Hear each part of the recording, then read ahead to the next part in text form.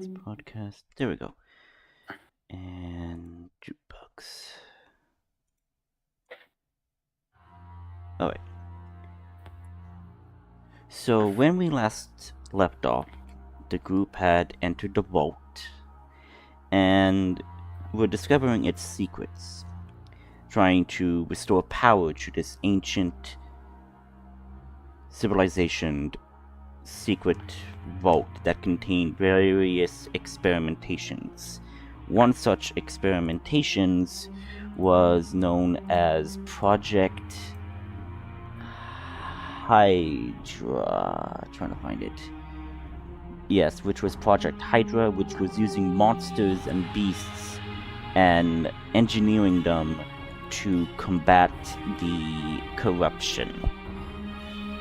The group has also discovered that Project Guardian was also created here as well, and was implemented as security systems to prevent Project Hydra from going out of control.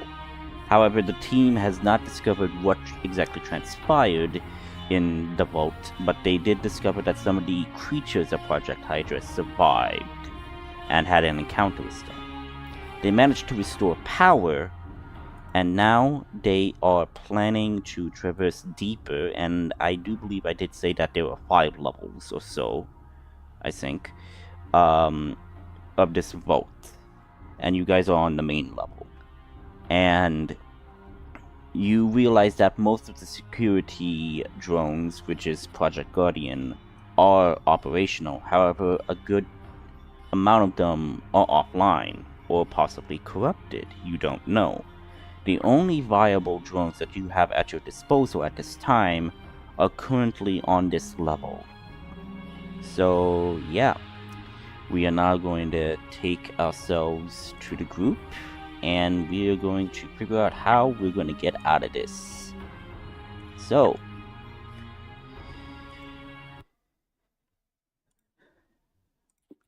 we are here, and we are trying to find...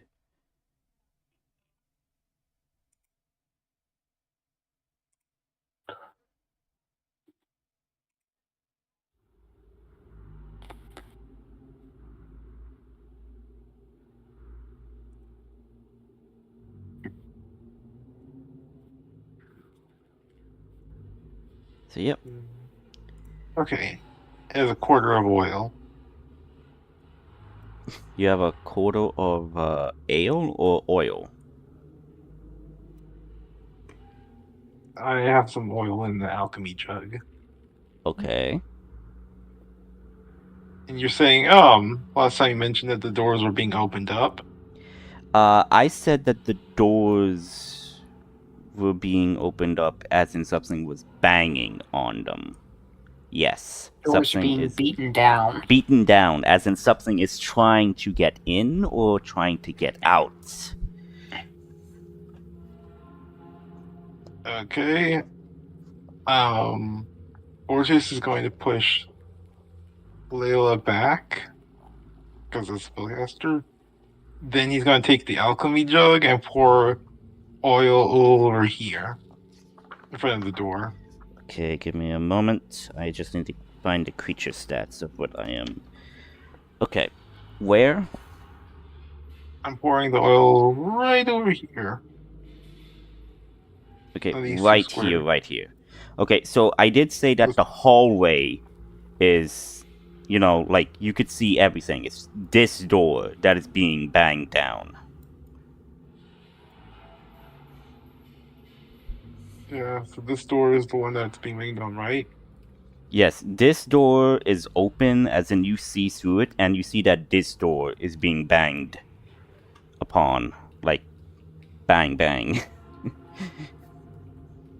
Okay, I'm gonna pour oil on the floor of the doors that's being banged on. Yeah, this one. Okay, so I will just...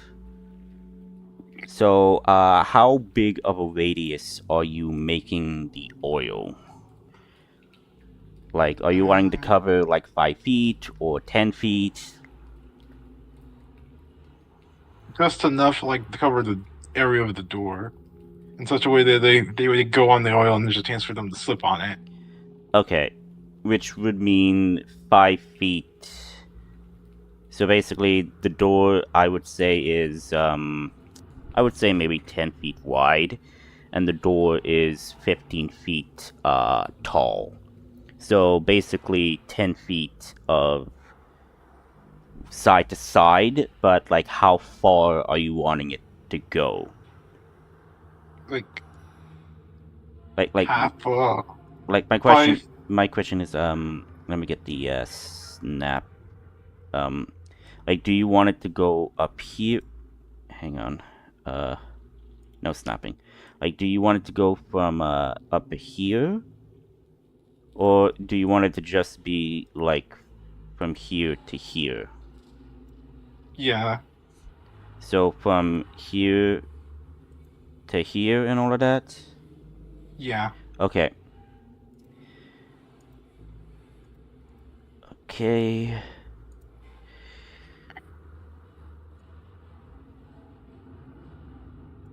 Okay, that is actually horrible. You can't see it. oh, barely. Yeah, barely. So, I'll make it pink. You don't have a problem Probably with pink now, do you? not really, but I would prefer yellowish. That's the Oh, first thing that come with the mind. With oil. Because it's supposed to be cooking oil. okay, so yellow. Okay. Can you see that yellow? Is it too bright? I How can see about that. orange? How about orange? It'll do. I do believe the alchemist jug produces cooking oil. I'm thinking it is just regular oil. Like, I'm thinking, I don't know.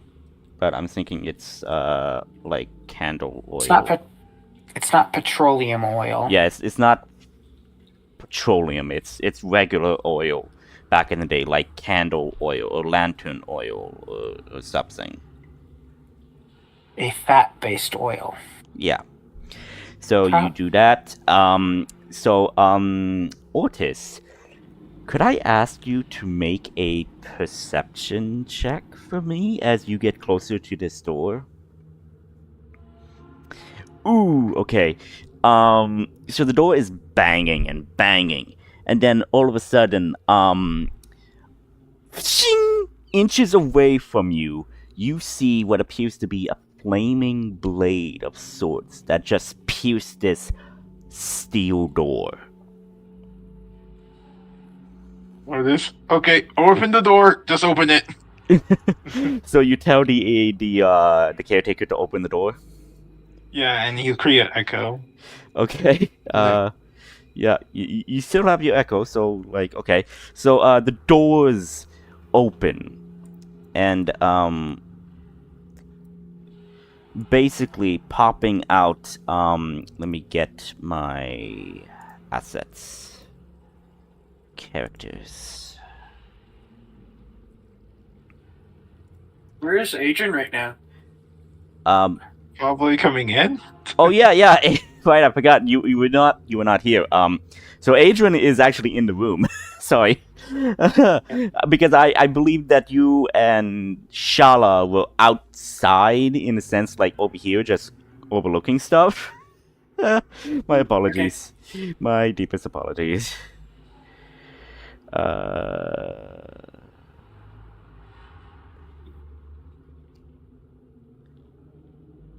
Where is the token that I want? It's not this one, it's is it that one?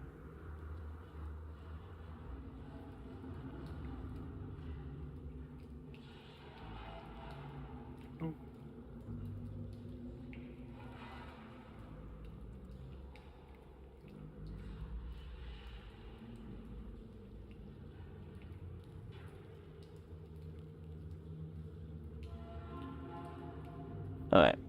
Well, really doesn't exactly matter.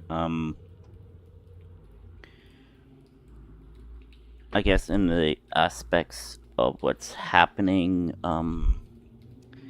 I just need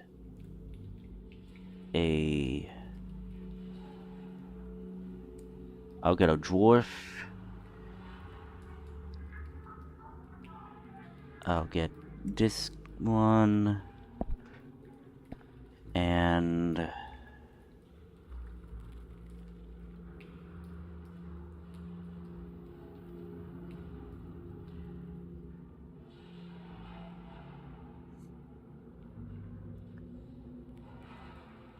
I guess this one, and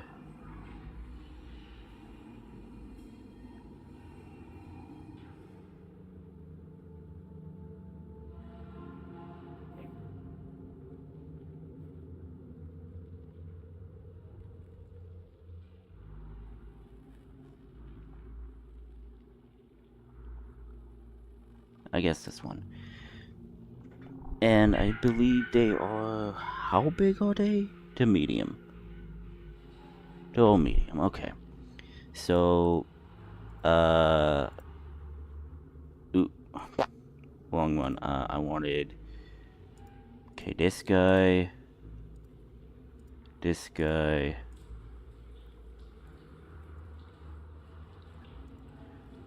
This guy... And this guy. No.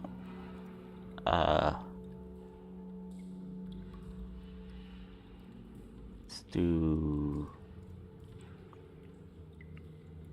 Wait, actually, wait, can I?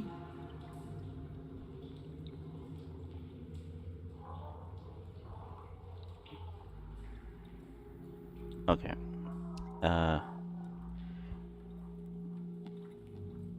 What? Oh, okay, so I could... Oh, okay. I did not know I could tint the colors. Okay, that's actually very useful. Okay, so that guy's gray. This guy is... red. So many things that is very helpful at this point. That guy's brown, and this one is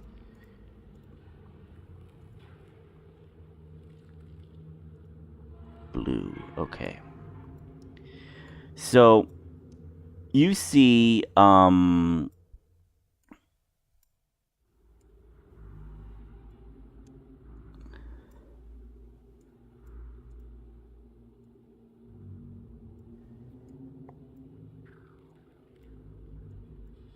you see what appears to be a flaming being with dual-wielding scimitar-looking blades, wearing what appears to be molten metal armor with amber glowing eyes as it pierces the door, and then the door opens.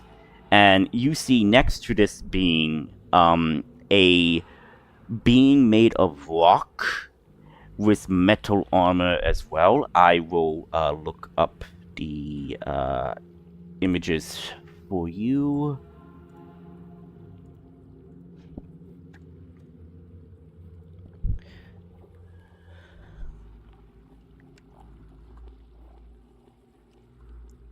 Fire.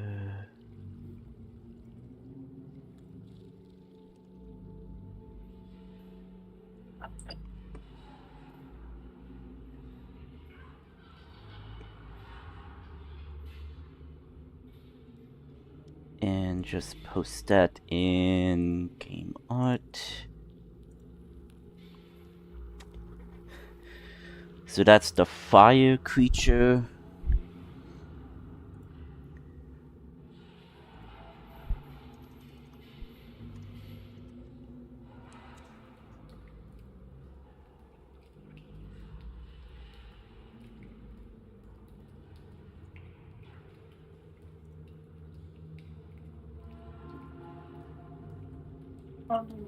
And this is the earth creature that you see. So, as soon as the door opens, the earth creature is going to step forward, and I guess he needs to make a dex save, or he's going to slip on the oil, correct? Yep. Okay. Roll 1d20.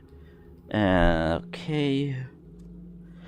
15. Okay, so steps on it, but slides a bit, but manages to gain traction, and just looks at it, then looks at you. What do you do, Ortis? Hello? This thing is looking at you. You could see that it has a gem crystal of sorts embedded in the armor. Is it similar to the one I have? What is the one that you have? Earth. Um, Similar, however, there are strange runes surrounding this gem. As in the armor, so the gem piece is there, but there's like a type of like, I guess, a medallion. So the gem is fixated to this medallion where it has different runes, and the runes are lit up. The And sword is recognized? yeah, roll an intelligence check. Just pure intelligence? Intelligence or history, I mean, or like whatever you fancy, because you have seen these runes before. 17. Okay, you actually do recognize these runes since they are the runes of the ancient civilizations, and you have went over it as the caretaker did translate. You actually do recognize these as words and symbols of the ancient civilizations. However, you do notice that some of these runes are actually familiar from your homeland, as in from Gunkar. Some of these runes are from Gunkar, as you could figure out.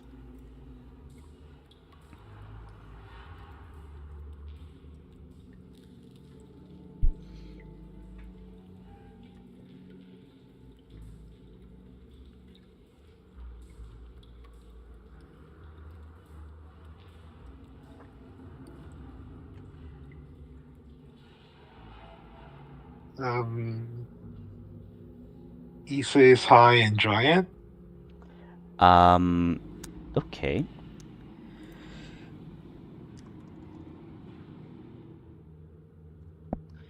Let's see. Ooh, okay. 16. Okay.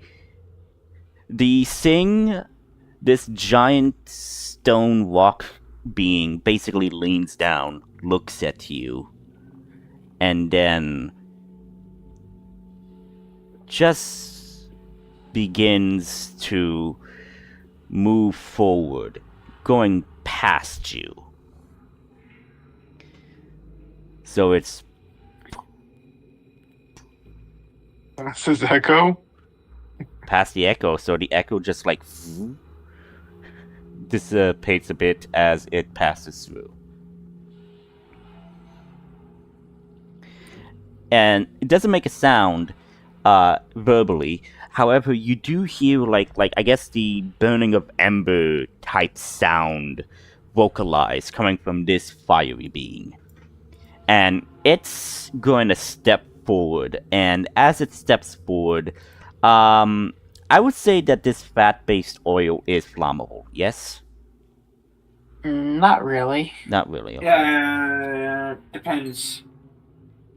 It's from the alchemy jug, so like, We can't really listen to all that flammable.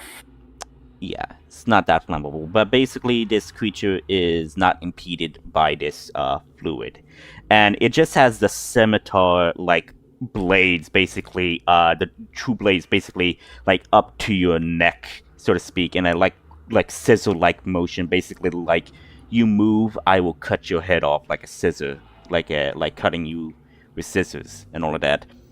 And coming up from behind, you actually do see other beings that are like this creature. One is made out of water.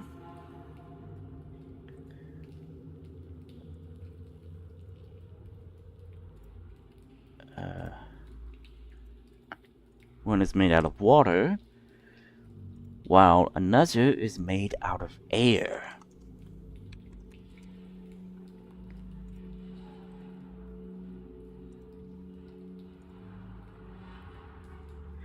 like, again, they are wearing these type of armors, but they have a medallion that's fixated to the armor with the elemental gem emplaced.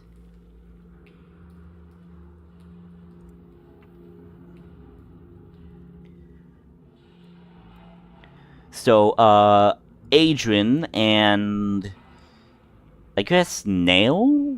I don't know. I think Adrian's there, so Adrian sees this. So, Adrian, you just see this hulking stone-like entity just, like, stomping forward.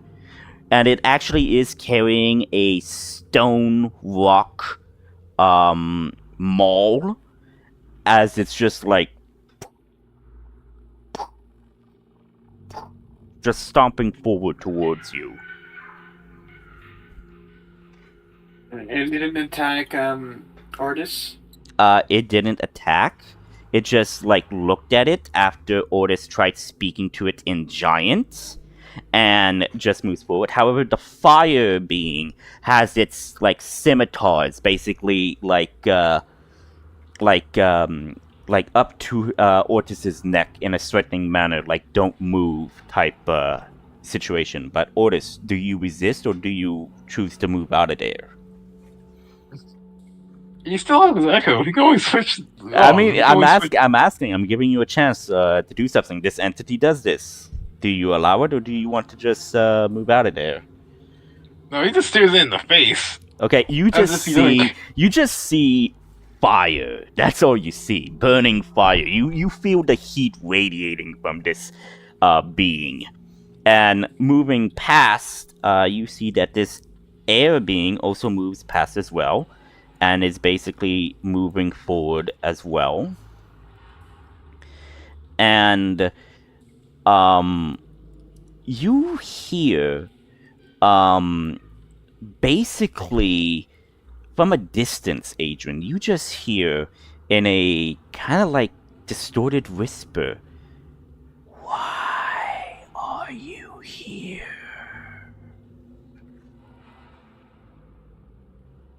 Does that sound like it's directed at him, or? You're the only one that hears it.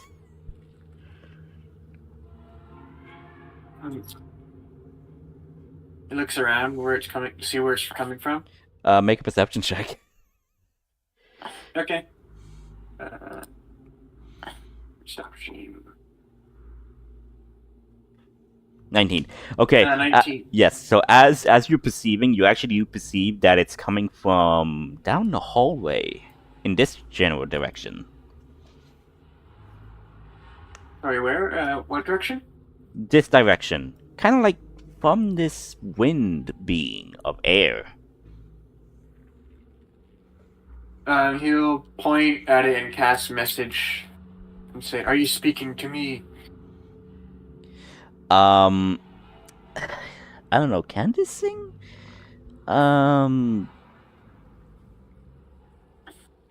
Yeah, I guess it would be able to understand it. So yeah, yeah. So do you speak in common?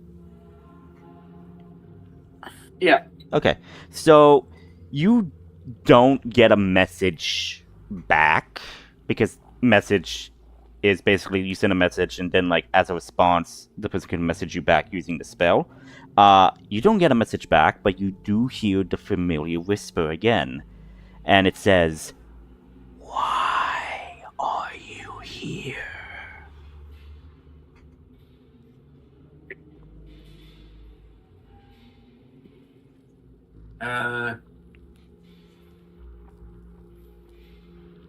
He'll point at it again and cast it again and say, "I am here."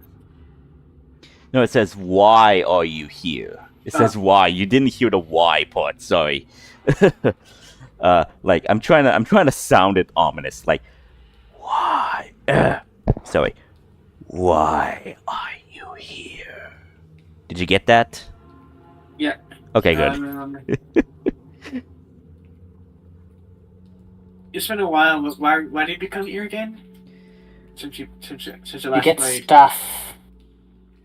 To get stuff, you guys are in the vault right now. The vault that's near Mount Witch, I believe.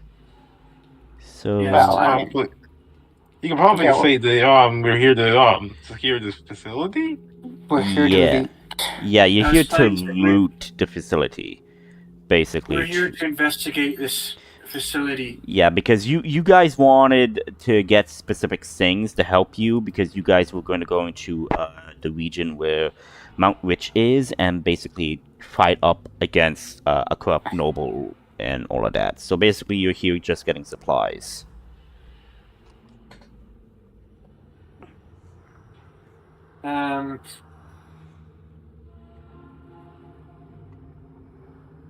He says to the creatures and says, we've come here to investigate this vault, Are you being honest? this facility. It's a part of the truth. So roll either persuasion or deception. I think I have this. I think.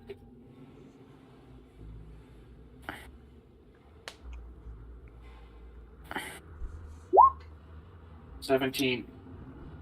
Okay, so this entity basically looks at you, and then you see it basically hover about like 5 feet or so up in the air, and basically floats towards you. So from here, yeah, and it's right in front of you, and then says, "Are you a friend of our creators?"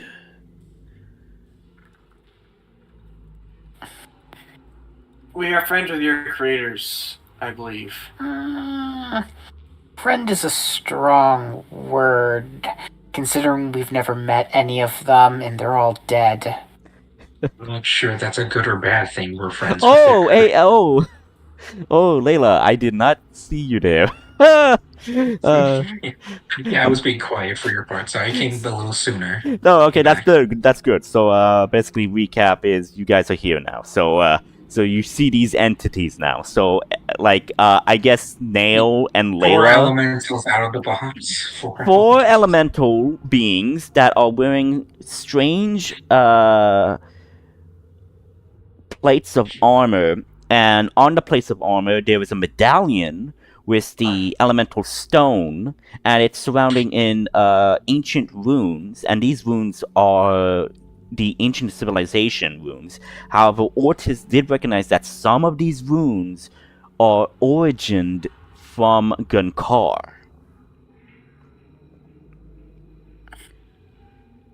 See. Yeah, friend is probably a strong word to describe the fact that we're just using their stuff. I mean, in Halo, are you friends with the Forerunners, even though you're a reclaimer and just using their stuff? No. You're just using their stuff. Didn't guy's name? 343 Guilty Spark. Yeah, The I mean, big he's kind of an asshole. Okay, well, we're not in Halo right now. We're in D&D. Well, but I'm referring to the situation. No, I know. Ancient civilization and reusing their technology is the exact same scenario. You're not friends with them. You're just using their stuff. I'm trying to Mhm. remember it. I think Caretaker? Yeah, the Yeah. Caretaker AI. Again, you guys just call him Caretaker. You didn't give him a name. Nope. Pretty sure his name is Caretaker. Yes, he is designated Caretaker of Blossom Tree 03. Yeah, I think Oris would probably start calling him Red Ball. Or Spirit. Red Ball, okay. well, Red Ball Spirit Guy is not with you right now because this wind air creature is addressing to Adrian right now. So, Adrian, how do you respond? That's so he says, yeah, we are friends with your creators. This being just looks at you, then looks beside you, and sees the Caretaker orb, and the Caretaker just says, "Oh, It says, you are caretaker, but you are not caretaker of this facility. What has transpired? And you see that this entity is actually moving forward a bit, and this other entity is basically like getting over here right now, and it's kind of like basically has its trident at your back, Ortis, right now. Basically, you're a hostage right now, temporarily. They don't know who you are or what has happened. So Not like Adrian, if they as long as he tries to attack it, we'll just switch places. yeah. So Adrian, this air elemental being just asked you, what has happened? What has transpired? That is what we were trying to figure out. I think they're meant on our end, not their end. So basically, Right. Caretaker, you want to give him an LTR version of what happened? Basically, how do I explain this? I have never encountered your kind before. This is new to me. What has happened since when? Can That's a we good question. give a What date year? of when you want us to start explaining? So, so the air elemental takes a pause and says, conflict year of corruption 301. And the caretaker kind of like searches and is like, oh my, that is How long ago? that was about 1,000 years ago. Okay.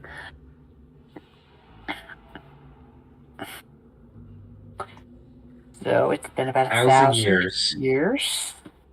I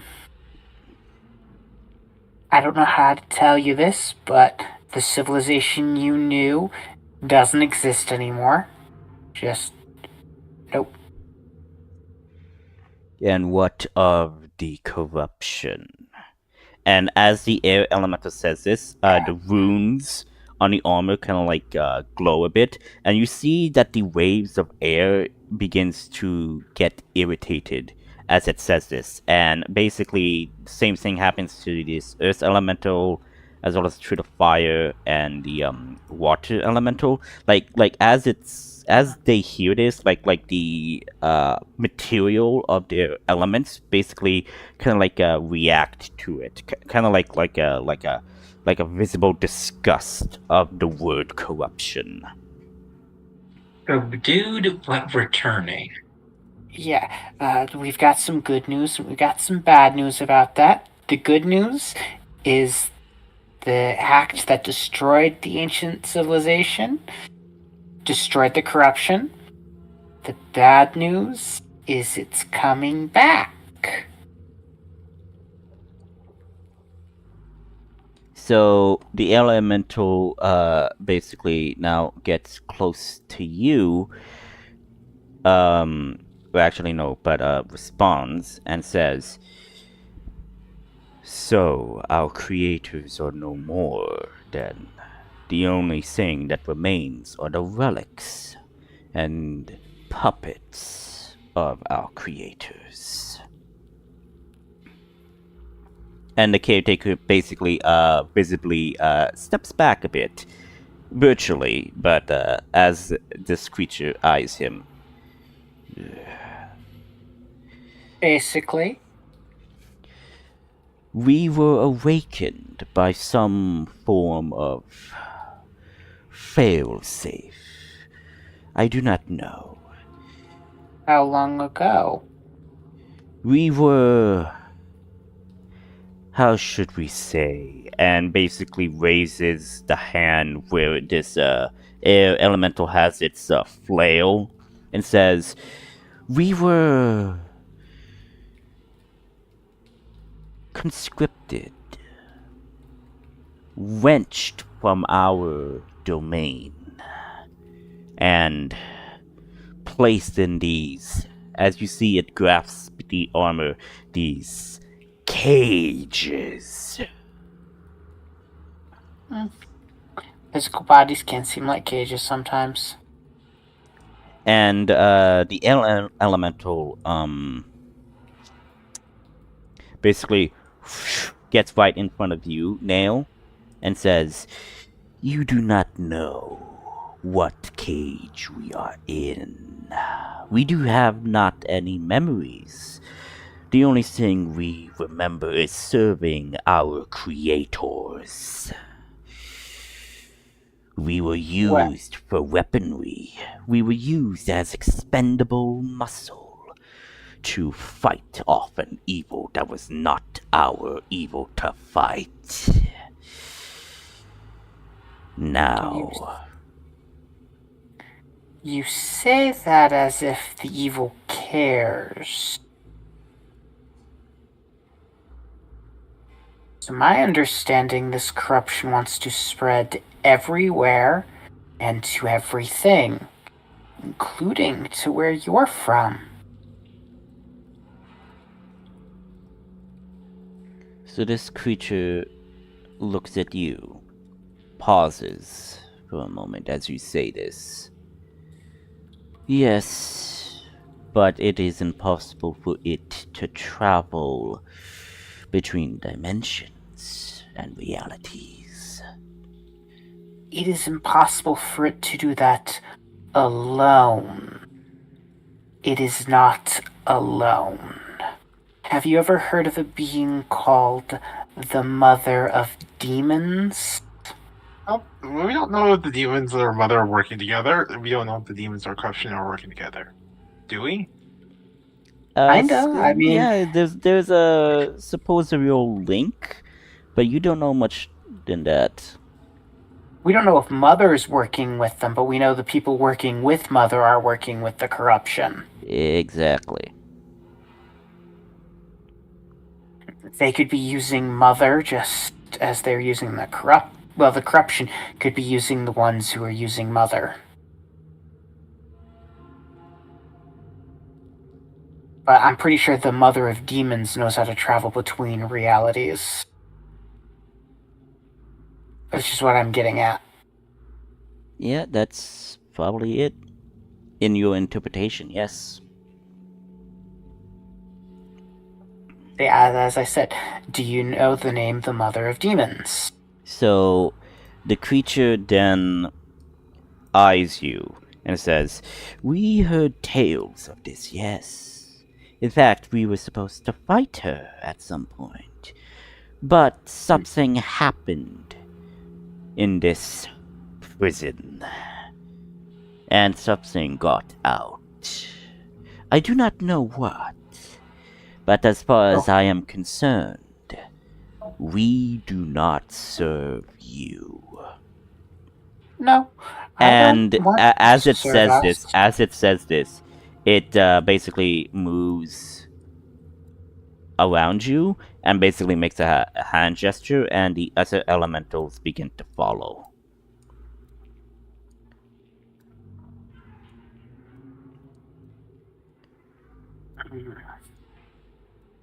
Do you want to go back to where you came from? We are leaving this place. As far as we are concerned, we do not know how to get back. We don't even know where we originated from. And since you are a friend of our creators, we do not exactly trust you. We trust that you are not here to do harm to us, but we do not trust your motivations for being here. We want to protect ourselves from the corruption. And the only one who could possibly return you to where you're from is someone who we know. Roll Otherwise- a persuasion check for that. And roll high. I mean, it is true. The Supreme Caretaker is probably the 25. only thing that can actually okay. help them. So as you say this, the air elemental basically pauses, looks at you, and really gets in close, right into your face, basically trying to look into your eyes. But as you see, this creature doesn't exactly have regular eyes, it just has glowing orbs of eyes. But it looks at you and says, "If you believe that this ally of yours is able to return us to our domain and free us from these cages, then I guess we are at an impasse. We will agree to these terms. But I rather we discuss this amongst ourselves, for many of my cousins do not agree. They have a say, and I think they should put it to a vote." Have you ever heard of an object called a keystone that was stored here? Trying to remember, what does the keystone do again? Oh, wait, I think I know what the keystone... It's a key to some portal thing in Mount Rich. Yes. So, as you say that, the air elemental and the other elementals, basically, don't respond.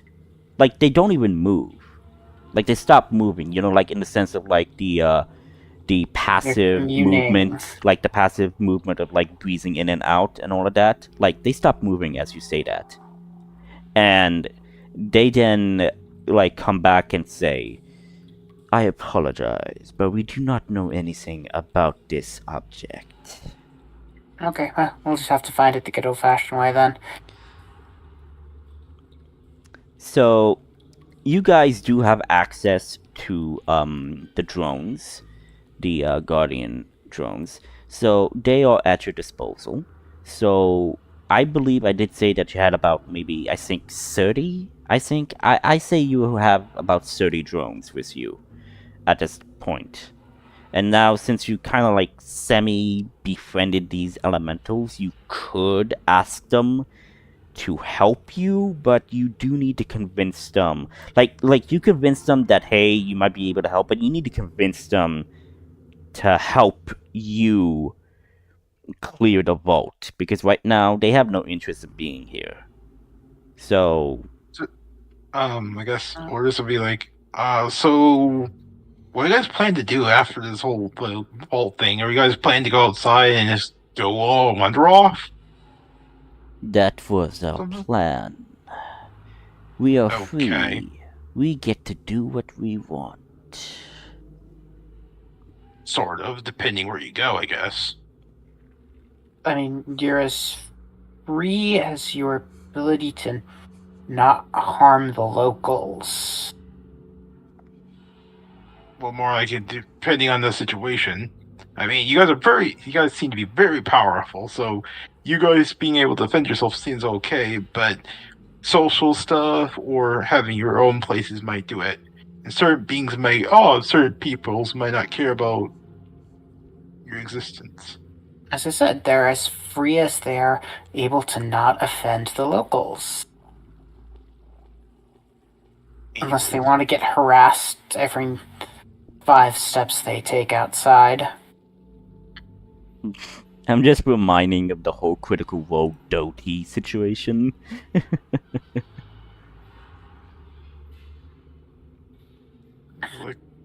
Yeah. So So yeah. Why you guys have a conversation with caretaker? Caretaker. I like to call him Red Spirit, or even Red Ball. So, first of all, Caretaker, have you re-established communications with the tower yet? Yes, I do. And on your Sheikah plate, Nail, you get a message. It's a written message. You get the message, and it's actually from the Caretaker. And you just read it to yourself, and it says, "Do not leave me alone with these people."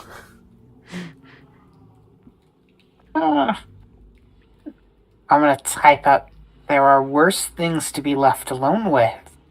As long as these elemental things are here, guess who's not? I'll give you a hint. They're in the walls.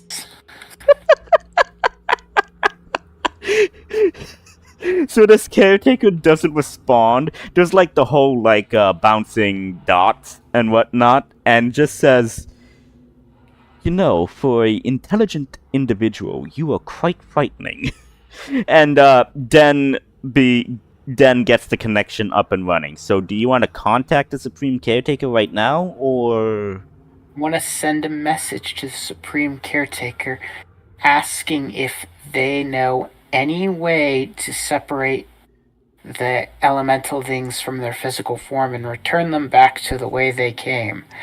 And to put this as a relatively high priority of things to do. Okay, so... You know... Okay.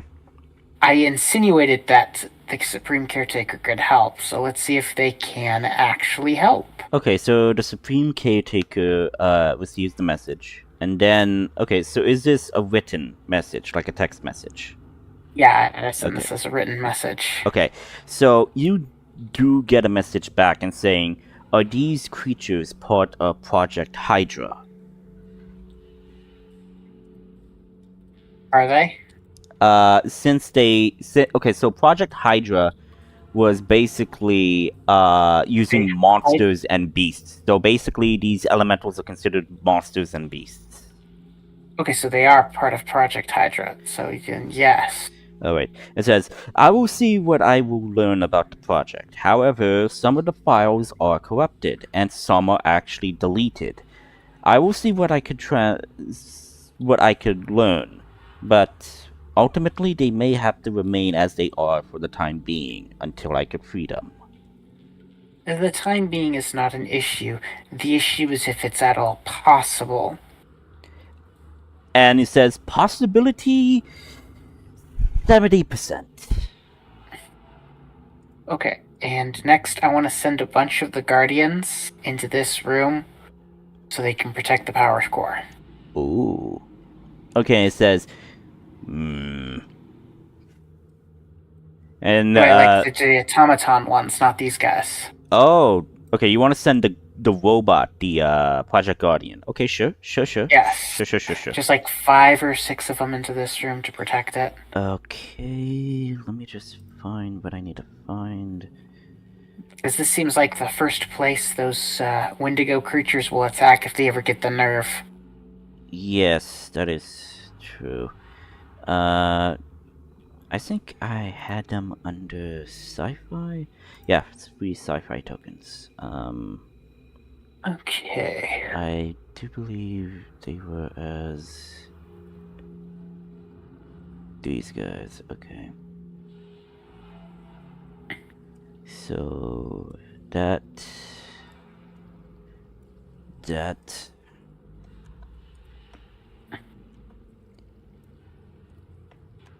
So, I'm gonna talk to the air elemental.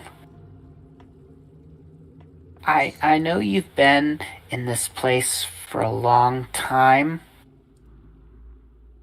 but would you consider living here as this place being your own fortress, or you really, really just don't want to be here anymore?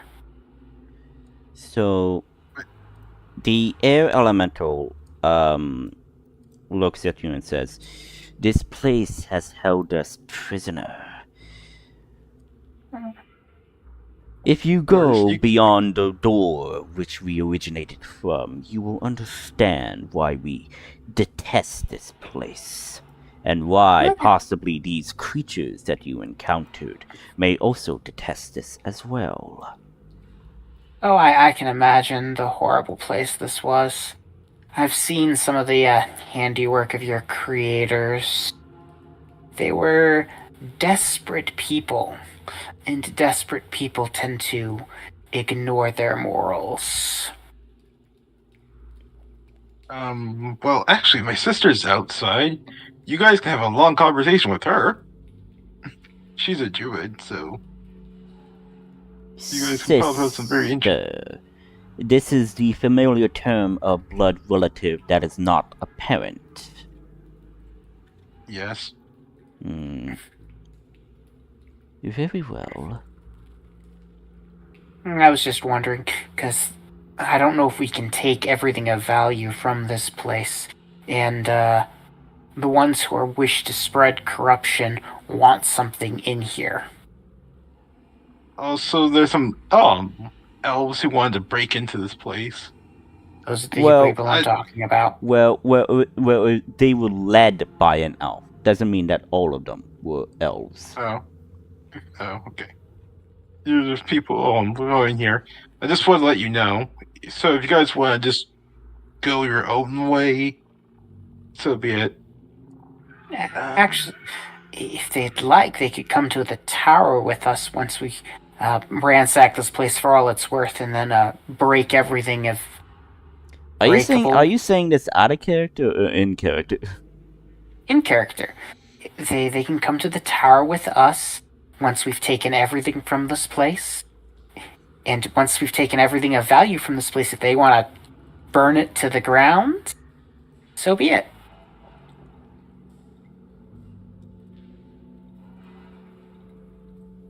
Also, before I forget, what happened to the other caretaker? Not our one, but the one signed for this facility. You don't know what happened to that. Well, let's ask the air elemental. You noticed that this wasn't the natural caretaker for this facility. Do you know what happened to the one that was supposed to be here? Sadly, I do not know. The only thing was we woke up. And besides, this caretaker is different. For our caretaker that was here was blue, not red. Hey, caretaker. Tell us about its personality. You have much interaction with the blue caretaker? Only if it says to go back to my cells and just work on being sociable. Sadly, no. So is all work and no play. Hey, caretaker, is there a reason it was a different color, or was that just a personal aesthetic choice? I'm thinking these were more logical-based caretakers. I'm a bit more in the sense of a social caretaker. You know, in the sense of greetings and whatnot. While this one was more based for scientific research and logic. Each one is different, and we each have our own quirks and personalities. What color's the Okay, Supreme Red Ball. Caretaker? What? What color was the Supreme Caretaker? Supreme Caretaker was a mix between white and gold. So, I'm guessing gold is authority, so what is white? White means... Actually, I do not know what white means. It was not programmed into our systems. We only know what gold represents. We do not know what white represents. Gold authority? Okay, gold means authority, but he doesn't know what the color white means in a caretaker. Could be creativity. Who knows? Somebody in charge needs to have a level of creativity beyond others. Something to ask the Supreme Caretaker when we get back there. So yes. So if you want to go just outside, Ortis can let them know you're coming so they don't attack you. And if you can just congregate until you make your decision whether or not you would like to take us up on our offer to possibly help you. Or if you're just going to leave, you can just leave, I guess. Please don't go attacking villages or burning places to the ground. It'll only make the locals angry, and then they'll bring armies. And while you're possibly powerful creatures, you are not indestructible. At least I don't think you're indestructible.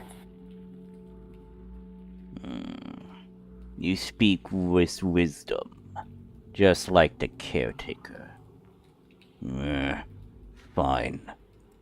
we will abide to this decision. I guess Otis and Elmo will now escort them out to meet his sister. Yep, you totally can do that.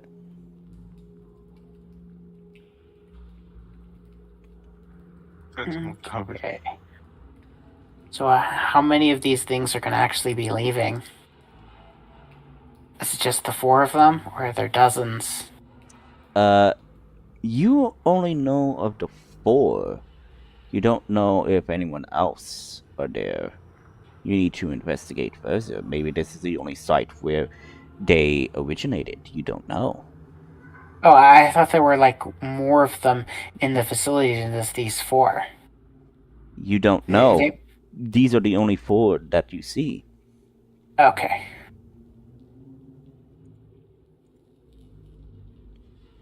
Well, shall we,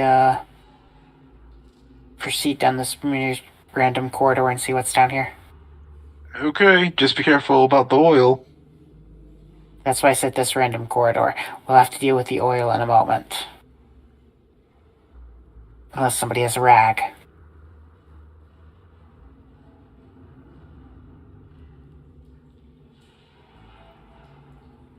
I'm not going first. Otis. Okay, Otis, you go in. Is anyone following? You tell me when it's safe. Are there any... Wait, before we walk, are there any cracks in the walls that are large enough for a person to get dragged through? Learning from your mistakes. Make a perception check. Perception. Well, I ain't seeing nothing. Wait, was this circle always here? Yes, that was the pit arena. Oh, right. Thank you. Thank you. Trying to remember. 6. Okay. You don't see anything. There is light. However, there's only light like around here, but nothing down this hallway. You don't know what's there or there. So yeah. Is it like pitch black over here? Yep. Unless you have dark vision. He's an orc. So Yes. yeah, so you have dark vision.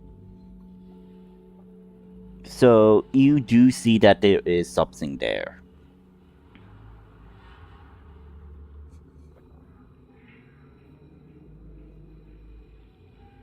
Okay, what do I see? Make a perception check. I mean, you're not going in further, so you need to make a perception check. 20. Nice. Okay. You see what appears to be a capsule. Like something that is similar to where you were left inside to heal from your disease that the caretaker put you in. Or it goes inside and looks at the capsule. Yeah, let me just draw you the capsule.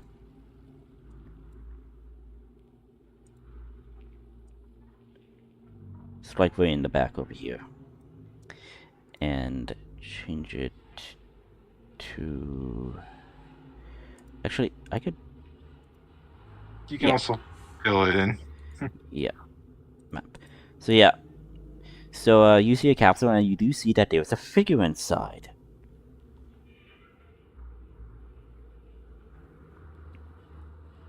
Okay, what does the person look like?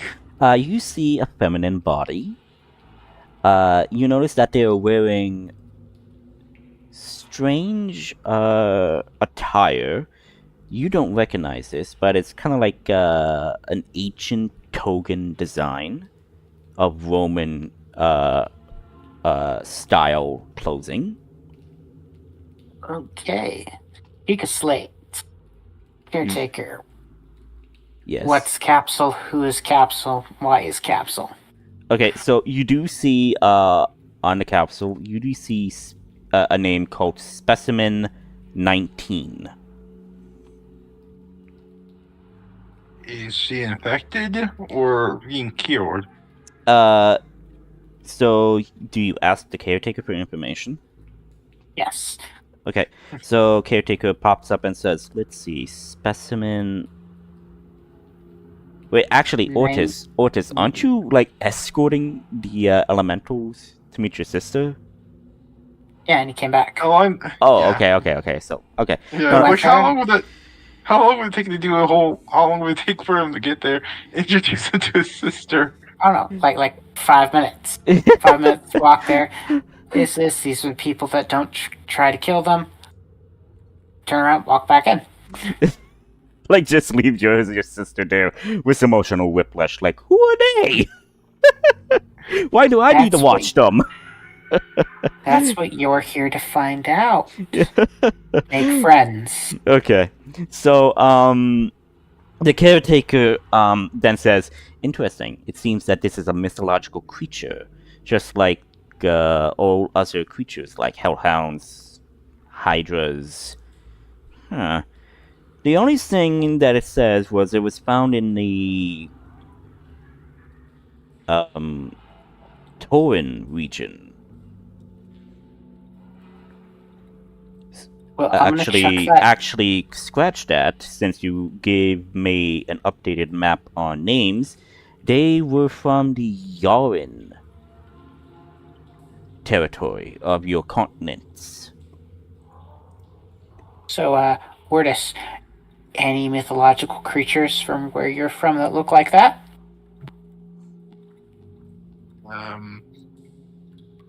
She could be Elfon.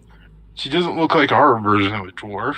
Then they send into another dimension and have to be summoned, but they don't look like our version of a dwarf. It might be an Elfine. Or one of them from the other realms. Well, I'm gonna put this as investigate as we're leaving, in case she wants to kill us. Does it say? Does the device say? Does the thing say our temperament? So it goes over and says possible modifications. Oh my. Okay. Replace some of their limbs with techno-organic weaponry. Specimen 19, designed for assassination and exterminations of corruption and possible traitors. Stability. Let me guess, Unstable. Hey, none.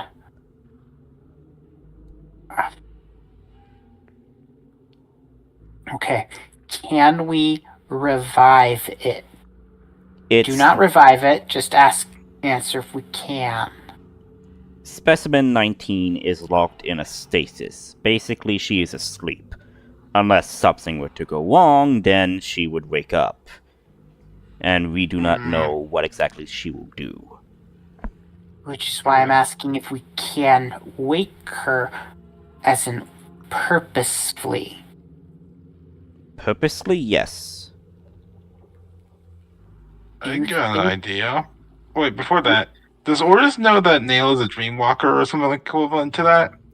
I don't know. Did Nail actually say that? I don't think he told you guys about his dreamwalking. I haven't told anyone about that. Yes, so no, you guys are in the dark. I still have no control or control over that, so it wouldn't even be useful.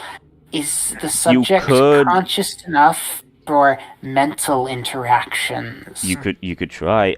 So it says, This is the time to mention your aberrant sorcerer. That's what's like. Layla has mental interactive abilities. So the caretaker responds saying, like, activity in the mindset is active, as in she's aware that she is like this, but she isn't aware of us. So, ooh, she might be very upset when I read. Which is why I still suggest we leave this for last. Except to post 2 guards in this room in case something happens. maybe some, like, lights or something? Is there a reason the lights are off in this room? Says she is sensitive to light. She prefers the dark. Oh. Does anybody have a blanket we can cover the pod with and then turn on the lights? There are very few places. She definitely isn't a troll.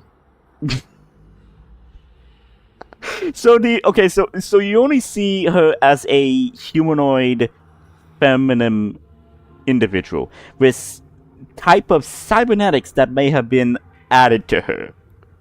So entirely up to you.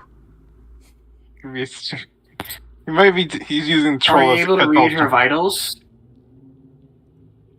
What?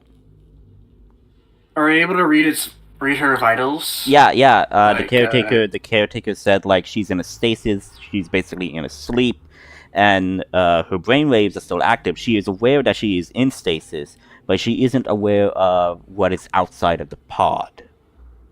So she won't know that we took extra time to wake her up. Exactly. So we should save this for last in case she wants to kill us. Hey, it's your rodeo. I'm just telling you what you see. But I want to turn on the light because the evil monsters that are roaming this place don't like the light. True. So this is a room they could enter, but if we turn on the lights, are there any lights in this room to turn on? No, there are no lights. Damn it.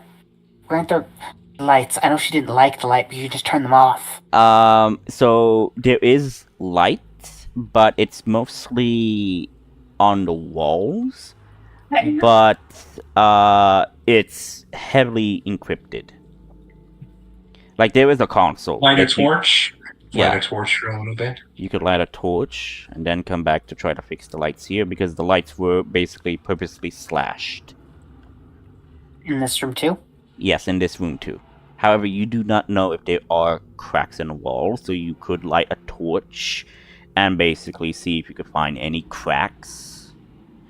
Well, first I'm going to grab a blanket or something. I'm assuming somebody has a blanket to put over the pod because she doesn't like light.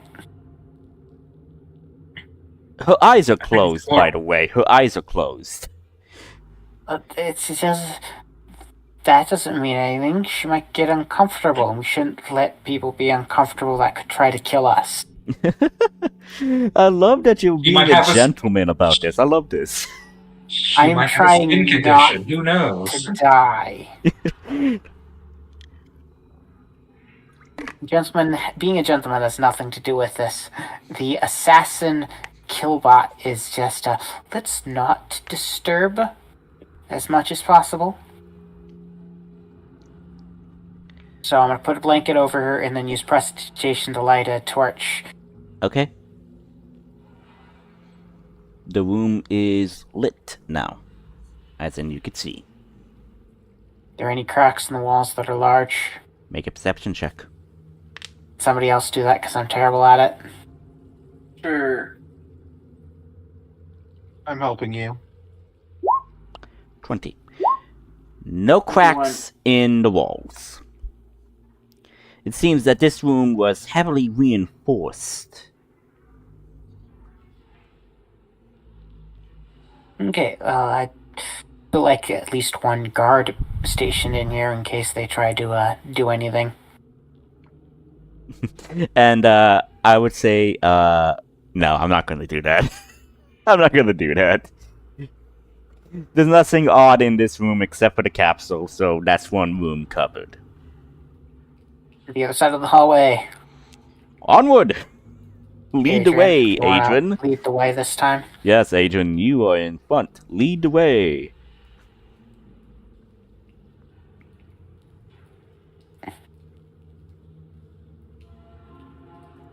Adrian? What was that? Basically, Yeah, they finished investigating this room, and since you are the one that is basically in front now, leading to this room, so I'm saying, lead the way! They are asking you to lead the way. Okay, sorry, I missed that. Yeah. He'll And you go... investigate. Before you do that, you kind of like see that there is a locked door. Steel door. He'll check for traps just in case. Okay. I don't know if you need to roll perception or investigation. I think both. Okay, Either no or. traps. 14. Yep, no traps. No traps.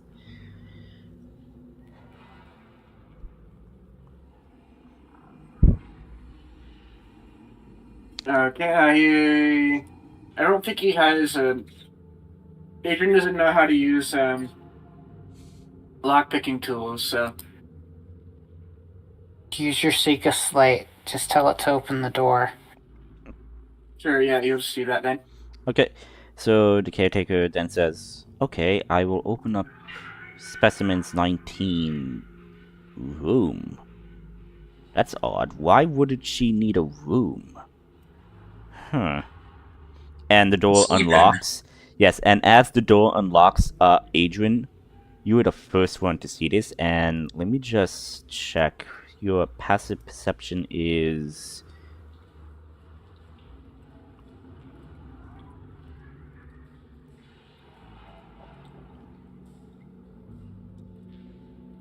Really high. Yeah, give me a moment. This thing is loading slow. He has a passive perception of 14. Okay. So yeah, so Adrian, you notice this out of the corner of the door as it creaks open and you look inside. You see what appears to be remains, skeletal remains in this room. You see claw marks all over. And you also see what appears to be scraps of stone. Like marble stone.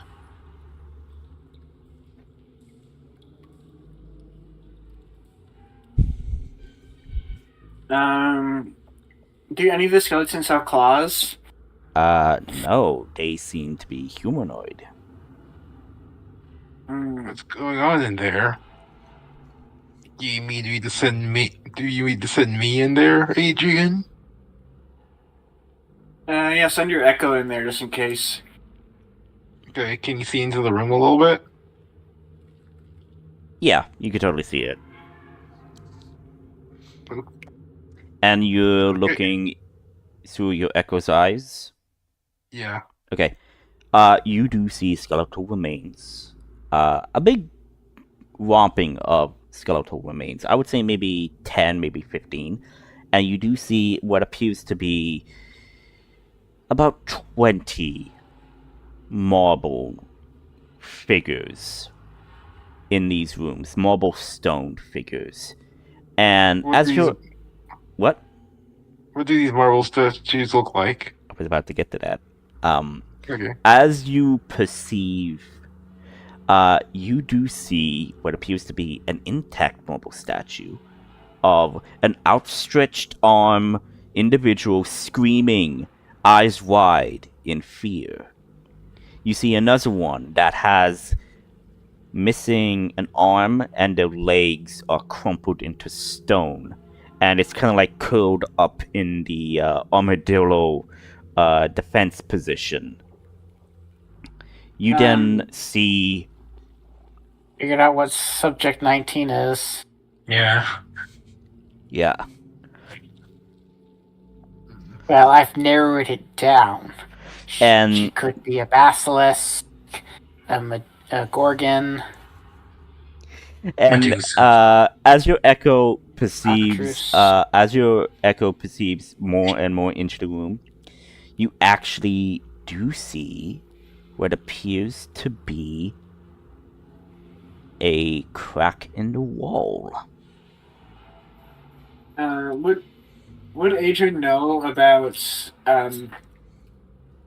Medusa or whatever, or Gorgons? or whatever it's called in D&D? Forget. Gorgon. Yeah, gorgon. It's called a gorgon. A gorgon, yes. That's what their species is. Medusa's just A gorgon or a cockatrice. or a basilisk. What the hell is it?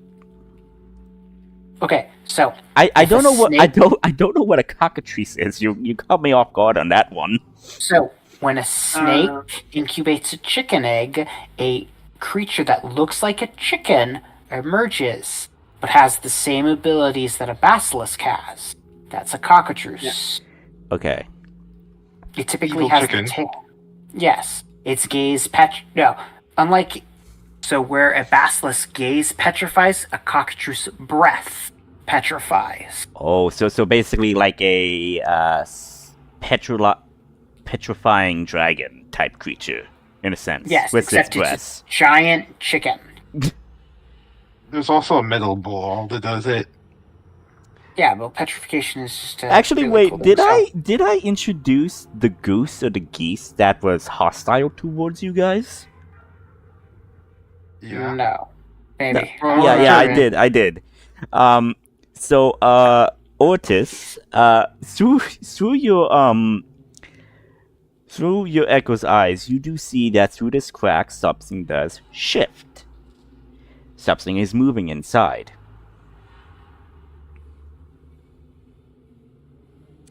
He goes closer. Okay.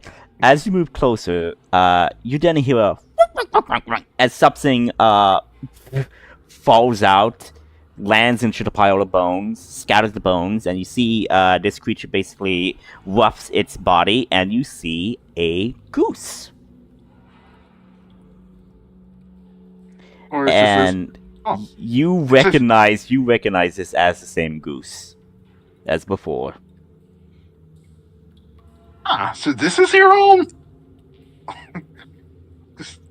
Like looking slightly amused. But you didn't answer my question though. Would Adrian know anything about? I would say organs? it depends on you. Like, was Adrian a studious individual during his time as a child or when he was in school? Like, did he learn about the mythological creatures? He is proficient in history. So I I guess would he say was. that you do know about the myths and legends of these creatures, but you do not know more about their habits. Yes, Okay, you know the fact that if you find lifelike statues, something in there is turning people to living stone. things into stone. Well, do you guys want the good news or the bad news? Could we lock the don't door? think here. Bad news. Well, there's a leak in this facility. Another one. Okay, so yeah, we should probably just shut and lock that door. Do you have any food for a duck? It's a goose. It's a goose. I got a good berry. Just That's magical food. hand it to me.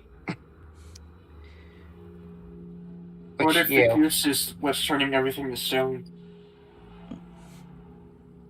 Or is gonna use the echo to kind of roll the good berry onto next to the goose. Okay, wait, hang on. As in your echo goes to pick up the good berry and then gives it to the goose? Or I could just um, use my mage hand to float the good berry over.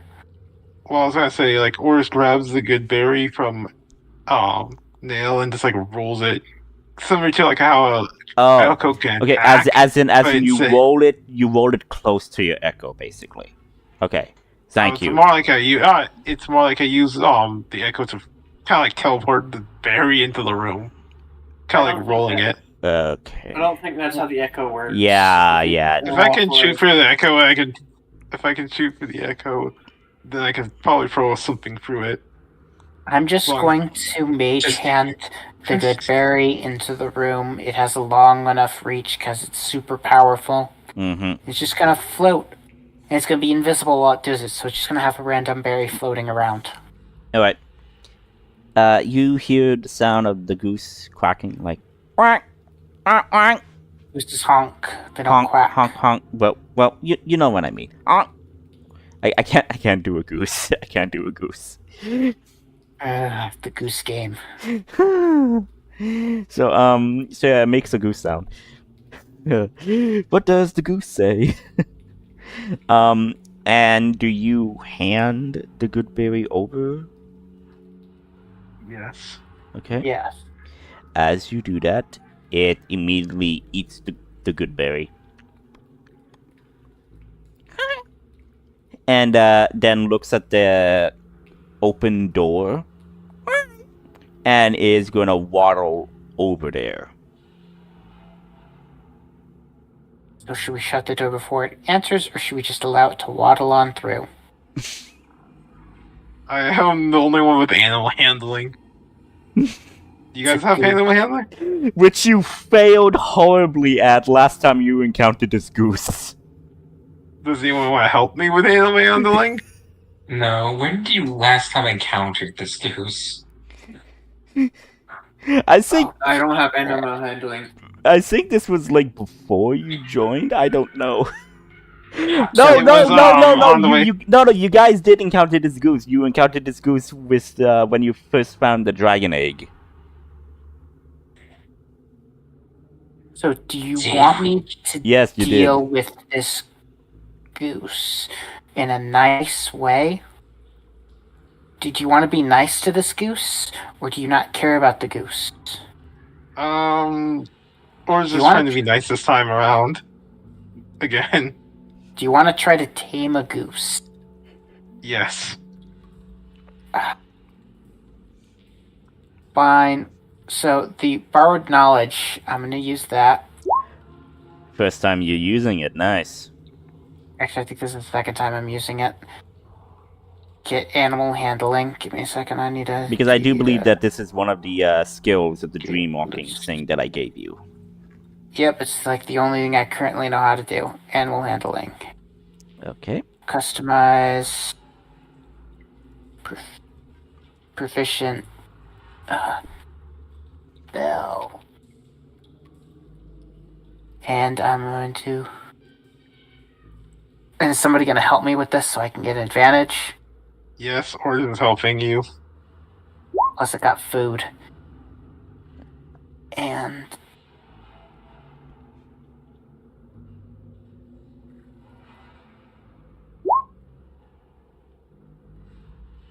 Oh. So, 20. Okay. So, as you go, how are you going to try to tame this goose? How are you going to do it? Who's a good goose? No, this Or is is not this- a good place for gooses. It's a horrible place. Or is he going to give it some of its rations? Some of his rations. Okay. Chris So, Goose, just tell it to come with us. You should come with us. This is a horrible place for gooses. are you enticing it with another good berry? Sure. Okay. Goes and eats the good berry without any issue. Yeah, I'm gonna try to scratch its chin. Does Okay. You he reach even forward. have a chin? You reach forward. You reach forward, and the goose kind of like recoil back, tilts its head, then flaps its wings and like moves closer to you, Nail, as it honks and kind of like just like it doesn't cuddle with you. It just gets closer to you, like. And I'm gonna gently scratch the underside of its bill thing where its chin would be for normal creatures, because yes, gooses have chins. Yes. So you do that and roll Good a goose. 1d100. Sorry. I meant to say a 1d20. Roll a 1d20. Just 15. Okay. So you do that and like, and it kind of like just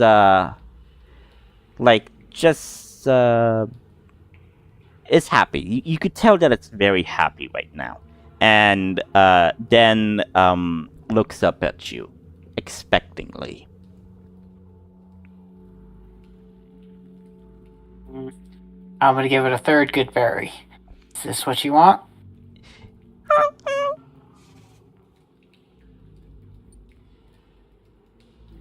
Yes. Or just like, oh. It's honking in agreement. Yes. I'm gonna give the good berry to Ortis to give to the goose. Because I'm doing this so Ortis can make friends with the goose. And being like, I'm gonna treat Ortis like you would talk to a kid. You have to be gentle. So the animal handling. Roll animal handling. Otis, roll it. I swear to God, if you fail that again, I'm just deal at a petting zoo. This is pretty much sex. Yes. Thank God. Doesn't he have advantage because Food. Yeah. Technically, aren't I helping him? So when do you have advantage? I guess so. Yeah, sure. So 11. Still. So you go to do that. You like. How are you holding the berry? Open hand or like in your fingers or whatnot? Like how are you holding the good berry? Open hand. Okay, you go to do that. It looks at it, eats it.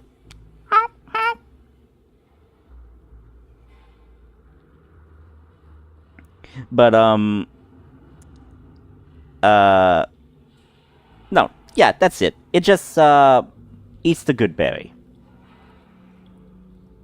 No, it's been eating a lot of good berries. How much can you eat with those things? How much is your food metabolism? And the goose kind of just walks past you. Are you kneeling down? Yeah. Okay.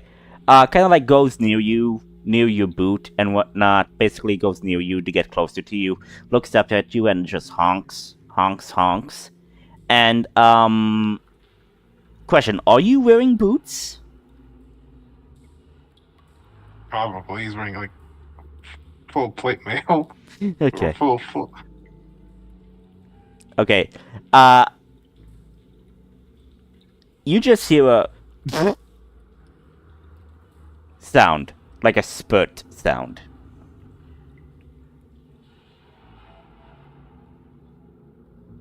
Yeah, dude.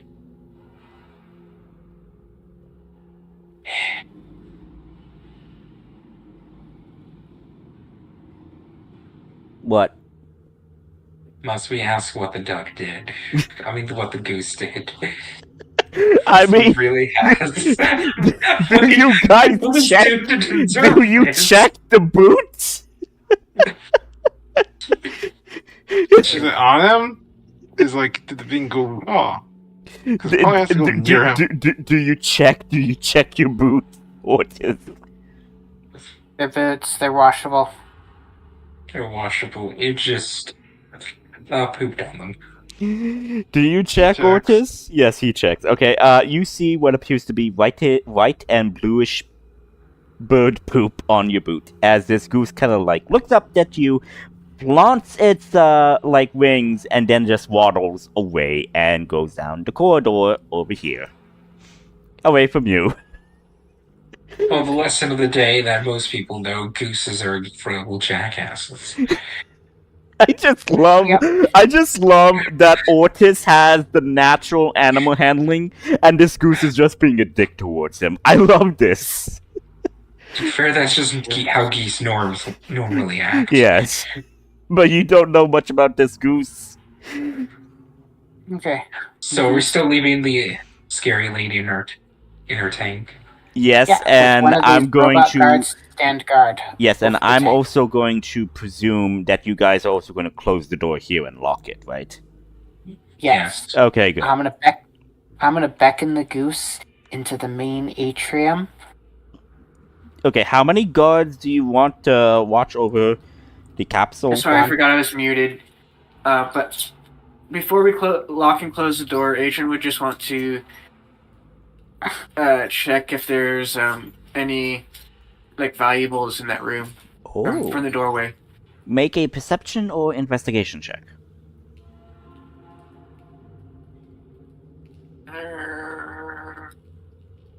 Natural one. He'll use luck point. So I'll reroll perception. 13. 13. You do see what appears to be flexes of jewelry. Nothing more. I would say you find like maybe about 4 pieces of jewelry.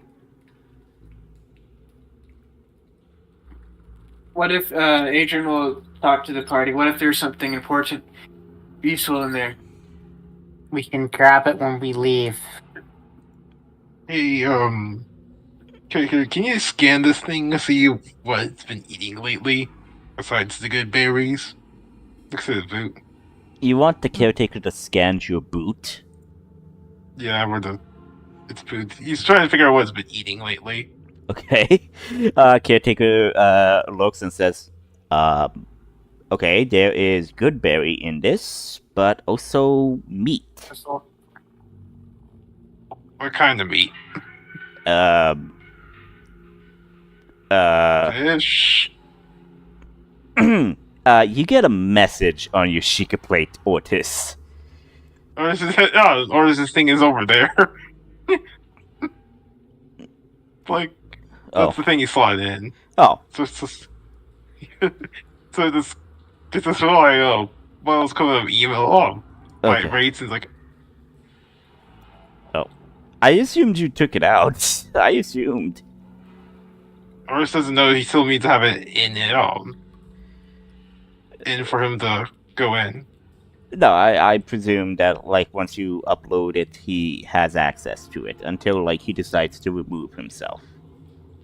Oris doesn't know that. Yeah, so I guess, caretaker would then message, I don't know, Nail. And, basically, Nail. The message states, human flesh. Well, this has gotten a little bit weird. Want a man-eating goose? Let's talk to my sister. She's a Jumate.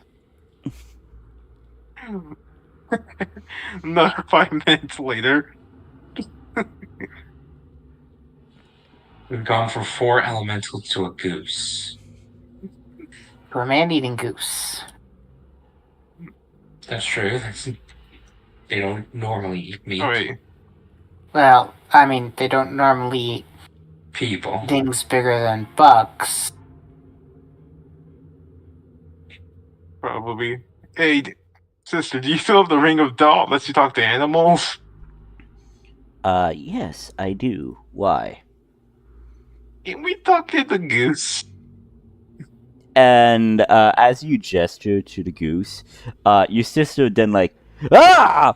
Like, just backs away, brandishing her, like, staff and whatnot. Where did you find that thing? In the Found facility? us. That ain't a goose. So is it shapeshifter of some type? It's... Are you being metaphorical that it's not a goose, or are you being literal that it's not a goose? It is not a goose. I'm gonna go with literal. What do you think it is? A demon? Shadow monster? Epitome of evil?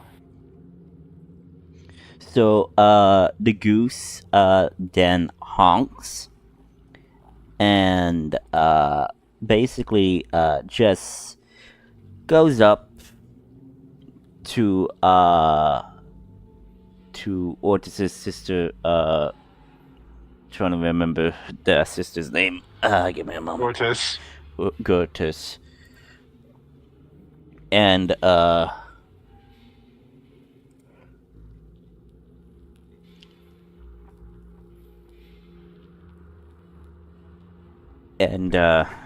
basically, get this thing away from me, get this thing away from me, and the goose just basically just sits and doesn't do anything, and like, Can I borrow the ring for a second?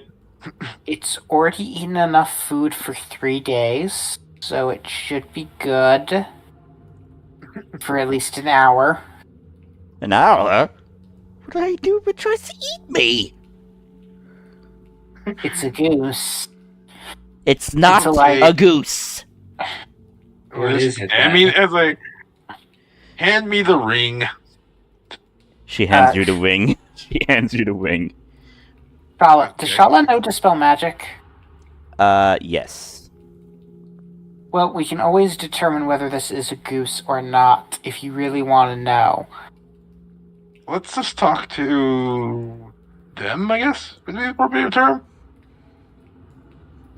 Uses So the we ring know- of course, uses the ring and talks to the goose. Wait, do you need to be attuned to the ring to use it? I think it does require attunement. We're not waiting here an hour to talk to a goose. We have stuff to do. We can Okay, talk to sister, the this goose is after. okay. Do you really think this is not a goose? Because if it's not a goose and pretending to be a goose, we can dispel its magical illusion and figure out what it is. Wait, did you talk to it? Them? Are you asking Or- Gertis to talk to it? Yeah, yes. Did you talk to it before? No comment, she says. Okay, then what is it? Just feed it rations if it tries to come at you. You have 4 scary elementals right there who can deal with it. Do you know what this guy's goose is? He talks to the elementals. The elementals kind of like looking.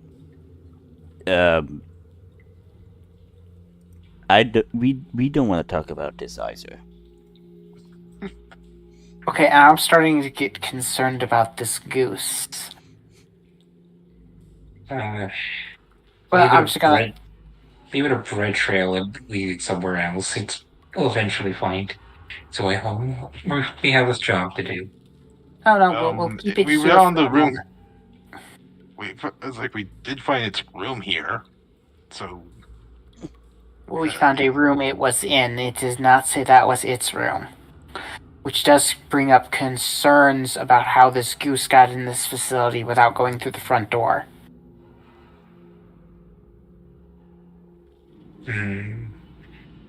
Into a locked room. It's a goose. There was the crack. That implies that it fought through the domain of the Wendigos without getting eaten. Which I don't know is scarier. The fact that either the Wendigos just were afraid of the goose, or that it kicked the Wendigos' asses. I think the biggest concern that there might be another hallway another entrance out of their nest. Consider this goose somehow wandered in there and wandered to us. I love that this the goose is was causing too you small. problems without even interacting with it. I love this. I The love goose messing has with you. human flesh in its stomach. And it's That is poop. a concern. And it's poop. Yeah. You don't know To what get it into its did. poop, it had to go through its Yeah. stomach. You don't know how it probably came into contact with human flesh. You don't know. Gooses don't normally do that, though. Unless it ate insects that ate human flesh. Which is surprisingly not uncommon.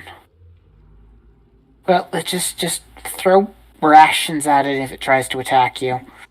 We're going back to go find the keystone, which is the artifact that the enemy's actually looking for, and my staff of power. Throw in a lot of bread. And It'll get I full. also believe that you were also looking for the sunstone as well. Yeah, Adrian is looking for a sunstone. we're just looking for pieces to repair the axe. So And more sunstones. Okay. Actually, yeah, So- yeah. So sunstones for another axe and a sunstone for a sunblade. Okay. So you lot are all making your way over here through the door. Adrian, we will scavenge all the random jewelry from all the corpses and stone people if we bother or have enough room for it all.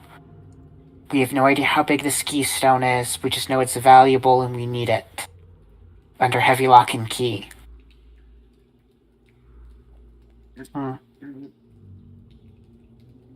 I wonder if we should figure out a way to tell any different elementals that there are a bunch of elementals waiting for them and not to try to kill us.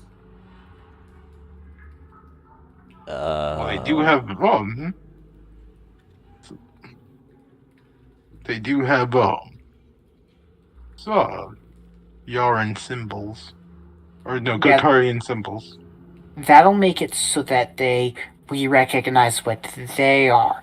Question is, will they recognize that we're not enemies? I don't know. Yeah. Just put some leaves down and stuff, and just passes right through it. Everything so far looks good. Okay, so you go inside the room? Yep. I'm gonna wait for him to go inside the room to see if anything eats his face off. Okay, let me just remove some of the stuff here.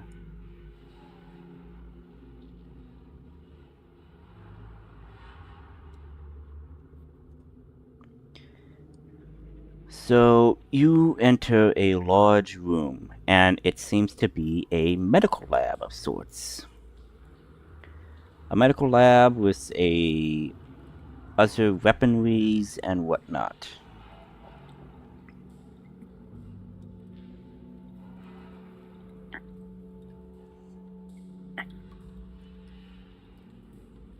Okay. Does it look intact? It is aged a bit. By intact, does it look functional? It looks functional, yes.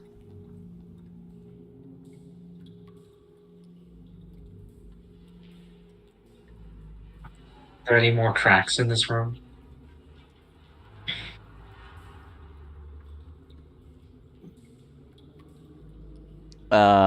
Tracks? Oh, traps. No. There were no Cracks. traps. No, Cracks. Cracks in the Oh, walls. sorry. Cracks? No. There were no cracks.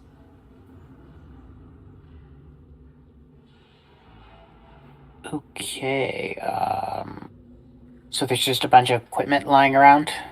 Yep.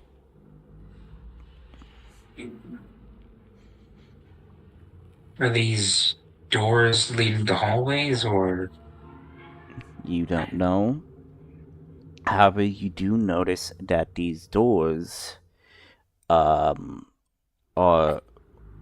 wide open. How many doors are pried open? 1, 2, 3, and 4. Well, if I was a guessing person, the 4 elementals came from the 4 open doors.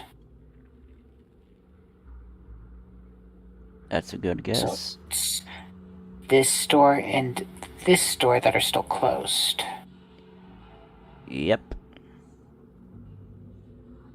want to send your echo down one of the hallways we know about? Okay. That's what the Echo's foremost. He scout ahead and take damage for us.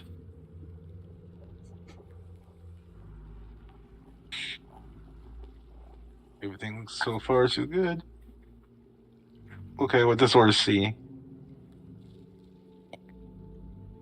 Okay, so you see a damaged capsule that appeared to be melted through.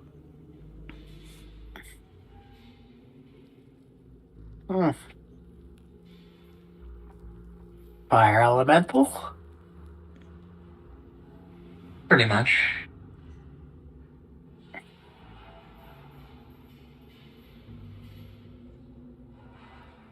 To the next one.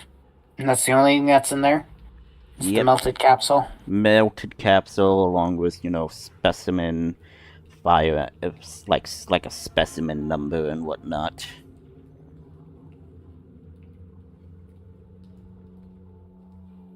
Does the specimen number correlate to the fire elemental?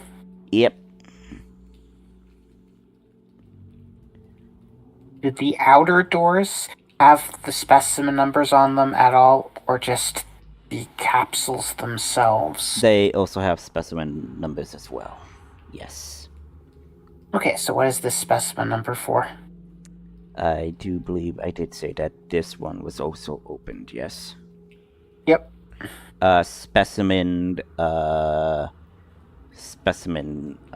water. Specimen aqua. Okay. Now, the moment of mystery.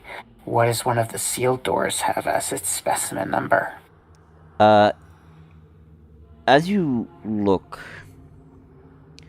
at that specimen number door, you see what appears to be a strange symbol, and you recognize this to be a magic symbol.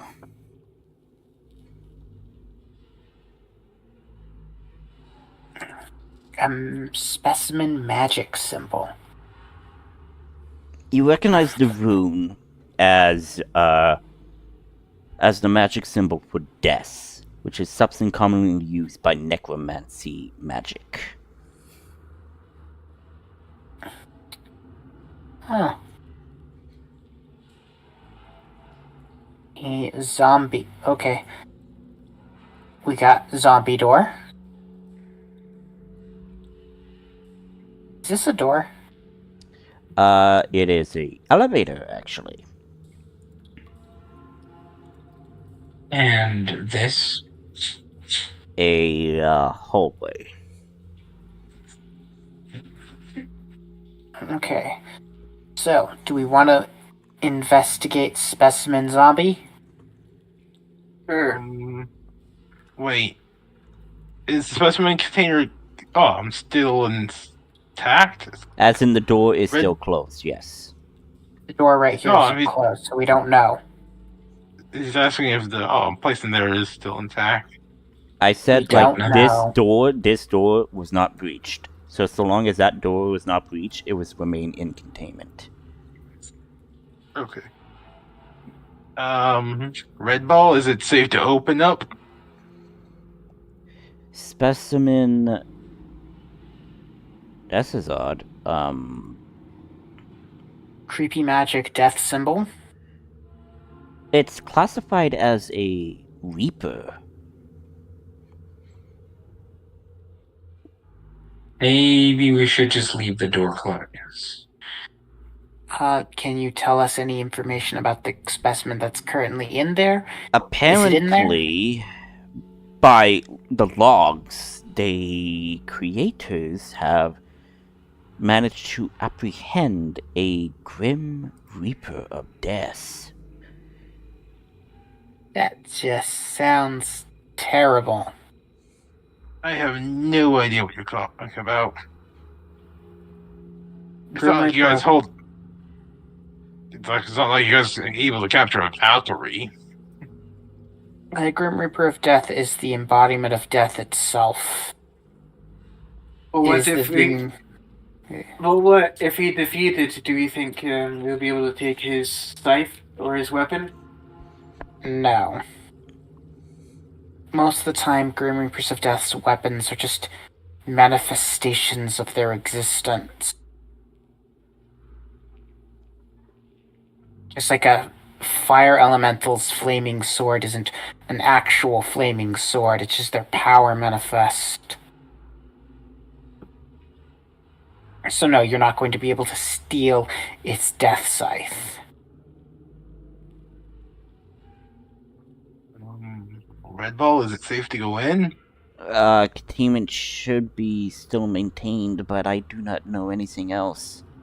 I apologize. Safe is probably a relative word. Okay. Do the logs state anything about the intelligence of the death elemental?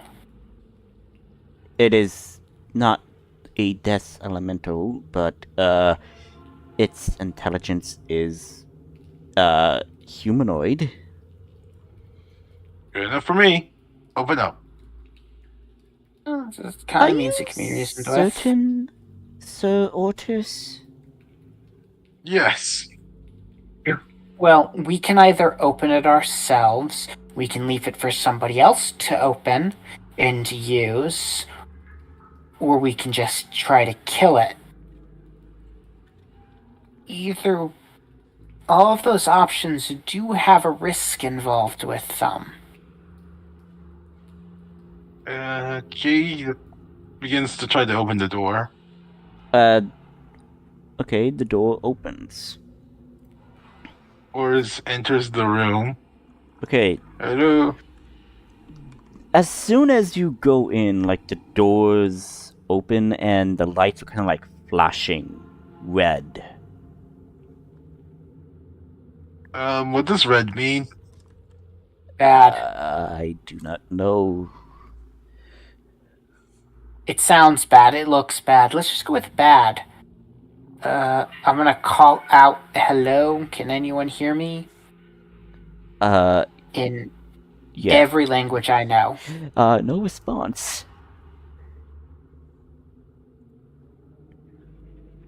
He goes closer into the room.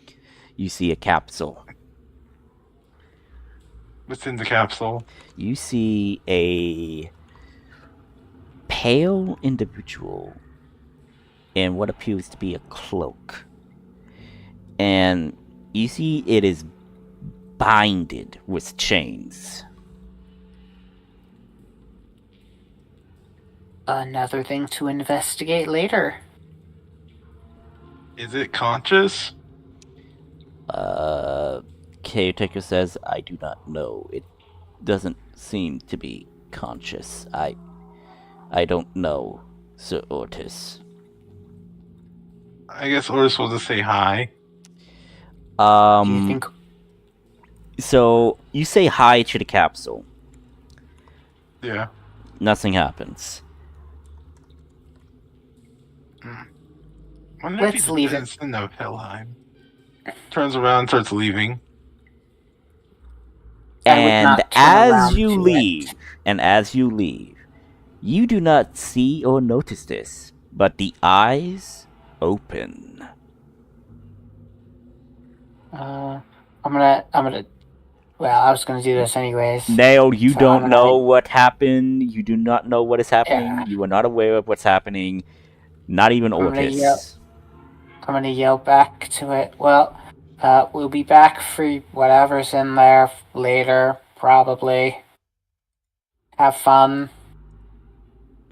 What'd you see in there, Ortis? Sounds some pale dude. Some pale dude. Does it look human or like It looked humanoid, but the only thing is you saw that was pale skin, covered entirety in a cloak, and that is chained. He kind of describes that, and he says, "I have no idea what the guy is, or he, she. Could be from Helheim. That's the only place I know."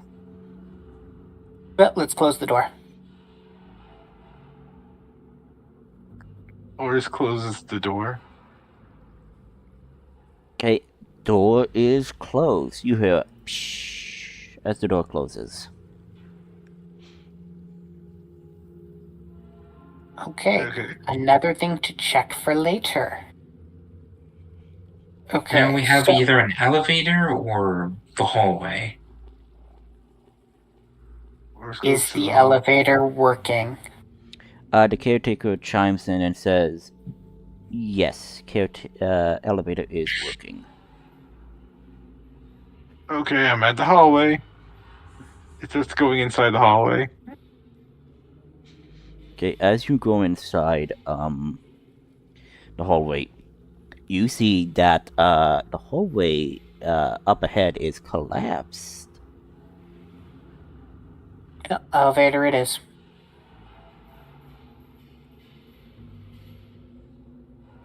They're not stairs for less encapsulated descent into darkness. Okay. I didn't know you can access. I thought you needed it. Hey, Red Ball, I thought you needed to be in the the thing to access the place. I didn't know I you could have just do it either. access. Okay. I managed to integrate myself into the system, so should be alright. What should we expect on level 2? Seeing that this is more of a research scientific laboratory, with some of their specimens that are more top priority, I surmise that maybe level 2 will be more in the sense of their research materials and other items. Level 3 might be for level 3 security access of top experimentations. And level 4 should be the maximum security of their specimens. What about general storage?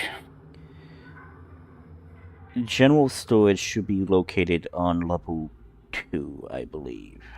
Or level 3. It does not say. Okay, Let's start with them. let's get some of those robots to start organizing some of the stuff in this room so it can be taken out or destroyed. This one. Which one? This room. The big square one. Yeah, what about it? Let's get some of the robots to start organizing some of the stuff into easily accessible piles so we can either scavenge it or destroy it all. Okay, you can totally order them to do that.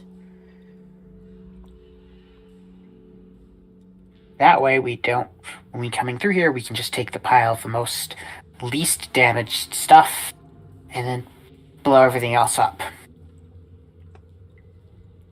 It's your call.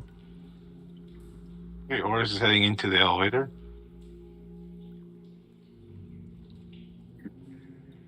So we proceed down to level 2, Adrian.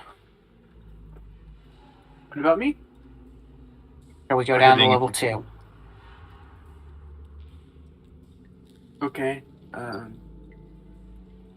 Let's see.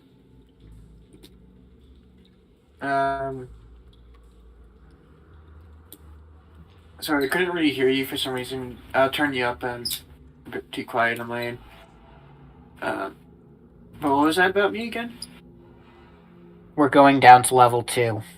Okay. Yeah. He'll follow.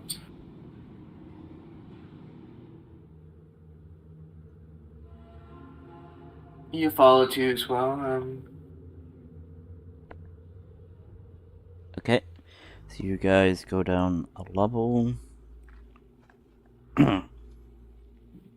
Give me a moment.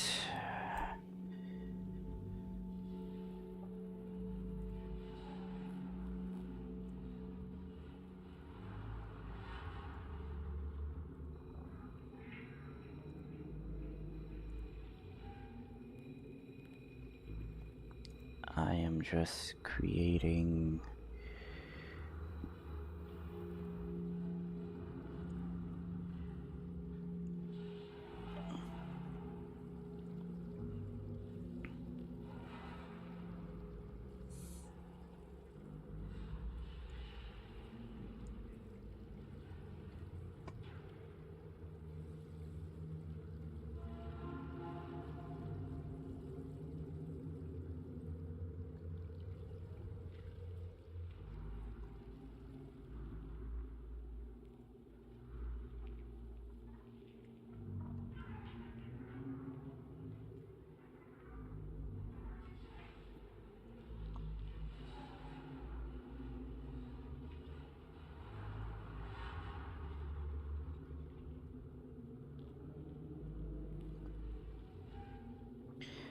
I do believe I did say what level 2 was, right?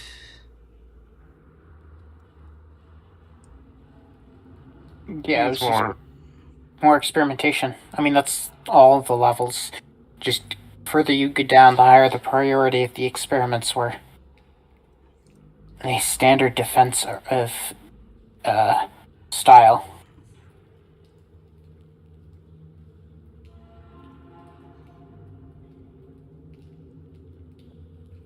The most sensitive and dangerous experiments are at the very bottom. They have the furthest to go if they want to break out, and things have the furthest to travel if they want to get to them. If they have an embodiment of death, I wonder what's at the bottom. Yeah. If the embodiment of death is on the first floor, I wonder what's on the fourth.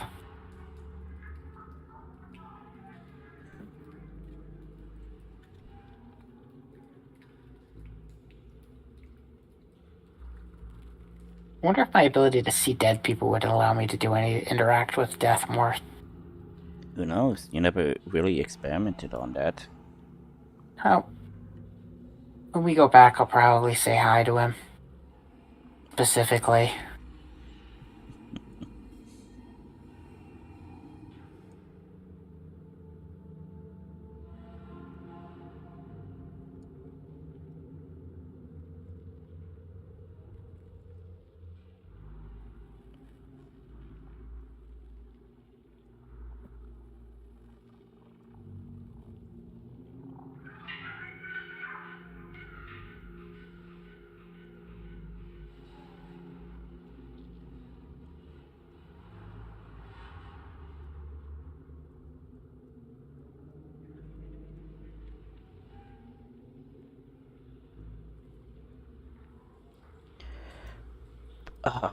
Bloody...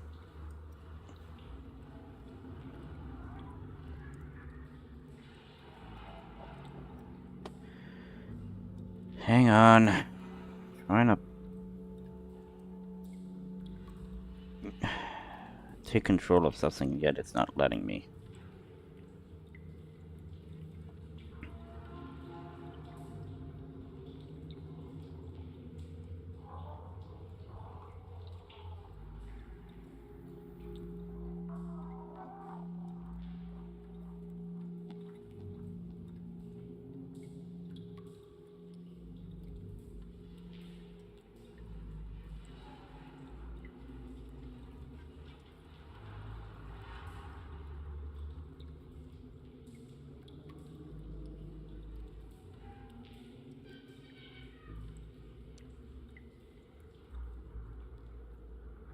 Okay.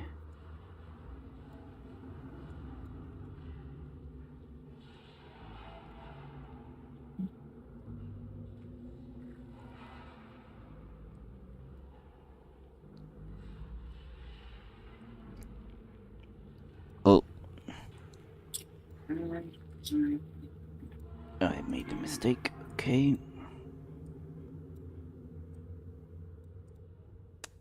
And let me just name this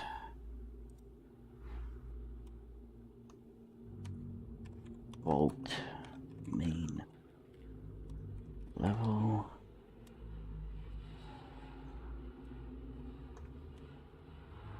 Vault level 2. And there you go. So you guys you guys make it to level 2. Okay.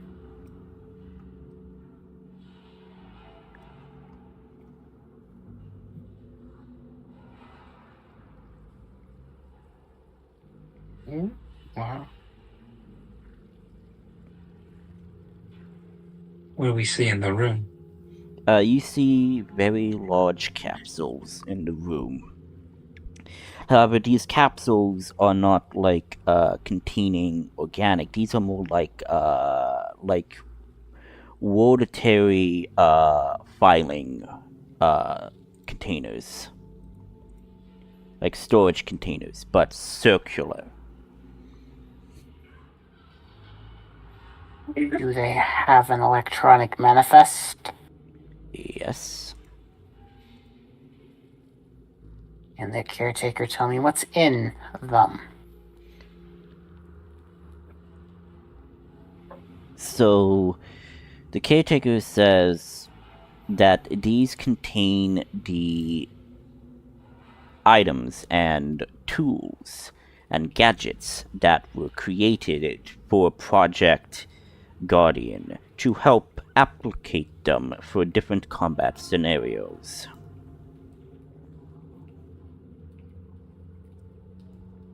Much is still present. Yes. They have So all not of it? been untouched, it seems, to the logs.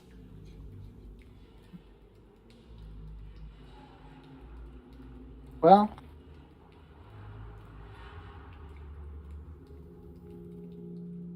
I guess we should start with the most.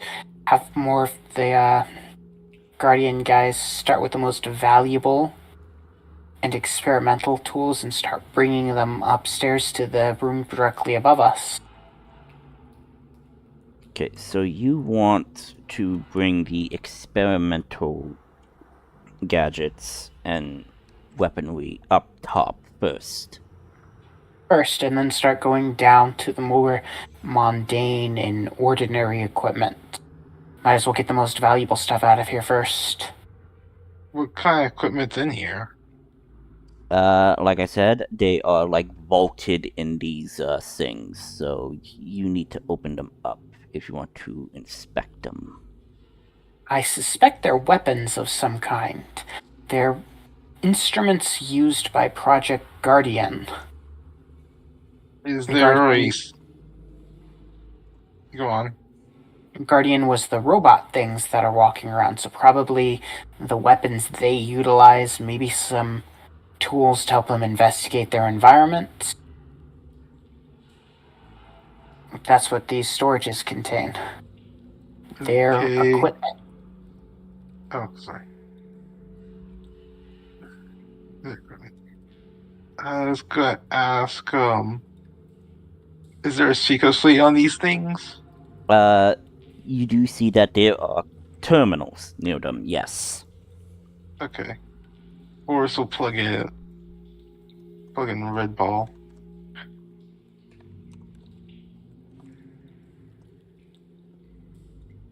Or in this case, just secret suite. Okay, so you're going into this one first. Yeah. So, what do you ask the caretaker to search for, specifically in these? Okay. Well, want actually, something what do you ask about this specific vault?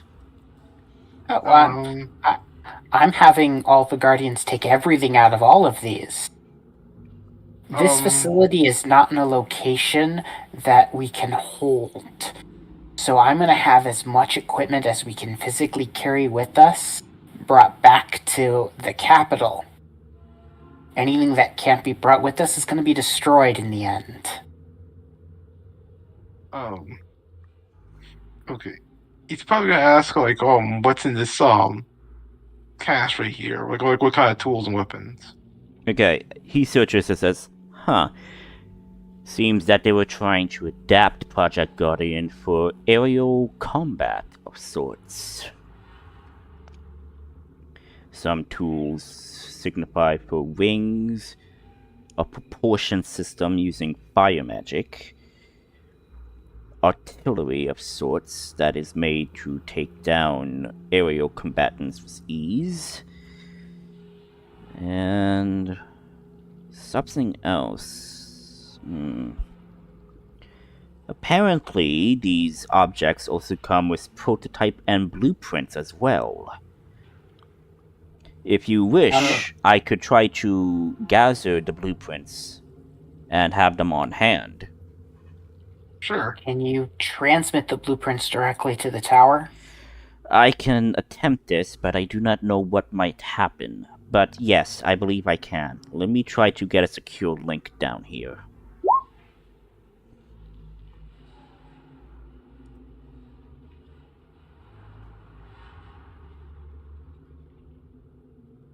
So, Dale, you were looking for some kind of magic staff around here?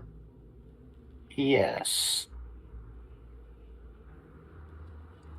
What do you think it does? Oh, it's a super cool focus for magic users. And as you say that, the caretaker says, alright, I believe I actually do know where that staff of power you are requesting, Mr. Nail. Where? It is located in Vault Segment Alpha 4, which is located down that hallway. Hey. Is that like Where is a vault full of magical items? Okay, so is this a door Yep. opened or closed? The caretaker does open the door for you. Is there any cracks in any of the walls? No, it seems that they were not able to get into the cracks here. Okay, I'm gonna go down and access vault A4. Yep. So you open it and you see a terminal and you see that everything is categorized. So it categorizes by equipment number or by name. Staff of Power. Okay. You type that in and you see the entire mechanism begins to rotates, then stops, and then click, opens up a box containment. And you see a staff of power. However, you notice that this staff of power is very different from the legends that you have heard. I'm going to grab it. As soon as you grab it, you notice there is a bright, hot, vibrant energy coursing through the staff, and you feel it hum with magical power.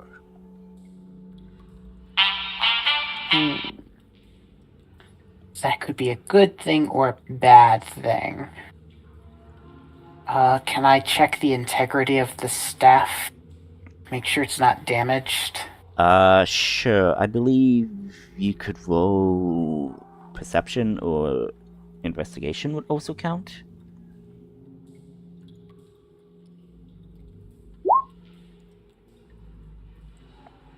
Yeah. So you notice, the staff is not damaged. However, you do notice that the staff had a little bit of adjustments to it. You notice that, actually, let me actually pull up the staff of power.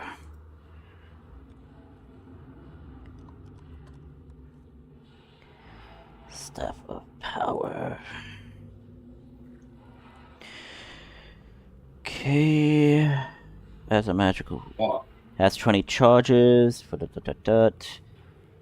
Spells. While holding this staff, you can use an action to expand one or more of its charges to cast one of the following spells. Okay. Okay.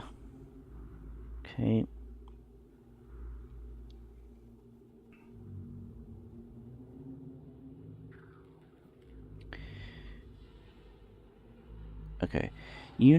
As you inspected, you do notice that there are also runes on the staff as well.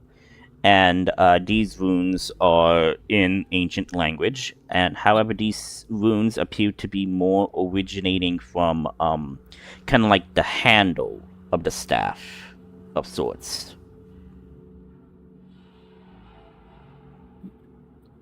And what do they say? Roll an intelligence.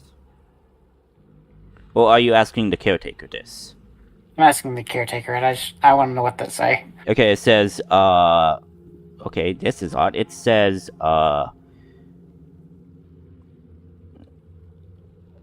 shit, I'm trying to be fancy, but,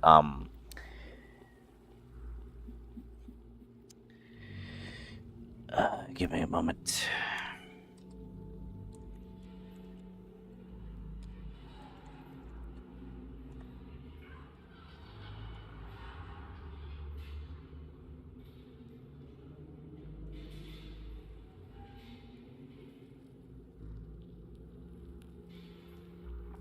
It says initiate.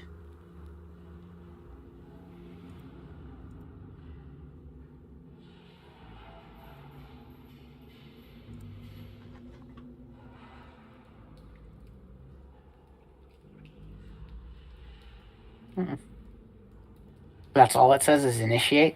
Initiate, yes. And I forgot that I was streaming, and I, by accidentally was, playing a video when it was mostly for, a video on a certain monster that I was working on. Basically, I had captions on, so I was looking at how to play this monster, and I by accident had the sound on.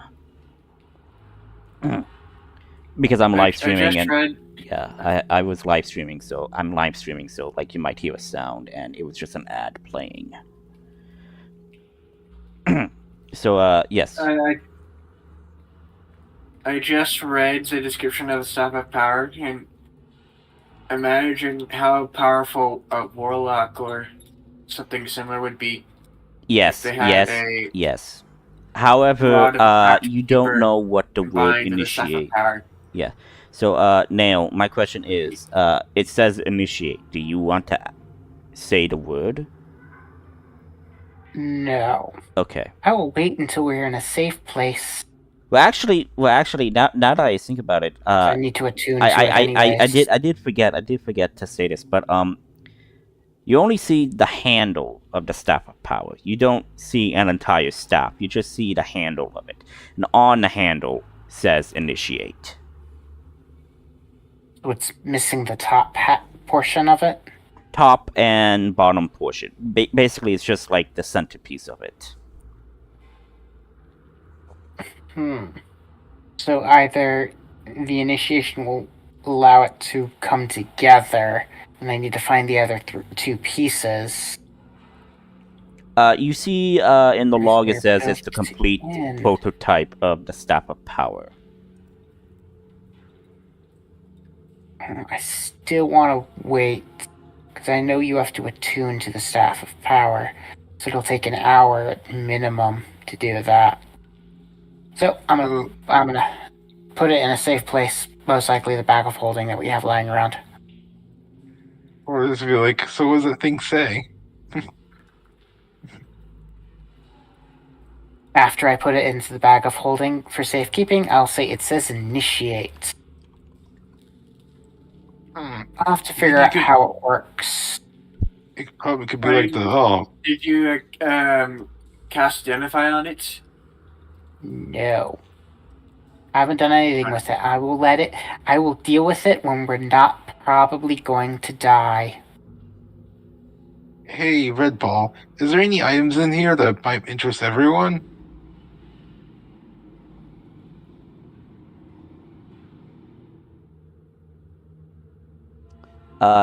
Okay, so you're asking the caretaker. So caretaker then says that yes. Let me verify. Here it is.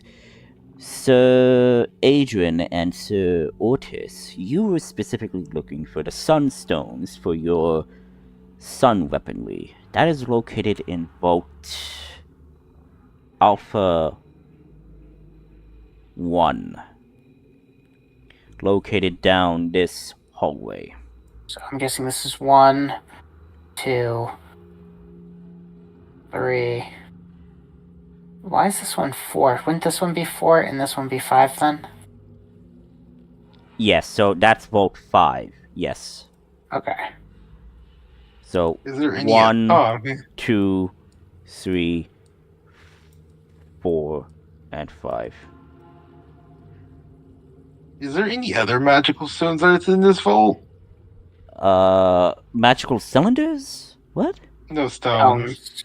Oh, magical materials. Oh. Possibly? You need to ask or you need to do a search. He plugs the thing into the thing. Okay, first thing is first, sunstone. Okay. As you say that, and as the thing activates and whirls and twirls until it shifts, you see the compartment for sunstones. And you see that there is approximately about, I would say, at this moment, maybe 10 sunstones. Adrian, grab the bag. Yeah, yes, bag of holding.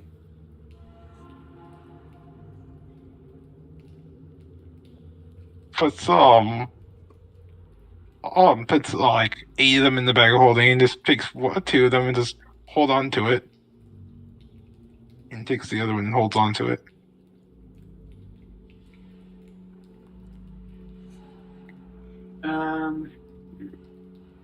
Agent will wanna. I think he'll arcana check the sunstone, one of the sunstones, before he puts them in the bag of holding. Okay.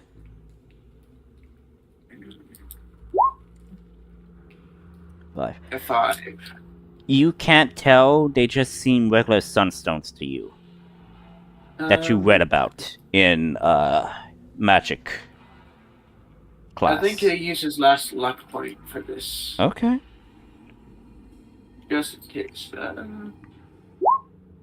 7. Same thing I said before. Okay. Okay. So, Is there any other stones, like a fire stone, a water stone, ice stone? So, as you go through the systems, there are other elemental stones as well. Hey, caretaker, is it possible to upgrade my axe with other elements? If you prefer, yes, there is such thing as the attribute stones, which gives your weapon the attribute of that damage.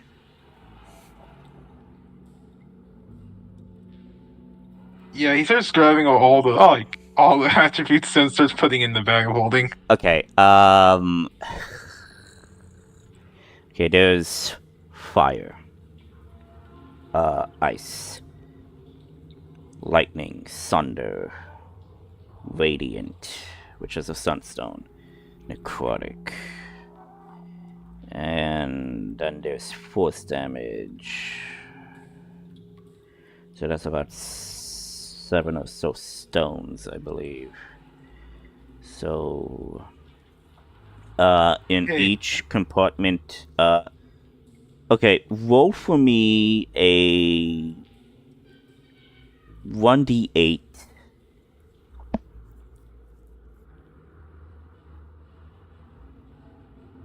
Nice. 1d8. 5. You find approximate 5 stones as you put them in the bag of holding. For each or all of them? For each of them. So 5 stones each for each attribute element. Okay, I'll write that down in my inventory. Yeah, so 5 necrotic attribute stones, 5, everything, I guess. I'll say 5 stones of each element. Yes. Damage element. Damaging element. Adrian? You were trying to make some kind of magic sword, right? With all the elements? Can you use these swords to use these stones to create it instead of looking for all these magical swords? It is a possibility, but I do not know if this sword exists. It's only of legend, but You could make that legend. I mean, we could just summon a dwarf from Smithelheim. I think that's the name. yeah, it wasn't the plan to, once we came here, gathered some stuff, head back to the Citadel, and use what we found to improve ourselves, and head off to yep. But now we need to find the keystone. Okay. mm-hmm. Oh yeah, I'm gonna ask, is the keystone in any of these containers? I'm assuming the keystone's on level 4, but let's just... So so he searches the archives and says, sadly, the keystone was under level 4 protective access. However, in the logbook, it says it's supposed to be there. Hang on. There's no reference of it being there. Could they erase it from the logs to ensure that no one would look for it? Probably. As an emergency protocol, I bet a large portion of the level 4 documents were erased, or their route direct, or the way to find them was erased. Their index information. Is it under a different name? I mean, that's the name they call it. We're not sure what it's supposed to be called. I will do a research algorithm to see if I can locate it. In the meantime, you could find almost any type of magical item that you wish in these vaults. However, it is limited.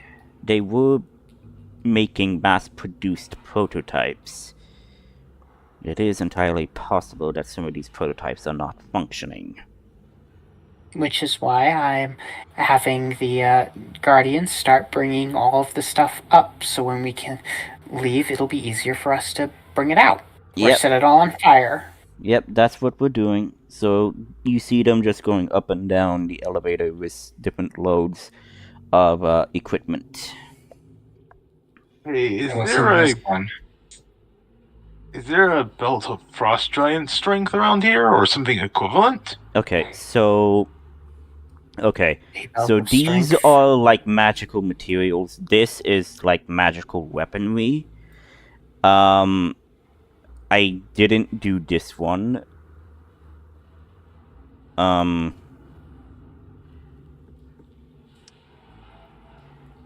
So I would say that this is more in the sense of magical armor. This is magical,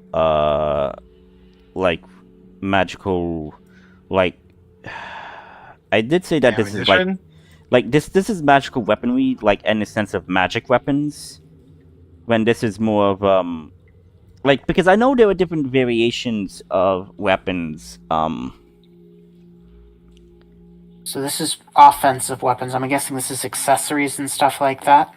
Yes, this is armor. This is armor, accessories, and this, I guess, because when I was doing this, I was thinking of, like, oh, these will be, like, wands and staffs and whatnot, and then, like, something else. But, yeah, I could say that all magic weapons will be funneled through this, and this is kind of like a main archive blueprint. Yeah. So, magic, materials, armor, accessories, weapons, and blueprints.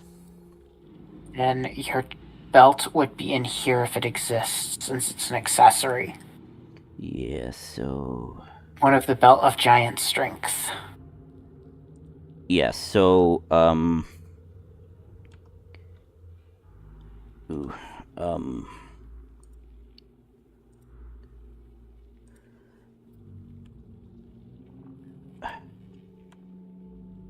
blueprints.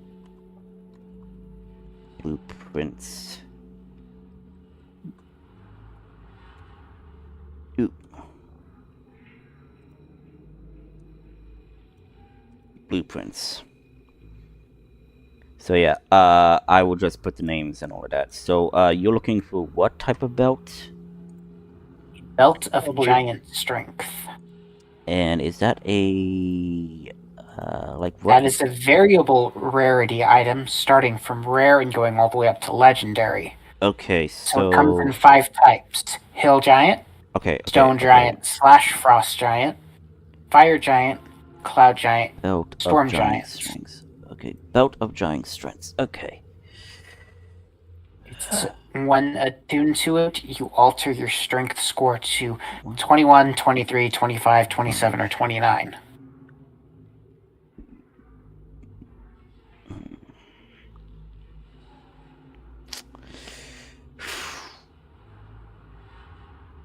Okay. Roll me a 1d100% die. If you get above 50...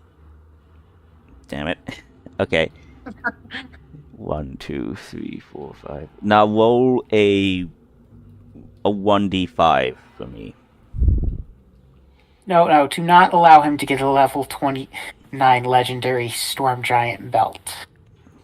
It's random. Wait. I mean D5? A 1d5. Just do a 1d5. Trust me. Did you not tell it to roll dice? Um, You don't want to look on the dice thing. You want to go over into the text box, hit Let me do it. backslash, I'll do it. roll. 1. Okay, thank God. Okay. So, in the log, you do see a belt of giant strengths labeled as Hill Giant. you just look. Your strength is not 21. How do you spell accessories again?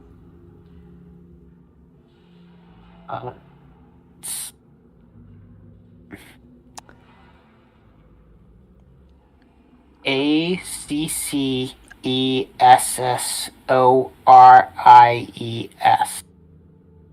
Accessories. I could just put wondrous item. Wondrous item works. It's basically the D&D version of the word accessory. Wondrous item. It covers a whole bunch of random stuff. You know what we should look for in there? What? A folding boat. You can still check.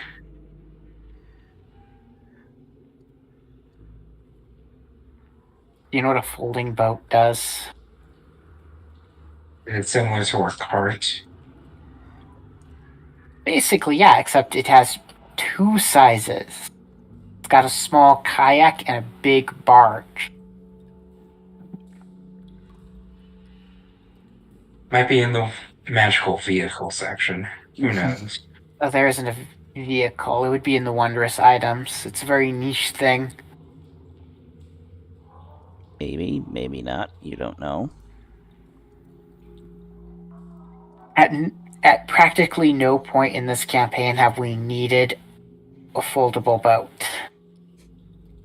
Yet, there's going to be a lot of seafaring eventually. But you wouldn't want the boat for seafaring because its largest size is only 20 feet, 24 feet by 8 feet by 6 feet. That's not very big.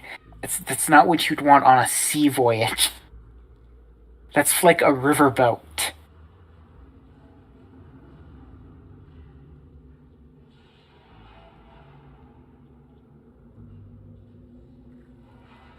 Right, the foldable boat is a very niche item. It's stream or river. So it's useless in open ocean. Yeah, it's more for rivers and whatnot. Mm-hmm.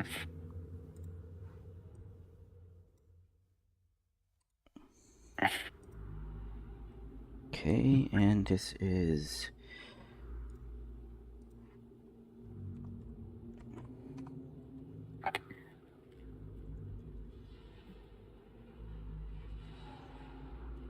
Yeah. The other reason I'm waiting to do anything with the staff is because at level 9, I technically, if I was a pure wizard, would have Okay. access to level 5 spells. So they are getting all of the items from these vaults. Some of them are carried, some are destroyed, but the blueprints can still be accessed. Okay. Because I would say there's approximately maybe 20 or so items in each of these vaults. Into these. We want the rarest, most valuable items first. They're going to be put into a rare pile, and then they're organizing them on the floor above us, which is just a straight shot out. So then we can set the place on fire when we want to. Hopefully they'll explode. Yeah, you could totally do that. Well, I mean, I assume the elemental guys want to watch this place just burn. Possibly. I'll even let them light the torch. So are we going to open up this door? What else is in there? Is there any... Please tell me you're not actually going to ask for a folding boat. No, I'm not. Okay, so you got sunstones, you got many other attribute stones. You didn't check out the magical armor. You did find the wondrous items. There are the blueprints, and then you got magic item weapon. Layla. Do you want to look for anything? Layla, you should look for a wand of magic missile. I mean, Layla could basically search for whatever she wants. I know. Wands of magic missile are great for destroying familiars, though. I just call them familiar begons. I'll see what kind of what magical wands they have.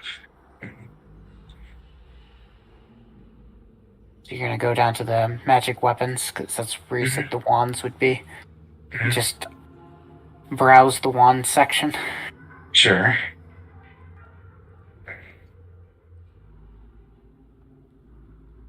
Okay. Is there a specific wand you want to look for, or... Wand of magic missile. Sure, let's see if that's around. Staff. Oh, it's a staff? No, I'm talking to myself. You should also look if there's a staff of flowers. Okay, staffs of flowers may seem like they're useless up until you need to dye a river pink.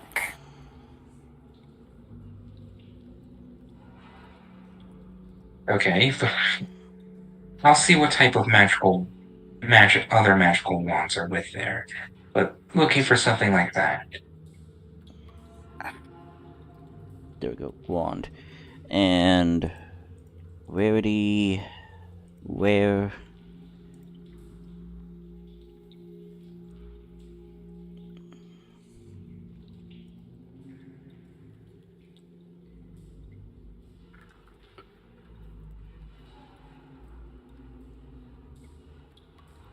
Okay, so you are wanting the wand of magic missile? It's going to... Well, magic missile is an uncommon one. Let's see. For all wands, wand of conducting. Let's see. Oh, that's a funny one. The wand has 3 charges. While holding it, you can use an action to expend one of its charges and create orchestral music by waving it around. Actually, I do believe that you guys still had the wand of the war mage. No, it's Ruby War Mage. I think We have a Ruby of War Mage. Yes. No, you had the wand of the war mage that you got from one of those encounters. I always thought it was the Ruby. Hang on. Back. Okay. Sorry, there was a little sound connection issue. So yeah, wand of the war mage. But I guess like in the sense like, so Layla, are you looking for an uncommon or rare wand?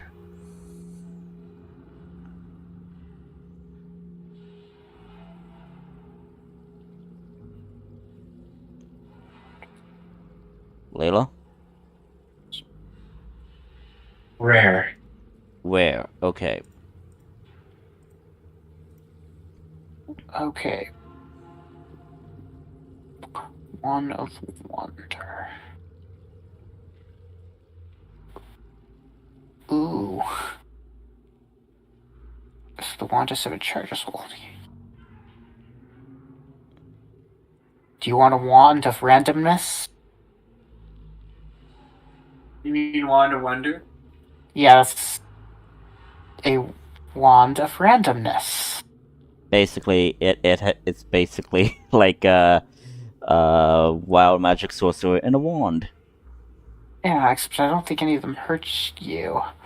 See, so the rare wands, there's the Wand of Binding, Wand of Enemy Detection, Wand of Fear, Wand of Fireballs, Wand of Lightning Bolt, Wand of Paralysis, Wand of the War Mage, because it comes in multiple flavors, Wand of the Viscid Globs, Wand of Winter, and Wand of Wonder.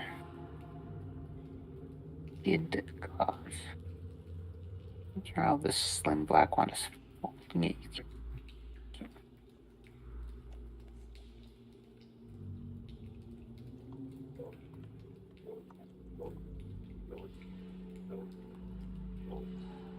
A wand of lightning sounds useful. Okay, sure. We could totally get that. Yeah. You get the wand of Cumshot. The wand of what? Read what the description is for the wand of Viscid Globs. Oh my god. I can't. I don't have Out of the Abyss on D&D Beyond. Oh, I'm not even on D&D Beyond. I just typed into Google D&D wands, and the first thing is D&D 5e Wikidot, and it gives you a list of all the wands by rarity and category. So the wand of Orcus is artifact. The Spindle of Fate is the legendary wand. When you go to...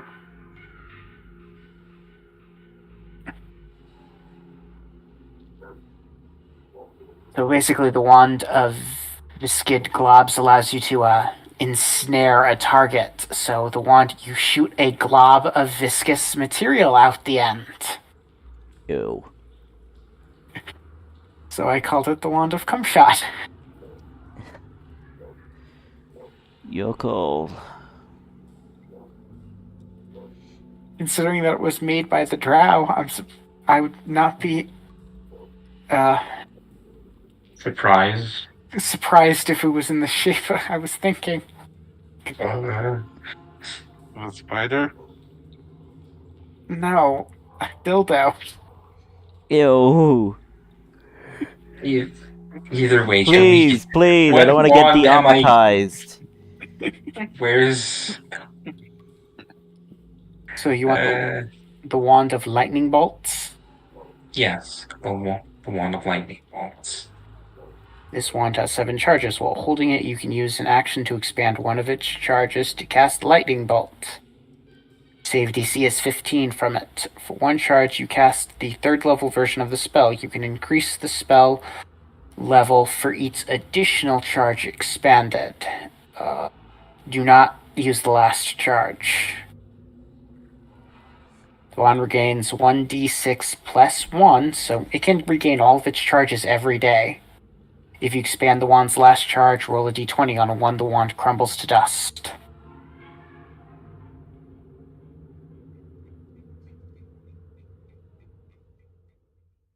So if your character had to accept a wand of smiles or scowls, which would you pick? What does scowls do? So the wand of smiles and the wand of scowls do the exact same thing, except the wand of smiles makes the person smile, the wand of scowls makes them frown.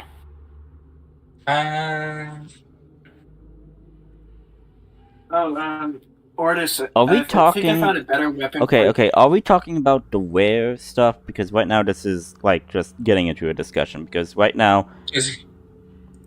Oh, I was just asking to be curious. Yeah. So which one you like, would actually because pick. because Layla asked for a wear Yes. wand. Yeah, So She do wants you... the wand of lightning bolts. Okay.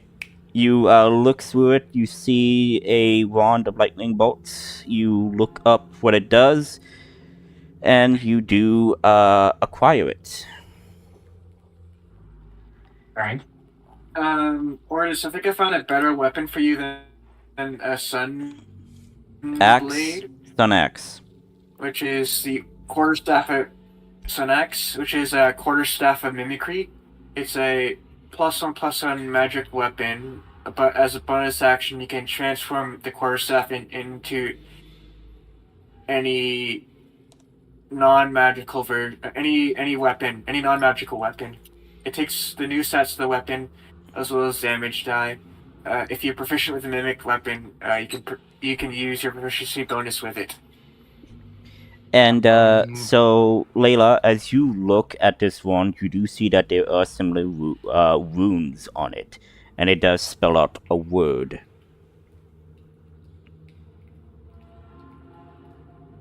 Yeah. You'll have to attune to the wand at some point. Yep. Yep.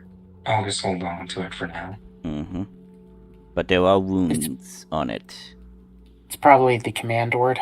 Yep. What does this legendary wand do?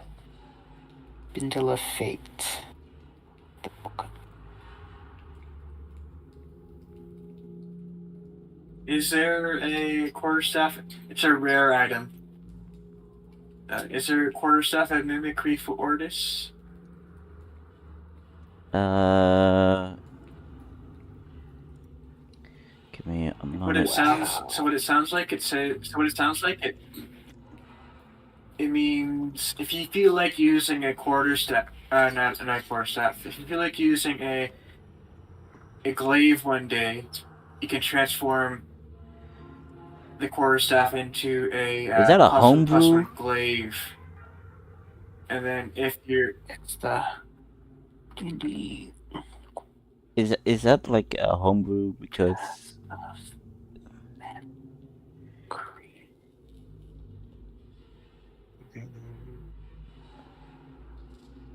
I'm not sure actually.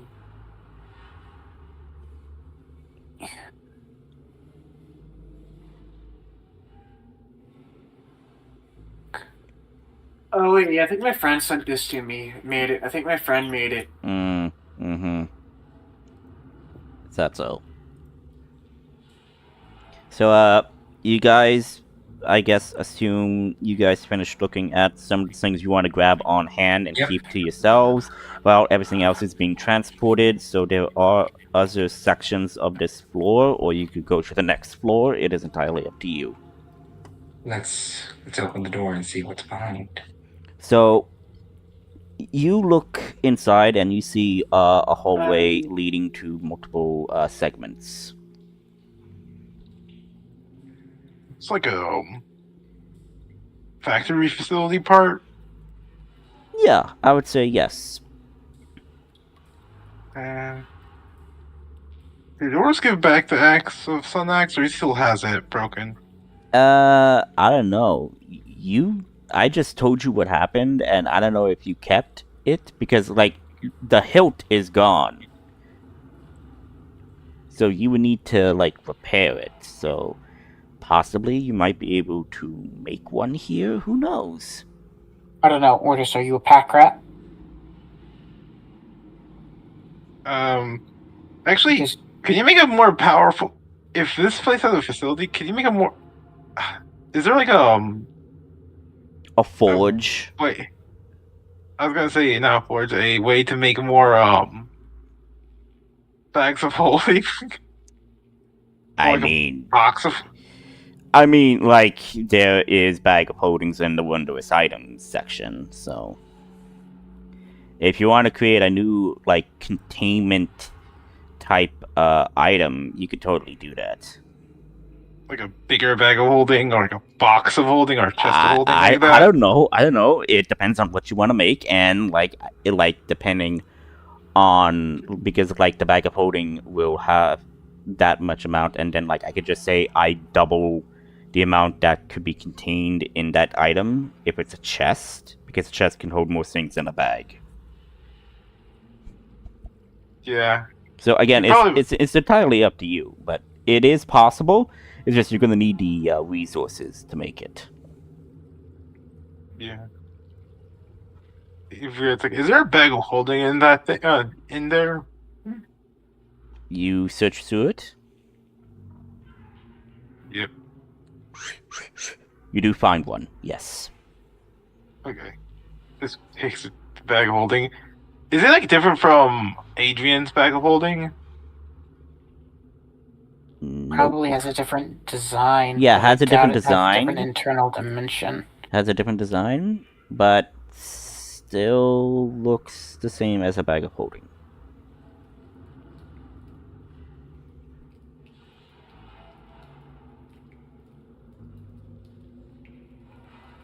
Okay. So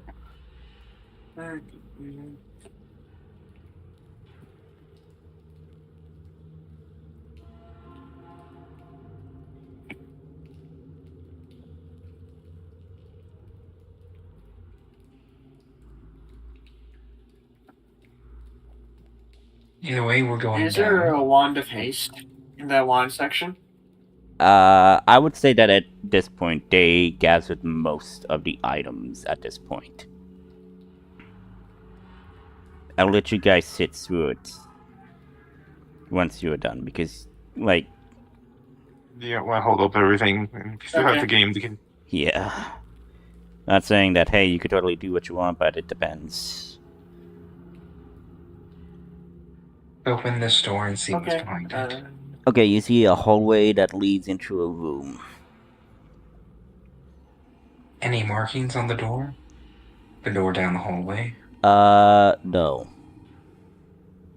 Otis? Still look. Okay. Sounds good, I'm back.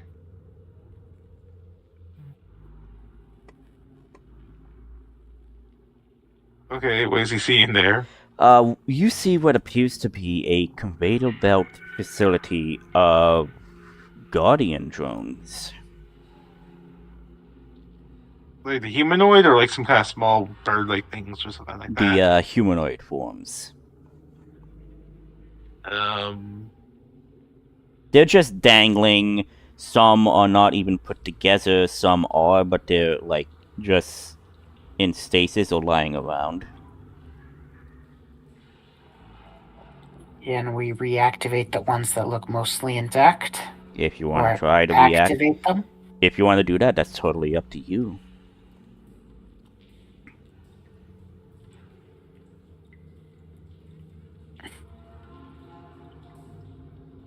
I mean, if we can turn on the ones that are mostly intact, that would bring more people to carry more stuff. Yeah, so let's look for the ones that look like they're completely put together and see if we can't turn them on.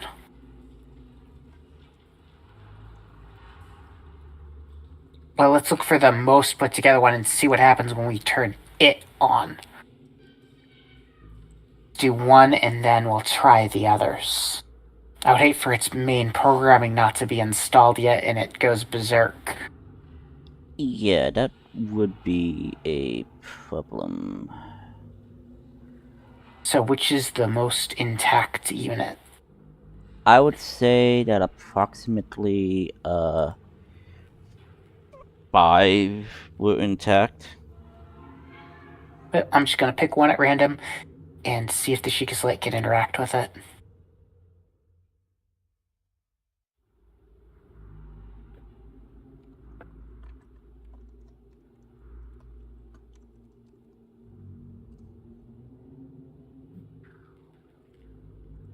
Okay, so you start inserting the Sheikah plate inside the systems, seeing what will happen, what will transpire in the sense of hoping you can activate these things.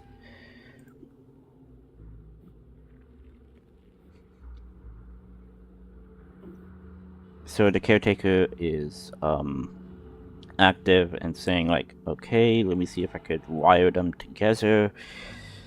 Huh, they don't have their matrices installed. I guess I could try to work around this.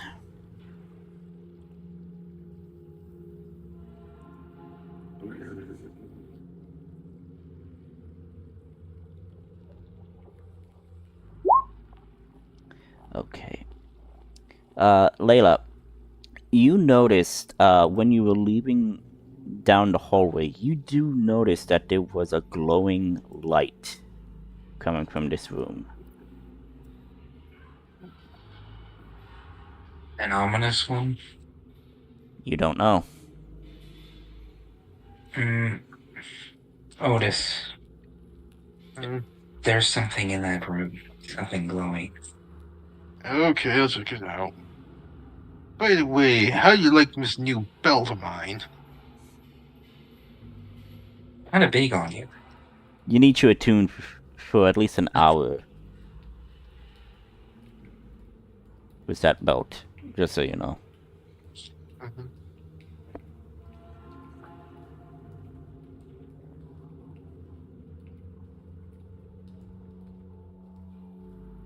Okay, he summons his echo right over here and then checks it out. Okay. You see that there is a light on, and it's mostly in the sense of a body of its core and mind, basically just like blinking.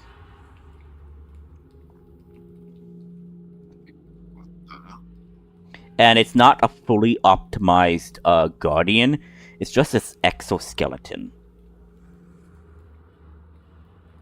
I mean, it doesn't need to be fully optimized. Can it carry heavy stuff? It go from one point to another? You're not there, so you don't know.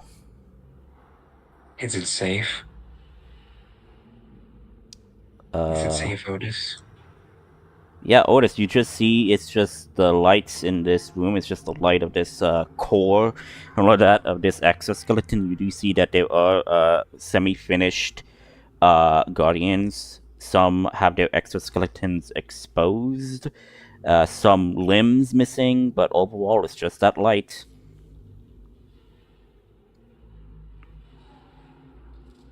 Do you go near that exoskeleton? He pulls out a Shika Saba and says, Red Spirit, what the fuck am I seeing? I don't know. Maybe it's in standby mode. I don't know. I never worked with these things. I mostly maintained the trees of the Blossom Project. I don't know anything about these things. Plug him in and see what it's about. Wait, you want to plug me into that? I don't know, is there a terminal that can tell us a little bit about this thing? Or is it just... This is an assembly line, so there should be a terminal nearby. Ah, over there, right next to the skeleton. Okay, just plug me in quickly and let me just get this on. Right there. Otis. So you plug him in? Yep. Okay, you do that and it says like, okay. Okay, I'm getting a notification. What the hell? It's gibberish. Hang on. What the hell is going on? Be careful. I don't know what this is, but I am careful, Sir Otis. Unlike you, where you almost killed yourself by slamming the Sun Axe into a power core that nearly killed you and your friends. So don't tell me about to be careful.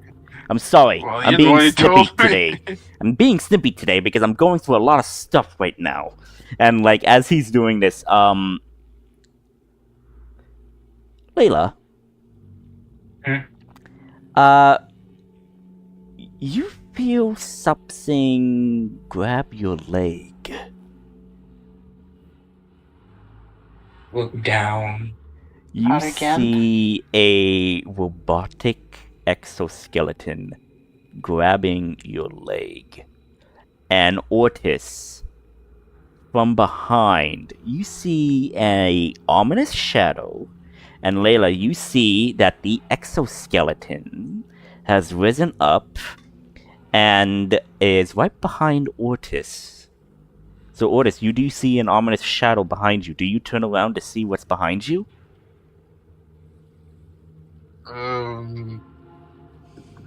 He looks slightly to the side, creates a echo, and then switches places with the echo. Okay. So this skeleton then looks at you, and it just I'm just gonna do this because I love doing this. I love scaring you guys. So doesn't really care that it just suddenly turns around and just turns like into a gray, slightly turns to a gray orc. Does it attack or does it do anything? Give me.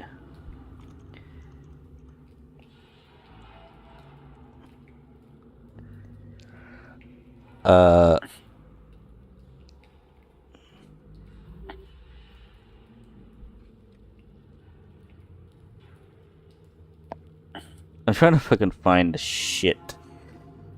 Yeah, hang on. let me look. I will get the actual picture of what I'm trying to look because it's not located on Discord, so...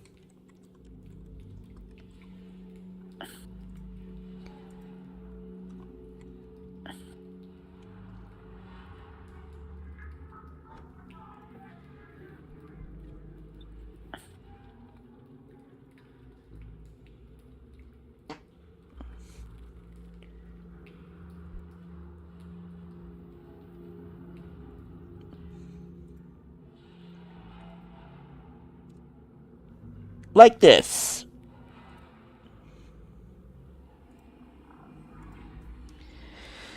And it just like you just hear this awful unholy sound coming from this modulator, like a scream, a pained scream.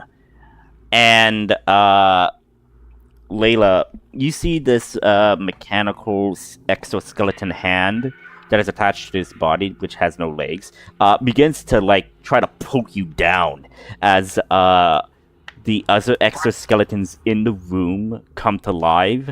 And Nail, you hear this scream as well, and all of the other guardians just get up as well and just look at you and start slowly marching towards you. All the guardians in this room? In that room as well. So, yeah. Johnny grasps this thing on my leg. Yep, give me a moment. Can I tell the caretaker to shut the guardians down? Sure, give me a moment.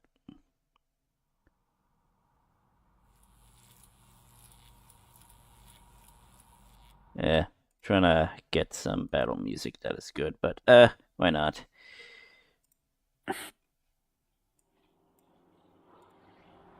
Seeing that this is horror-esque, I will go with this soundtrack.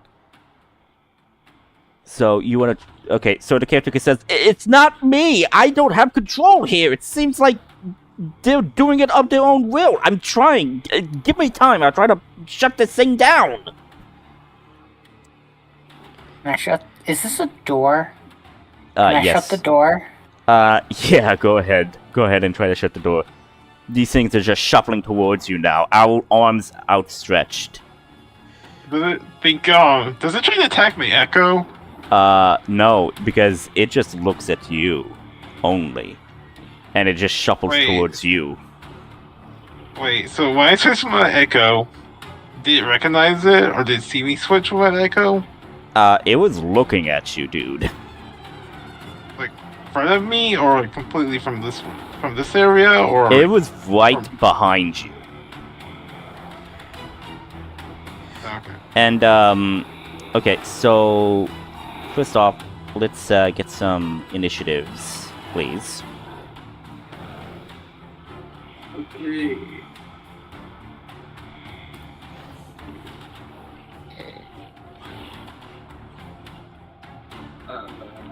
I'm gonna presume Ortis has the higher dex, right? Yeah. Yep. Well, actually, 0.1. Or in this case, he has 12. Thanks. Okay. Okay. Ortis, do you want to go first, or do you want me to go first? Because we have the exact same at 12. I'll go first. Okay, Ortis can go first. Okay. So I'm just using the undead, but these things are actual like exoskeletons. Yeah, they're Five Nights at Freddy's. Endoskeletons without the animatronics, without the outer portion. Yeah. You didn't think I wouldn't recognize where that picture came from? Yeah. I bet you're terrified now, huh? Cringing inside, but continue. I would say, Adrian, you're right there because the arm kind of like clawed at her at this point. So where are you right now, Ortis? Like, are you on the other side of the room, or okay, you over there? Okay.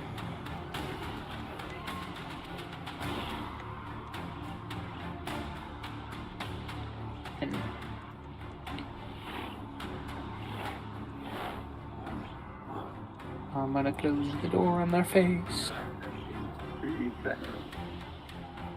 Alright. So, yeah, in top of the thing, since, Layla did use Shock and Grasp, so a 14, just hits. And, deals lightning damage, and these things just...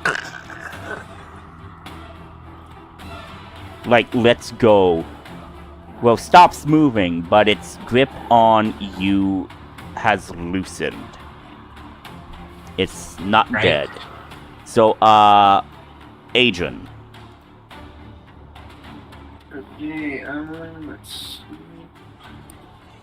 see.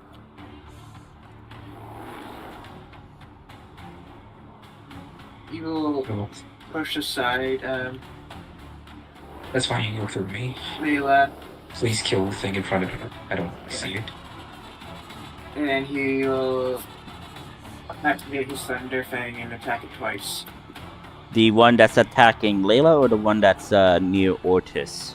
The one's attacking. That's the one's attacking Layla. Okay.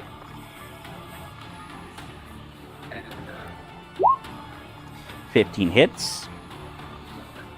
15.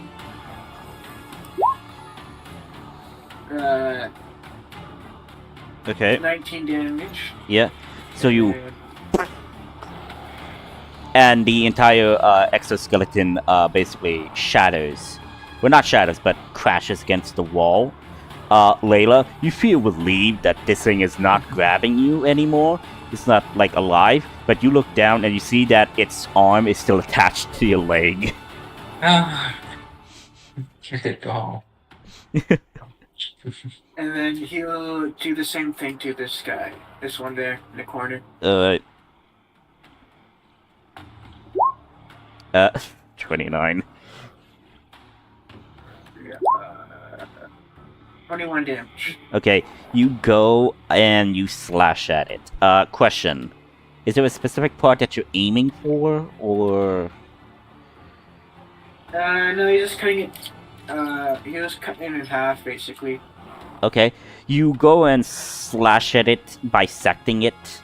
However, you do notice that it's still functioning, as it's now became from this to this now. So it's crawling now? Yeah, it's crawling now.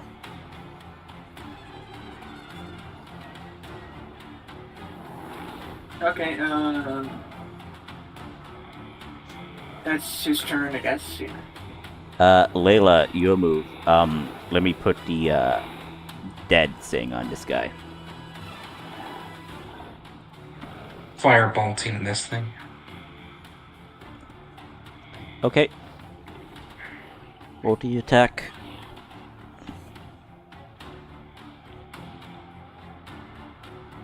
That's... Miss. Miss, so... yeah, because you were aiming and, like, you can't get a shot on it. Oh, wait, shit, wait. Hang on. I forgot to add a turn for these guys. Shit.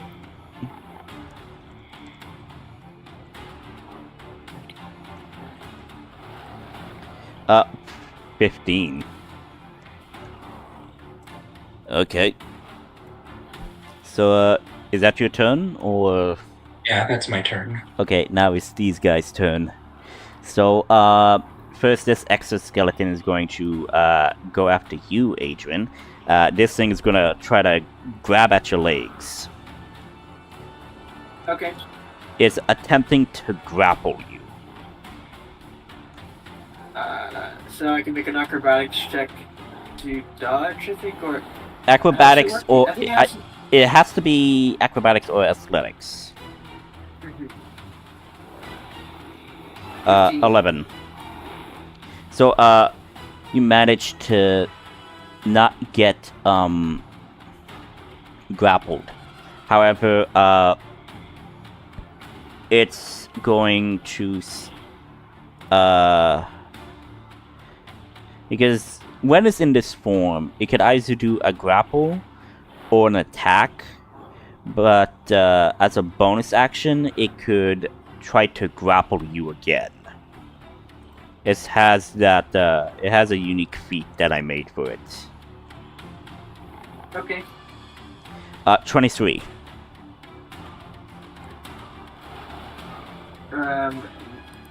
Make another. Make Do you grapple me again? Yeah, it's attempting to grapple, and it has grappled you by the legs.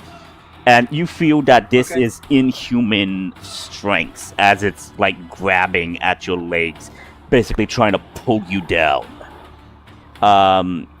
This thing is going to like move. Well, actually, it's in range, and it's going to try to grapple Ortis.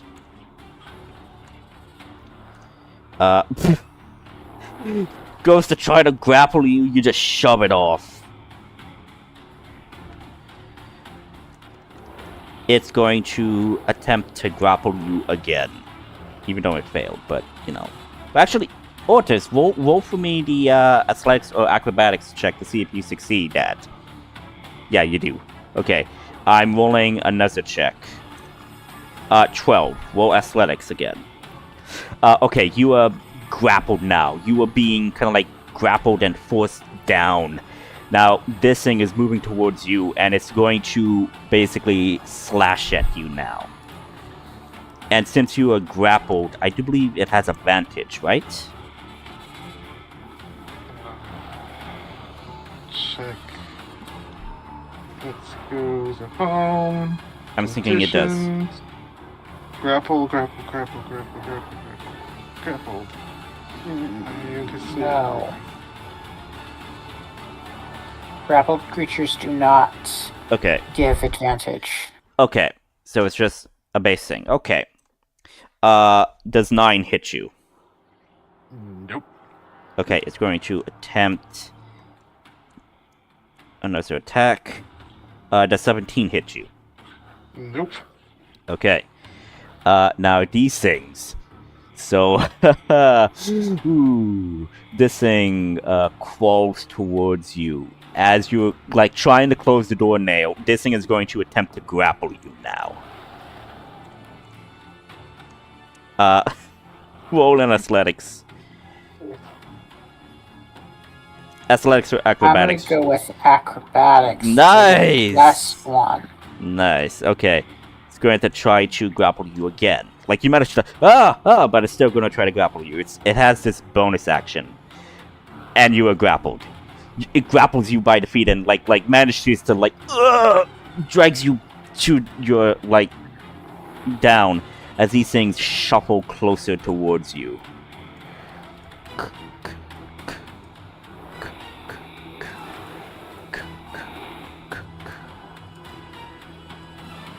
Kind of like goes over you, I guess. And like it's now attacking you. 9 is a miss.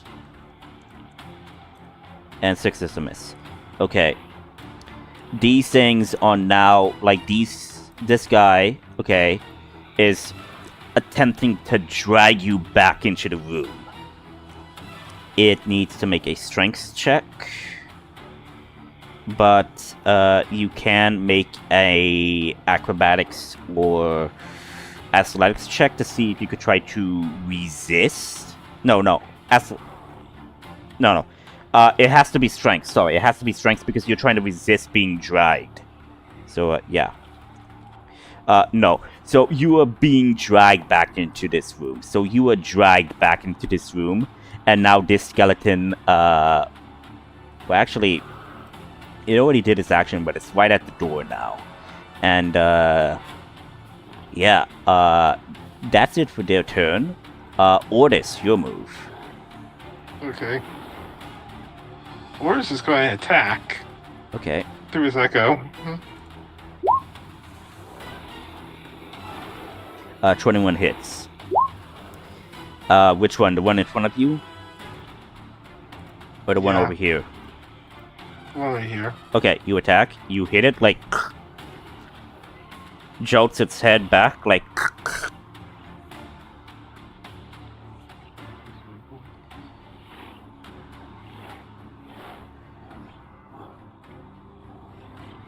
Then he attacks again. Actually, wait. Why? Wait. Don't I actually have you grappled? Yeah, I do. He didn't grapple my. He didn't grapple my echo. Why? Shit, sorry. So, yeah, sorry. I forgot that you could do that with your echo. And I do believe, actually... Hang on.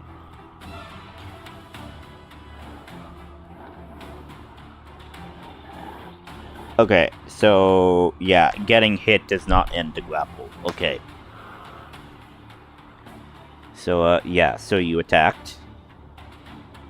Are you attacking again? 21 hits.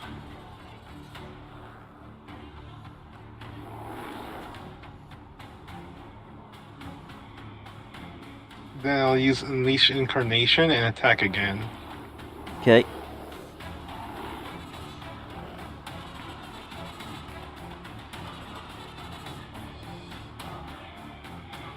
Okay, so that's... How much damage?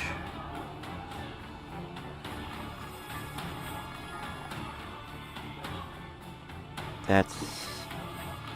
Okay, that's gonna be 20. It's gonna be 33...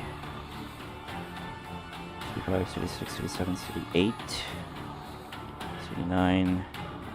40, 41, 42... 43 damage. Yeah. He's going for the head. You should have aimed for the head. Yeah, you totally do that, like... As the grip loosens on you now. Then he switches places with his echo as a bonus action. Okay. And the body just, like, clumps to the ground. Like he's on the top, he's now up, and his echo's now on the ground. Simply.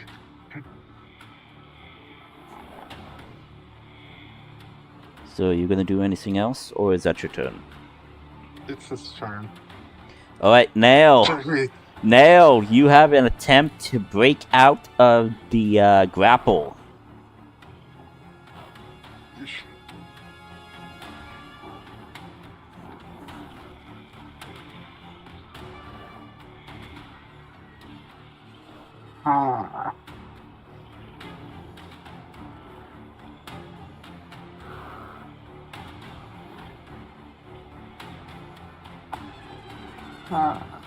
Okay, well,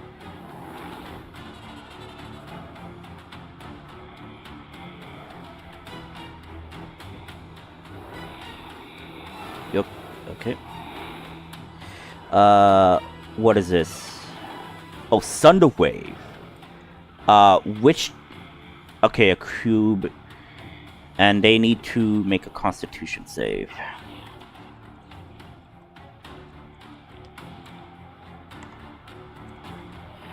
Uh, 24...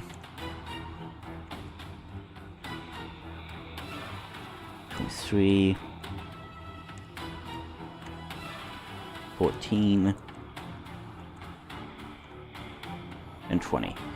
Okay, so I would say the 3 individuals that are closer to you save, while these guys are damaged. they take 13 damage. Okay. Except the one that doesn't save. Takes 26. Should there be 5 saves? 1, 2, 3, 4, 5. Wait, sorry.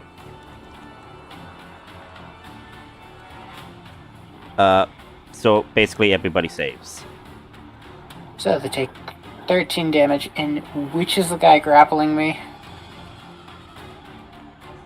That guy. There's only this guy? Yeah, he's the one that has the hold on you. This guy was dragging you back.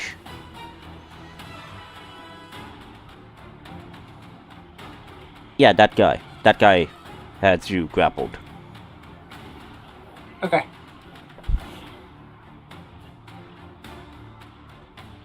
Then I'm going to use my bonus action to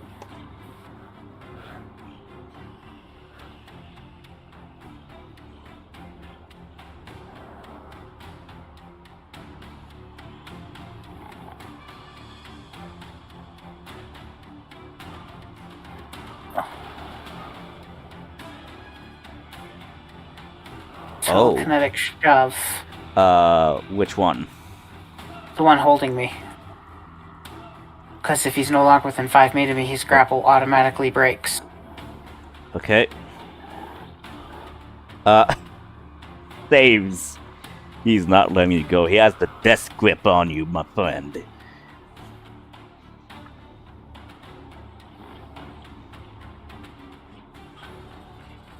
Oh.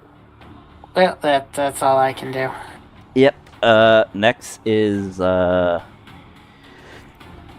Adrian. Actually, can't...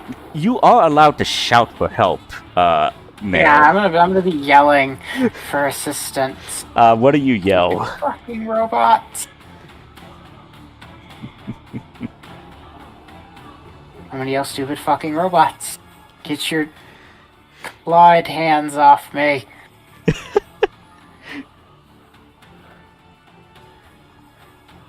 And I mean, I'm pretty sure thunder. Thunder wave produces a loud, Yeah. thunderous noise. So Yeah. So everybody hears that from the, like, thing over here. Anyone available to help Nail? I think the only I person can. Adrian will that will be... stab the one grappling. Okay. the spell emits Slash a at the head thunderous is one boom. grappling. Yep. Thunder. Okay. You Okay. can totally do that. Okay. 27 hits.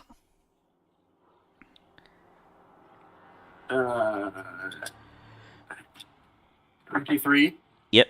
That hits. to its head. To the head. So you just like...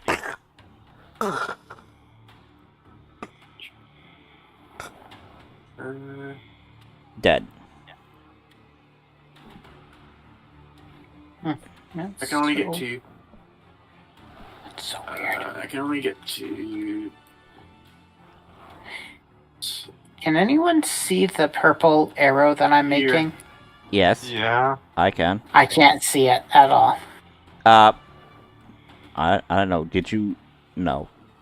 I have no idea. I'm not. I can't see me doing anything. Refresh the page, maybe? I don't know. Yeah, I'll refresh the page.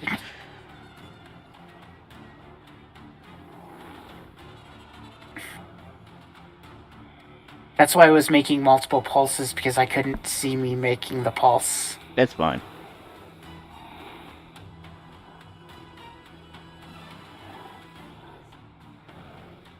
I can only get to here.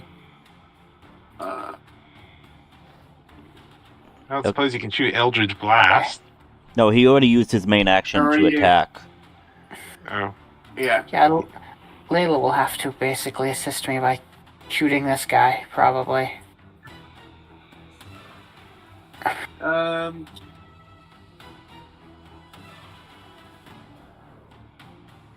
Okay. Yeah, Yes, he'll you- just move there. Actually, wait. Oh, you didn't use your thing! So yeah, you can't. Oh wait, you end your turn. Oh wait. Actually. Ooh, wrong button.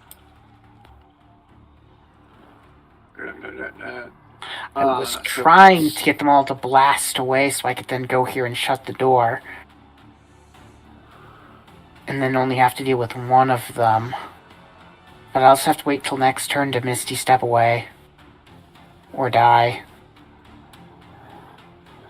Yeah, you should Misty Step. Why do you...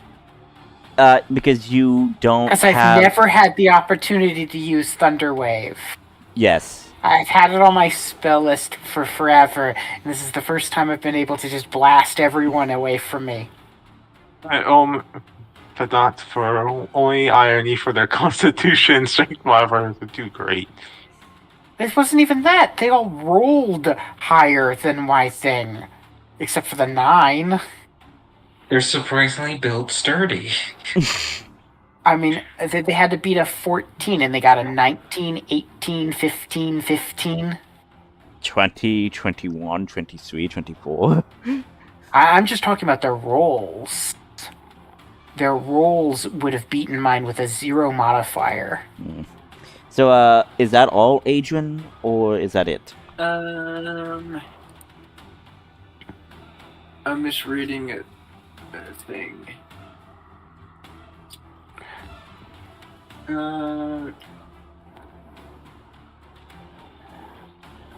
Yeah, that's all that he can really do. Alright, Layla, you're up. Okay. I mean, I'm just hoping these rooms aren't filled with the automatons that are coming at us. I will shoot firebolt at the machine I see. Okay. You're within the respected range? Yep. Yes, Yeah. 90 feet. Okay. I'm pretty sure you didn't even have to move. Yeah, so you do hit, so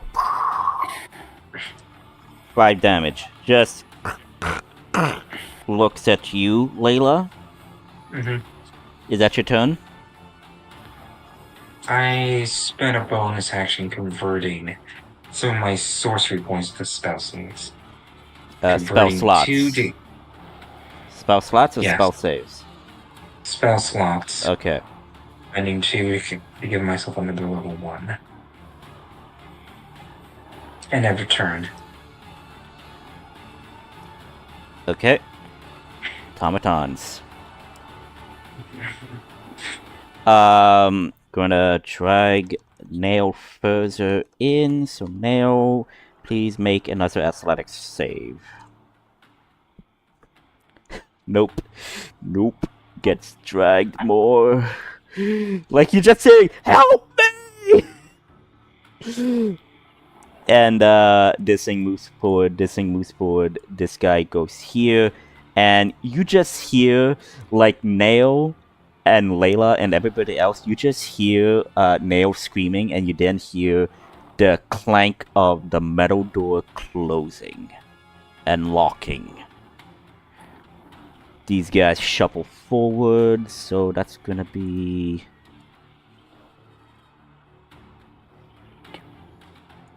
right around there. And since he did move, he would be right around there. Now these things are going to attack you, and you are prone at this point. And I do believe if you're prone, do they have advantage on you? Yes. Alright. Yes. They're making melee attacks. Yep. Okay. Assuming they're themselves not prone. Is this guy prone?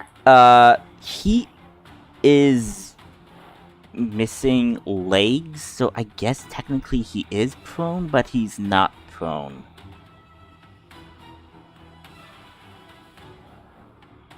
Because prone creatures also have disadvantage when attacking, so they neutralize their disadvantage of attacking a prone thing. Okay, so yeah, thank you for that. So, yeah, these guys are also prone. Thank you for clarifying. 8 is a miss. Next one. 7 is a miss. Okay, now it's for the guy that is attacking you while standing. Natural 20. Oh my god, I don't think... And another 20. So they hit me equivalent to 3 times. Yes.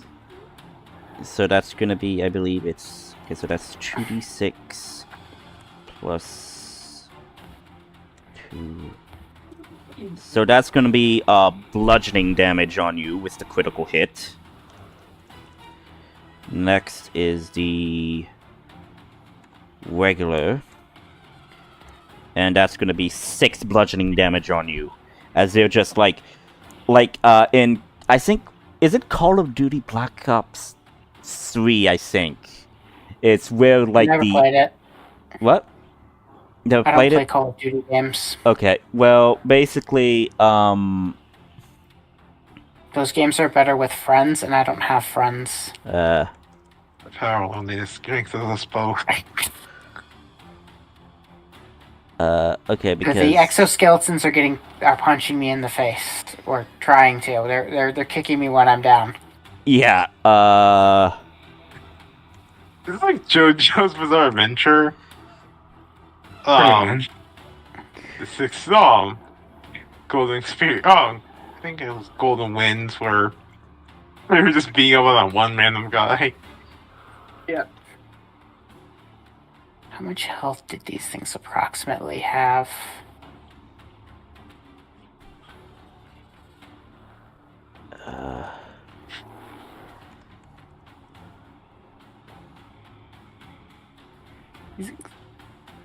trying to find a scene, what they're trying to do to you. I'll just find a GIF on. I already put it in memes. Well, it's not like that. It's a different one. But basically, they're trying to do this. Sorry.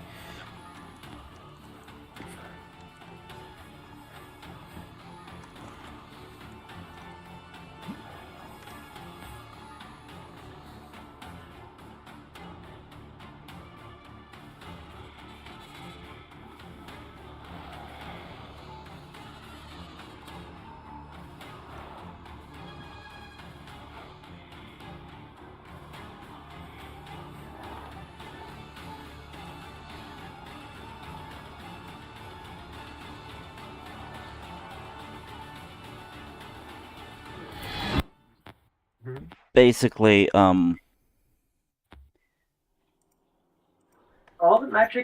the very rare and lower magic armor is so boring. Okay, Yep. fine. They want to totally do this to me, fine. Magic armor is boring. Well, there is one magic item that. Oh, magic armor lets you explode. Hey, just with give me a magic. moment. Fireball, but that's brew. It only gets cool. It only gets fun and cool when you go to legendary armor. Basically, higher. this is what's happening to you. They're trying to do this to Yeah. you. Yep.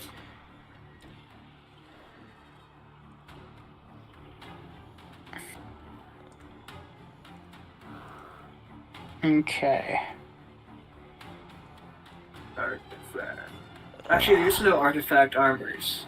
There's only legendary. So they're trying to do this to you. Sorry. But basically, that's what's happening. And, yeah, that's gonna be their turn. So next is Ortis. Oh, wait, shit, wait. I forgot about this guy. Yeah, I forgot about this guy. This guy's gonna try to grapple you, Ortis. Apologies. Okay, that's 6. And 18. Roll athletics. 13. Okay, you are grappled.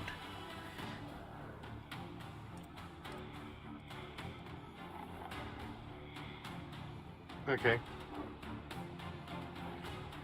So yeah, now it's your turn. Now you could try to break out of the grapple. He's gonna attack. Shit, I forgot about your echo! 12 is a miss. 16 does hit, yes. Who's clicked? Uh, The first one. yeah, first one, which is 10, which is, so, yeah. I need homebrew more armor. It's specialty in these Okay, so armors that's really 12 cool. damage, so you slash at it. And I don't think you trying to slash... aim for Yeah, so you do damage it, but it still grapples on you.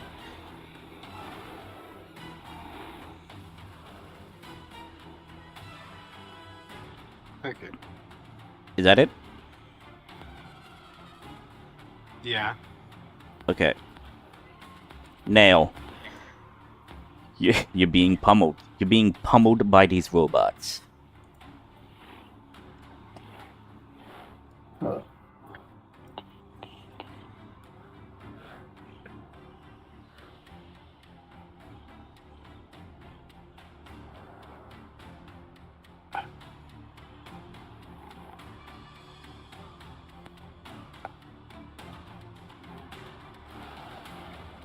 What do you do? Is there a keyhole? You could look through the keyhole and teleport through. This is not a keyhole type thing. It's kind of like those sliding arm slats doors. It's a solid metal door. Yeah. So I'm stuck in the room with 3 of these guys. Yep. How to beat 3? Then another Thunderwave should help.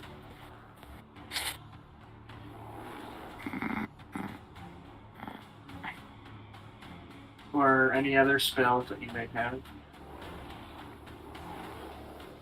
Okay. I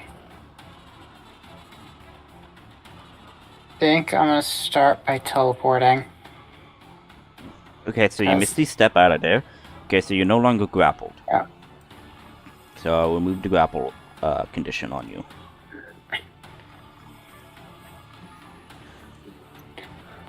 And I'm going to...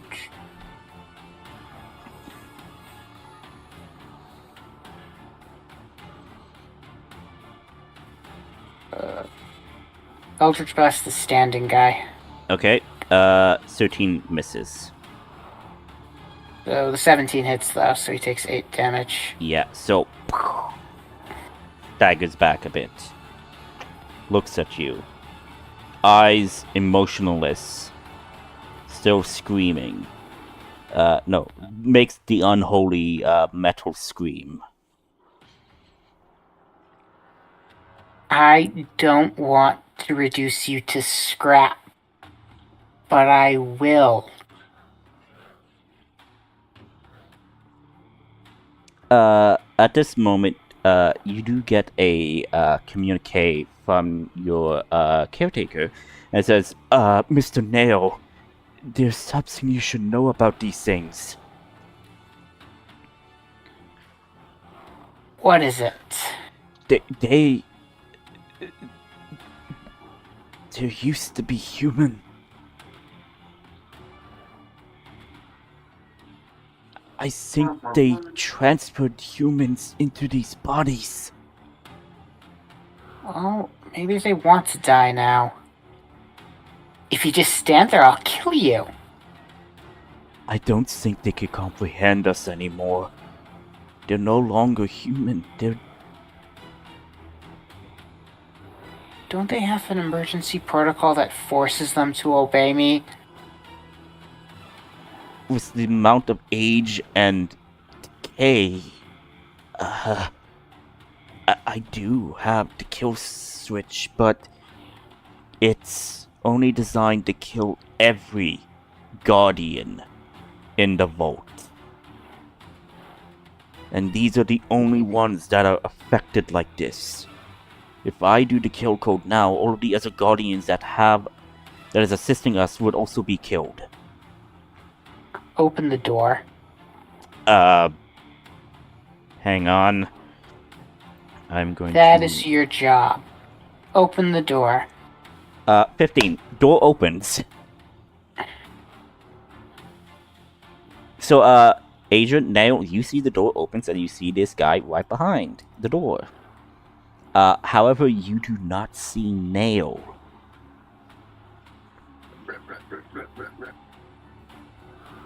So, Nail, you use your bonus action and you use your Eldritch Blast. That's the end of your turn, right? Oh, I stood up too. Yeah. You said there are hook things on the ceiling, right? Yes. Where these things are like, how high up are they? They're actually enough to be within reach that you could try to grab onto them and climb up. I'm gonna try to grab onto them and climb up, because at least that way the crawlers can't get to me. Okay, roll athletics. Well, can't I do acrobatics? I'm slightly better at that. Okay, fine. I'll allow it. 15. Okay, you managed to grab onto some of these hooks, and you managed to climb up the rest of your movement. Since you had to use half of your movement to stand up, you climb up about 15 feet up. And, yeah. I should be out of reach of the crawlers and probably even out of reach of the guy that's standing unless he can jump. Unless he also decides to climb up the chain as well. Yeah, jump. Yeah, so yeah, that's your turn. Yep. Alright, Adrian, your move. Okay.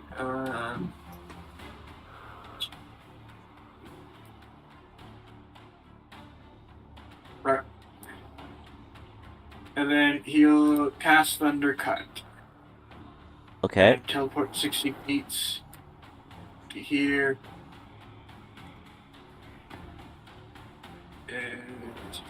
And do I have it right? I'll just pull up the.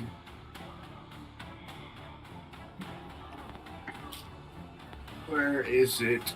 Oh, there it is. So if they make a Constitution saving throw DC 16 or take 3d10 thunder damage. Okay, so a con save? Yes.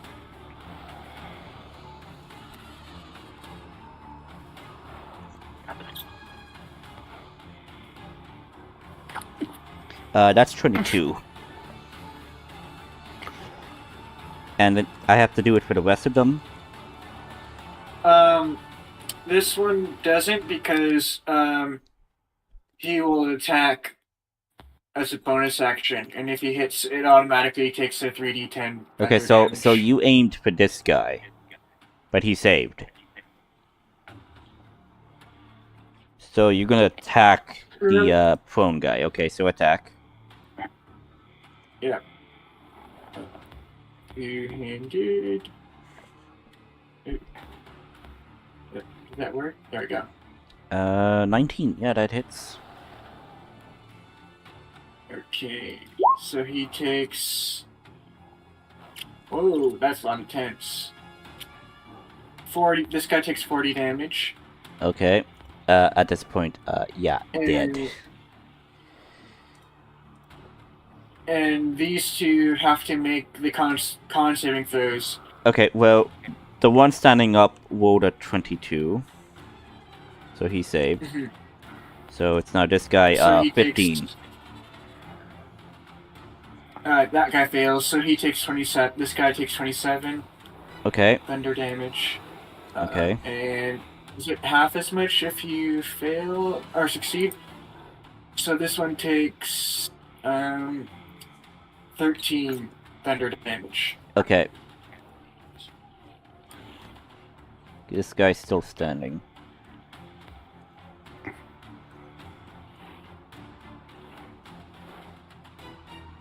Okay, and that's his turn.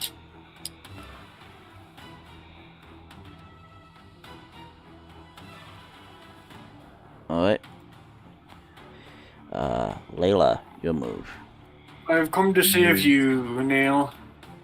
You just see Nail. You just see Nail up a chain hook rope thing, and it's you just see him up there.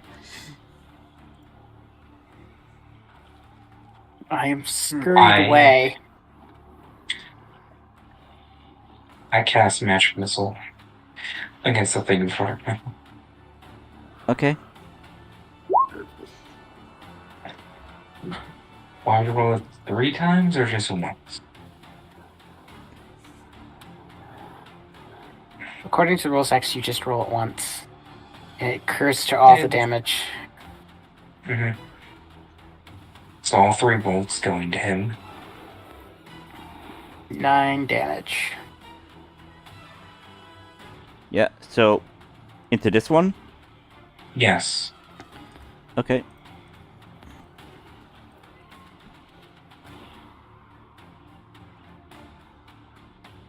End of turn.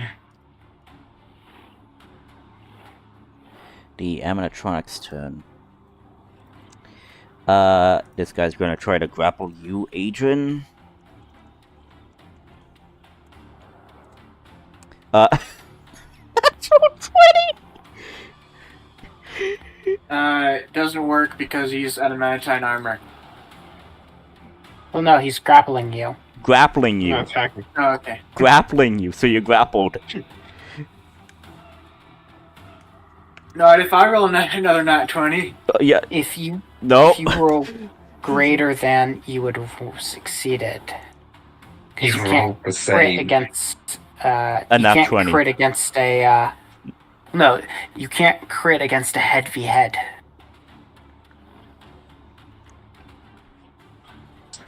Like that. If both parties have to roll, there's no critting. It's just the highest wins. So basically, it's a tie. So who wins?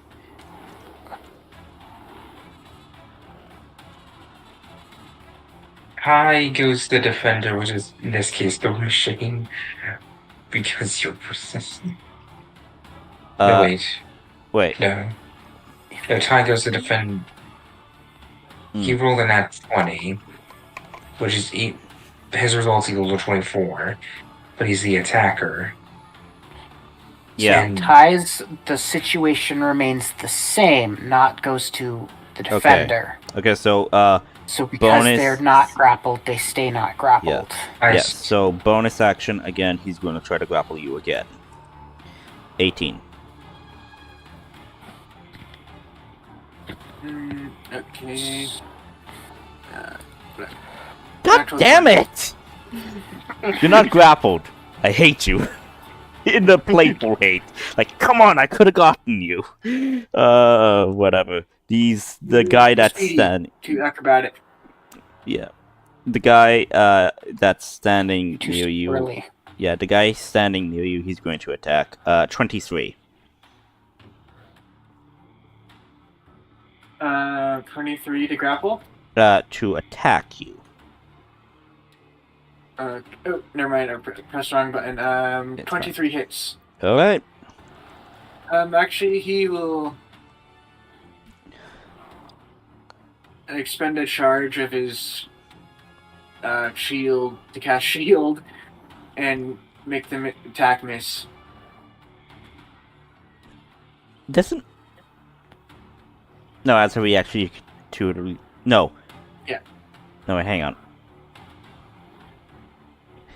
As a reaction, you could cast shield to increase it, but only when it's with a magic missile or a range attack.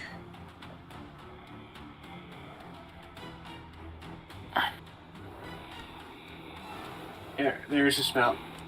Okay.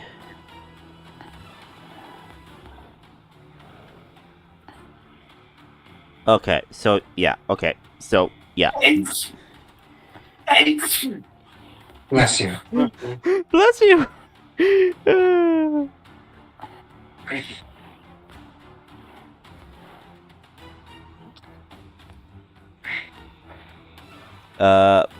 It's going to dash towards you, but it's going to use its bonus action to grapple you.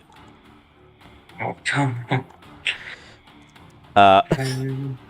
Yes! Yeah! Not you, Adrian. It was towards Layla. Layla's getting grappled. Yes! Oh. Yes! I don't think you could have succeeded that even if you tried.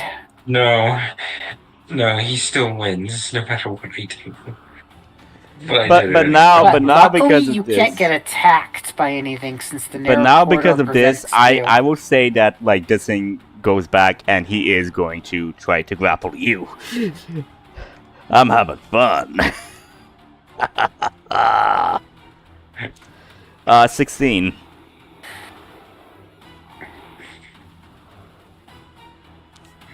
Come on, wall of one. Wall of one. Come on! Come on, Adrian, wall of one! Actually, yes, Gonna grapple 50%. me? Yes. Yes, it's trying to There's a grapple you. 50% It went back in. chance. He needs to roll Yes! 11. Yes! no. You're grappled! I don't know why that's so great. It's not as good as you think it is. Hey, I'm having fun. I'm disabling you guys. I'm having fun. You're reducing our speed. Yeah, but He's getting some successes off against Adrian's stats. You gotta give I mean, come that on, yeah. credit. Adrian is basically a god right now. So This is why I wanted the Staff of Power and wouldn't think it was super overpowered. yeah. Sure, I can cast level 5 spells, but if I was a pure wizard at level 9, I'd be able to do that anyways. I think the most powerful spell in it is a level 6 spell. And it's the shittiest of the level 6 spells. What would Which that one make? is it? Globe of Invulnerability. It's not too bad. It has its situational uses. Yes, if you really need to protect a person and then hamster ball them away, you can use it Or you use it on your enemies. to temporarily bring them out of a fight, because you can't attack into it. Unless you can hamster ball them away into like a pool of lava or something.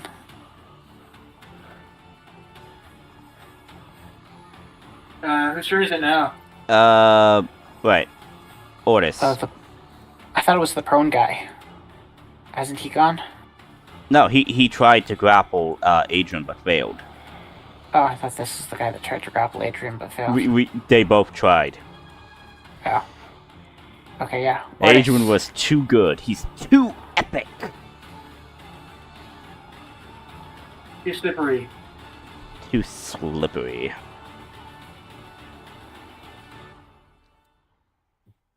So yeah, the plot. The plot thickens. So yeah, Otis. Okay, I'm gonna attack. 18 hits. Okay.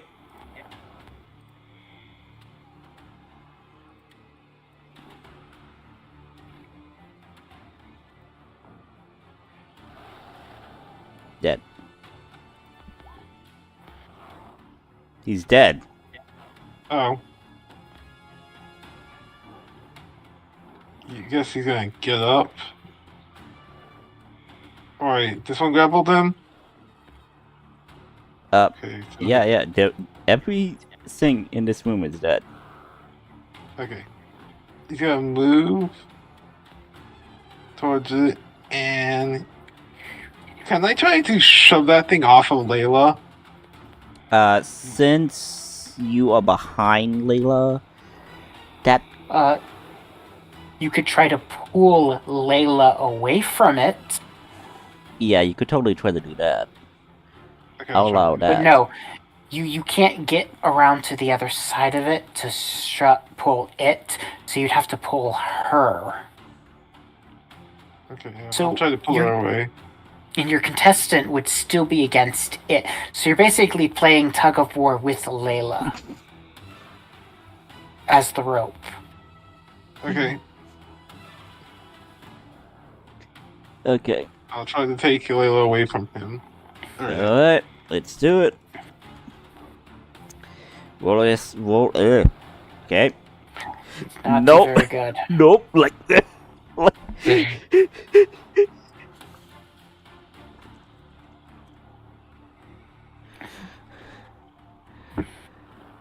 Guess that's my end of my turn. Yeah.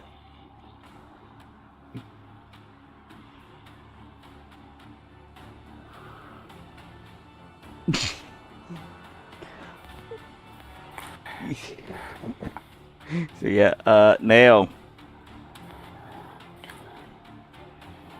Okay.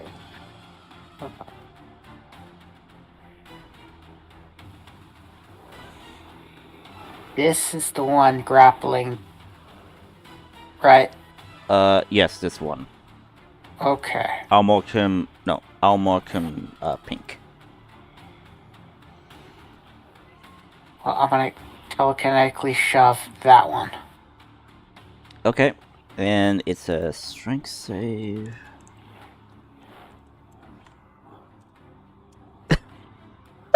I'm not telekinetically shoving that one. Okay. Let's move to plan B. Yes! I'm a monkey wrench in your plans. I love it. I'm gonna Eldritch Blast the dying guy. Okay.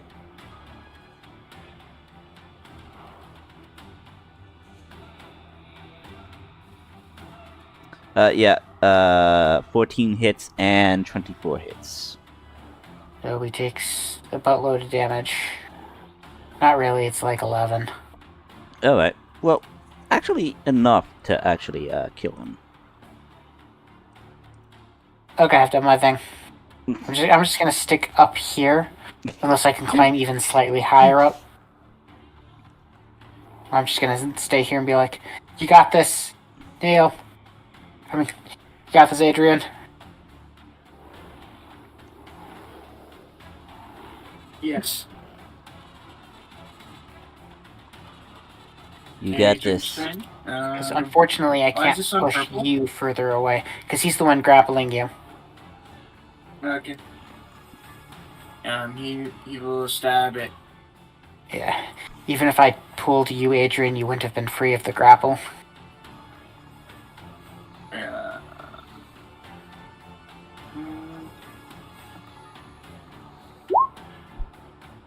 Uh, 13, that's a miss.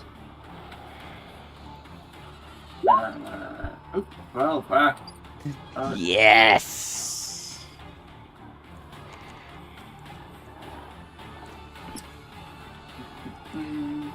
Your What can I turn. do as a bonus? That's on my bonus action.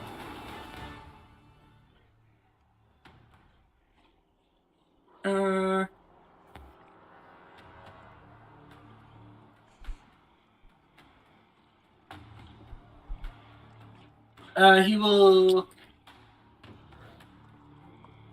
He won't do anything.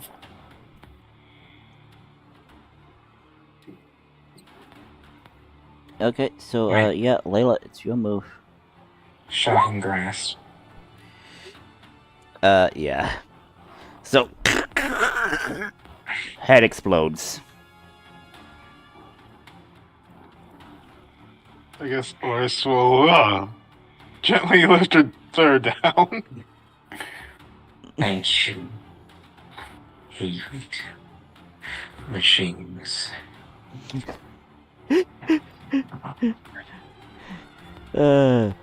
I fucking hate machines. That's gonna be a famous one-liner. I just know it. End of turn. Alright. It's robots.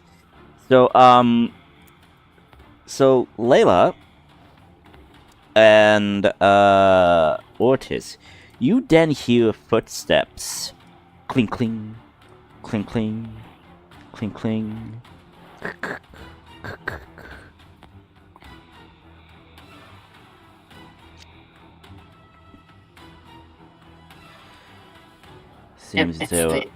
Seems there are more.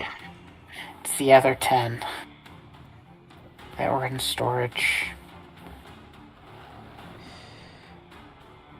All that tells me is there's going to be a shatter. So these guys started moving. So yeah, now at these guys' turn. So you kill one, but the other guy is going to attack. And since Adrian is prone at this point, Why would he be prone? Grapple doesn't automatically Oh! pull you prone. no, okay, sorry.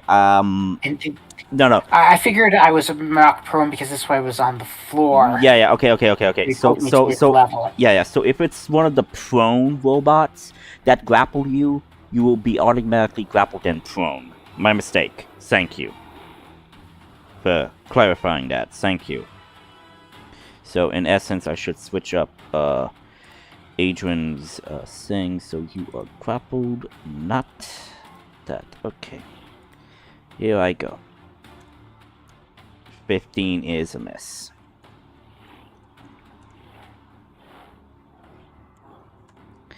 Come on. Come on. Natural 20. 22. Yeah, 22 hits. Yes. Finally, I get to inflict damage on you. 7. Only because I choose to. 7 bludgeoning 7. damage.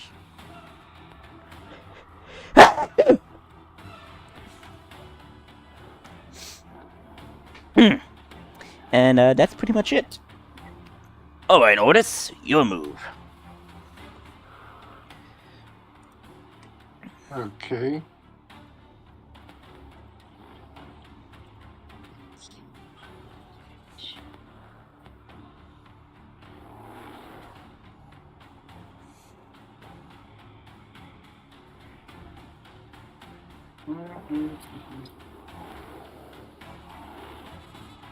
We'll create echo right here and just move it right here and attack the first one. Okay.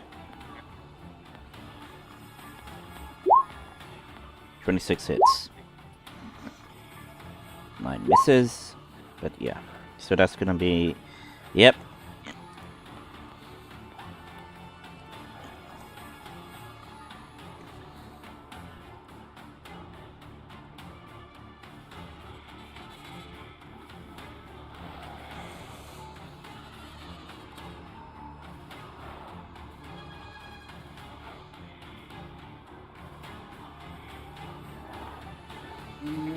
So next is Dale. Okay.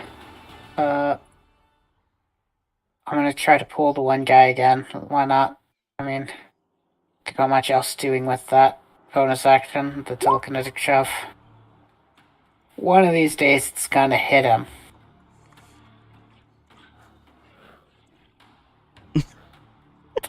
But not today.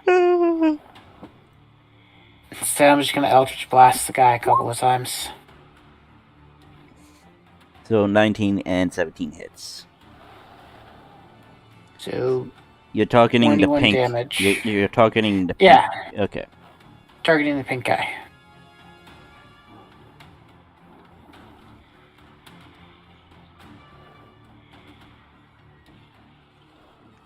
So yeah, that's the end of your turn, I believe. Yep. Alright. Alright, Adrian, your move. Okay. He will cast a spell. What spell? I'm still deciding.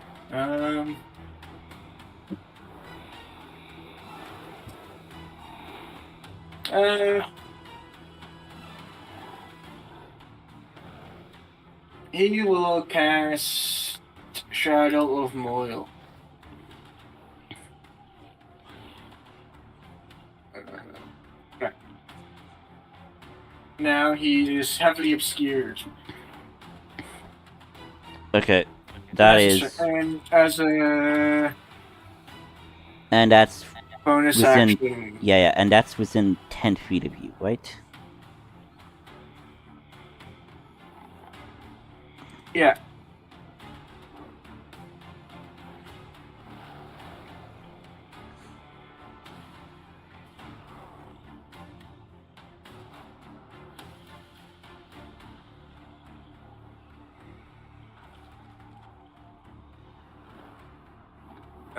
And as a bonus action, he will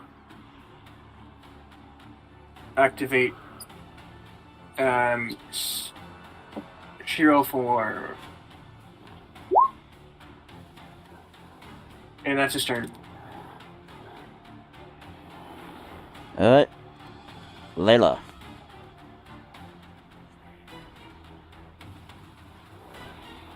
I can't see them there. Do I know that they're living things inside machines, or was that just Nail? Can ask. You... I think...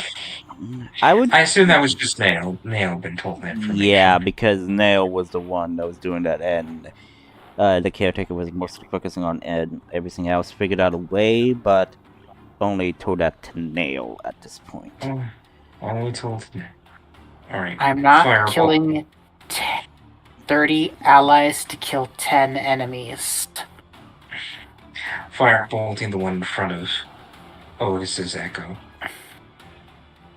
That hits. End of turn. Yeah, and that actually does kill it, actually. And now it's these guys' turn. So, first I'm gonna have the guy attack Adrian. They have disadvantage. Yeah. Actually, wait! No, you actually had a choice. So, yeah. I would have... Right, disadvantage, right, thank you.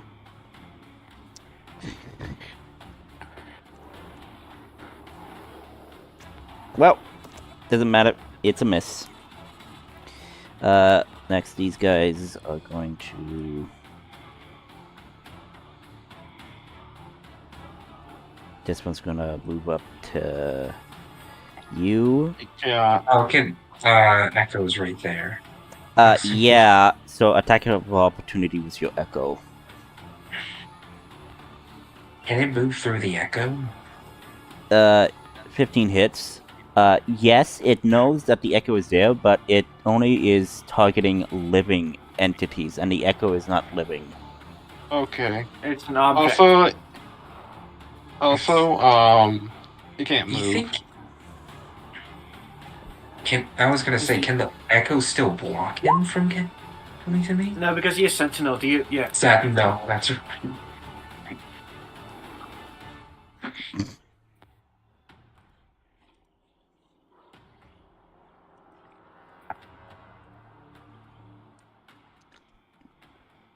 Going to attack your echo. 13, does that hit? Nope. Okay, it's going to attack again. 19 hits. Yep, it pops it. Okay. And it's going to move there.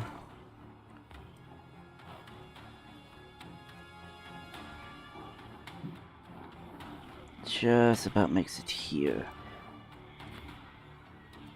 Moving through another creature is double movement. Actually, it does use its action to dash, because it has its bonus action that allows it to try to grapple. So it's going to risk it. Okay. 16. You are Nine. grappled. And since the thing that grappled you is the one that is prone, you are automatically prone.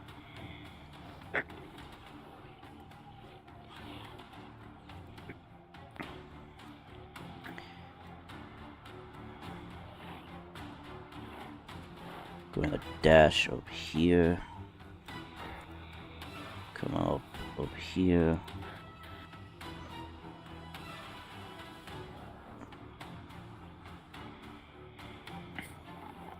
And that's gonna be their turn. Ortis.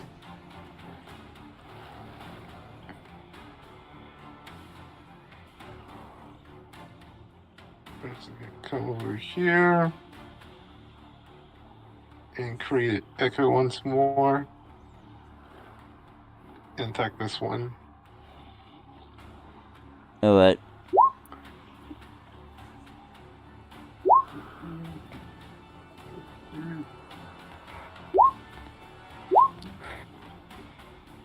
So you're attacking which one? The one over here?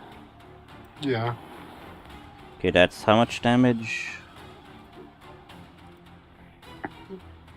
Ah. Well, it's dead.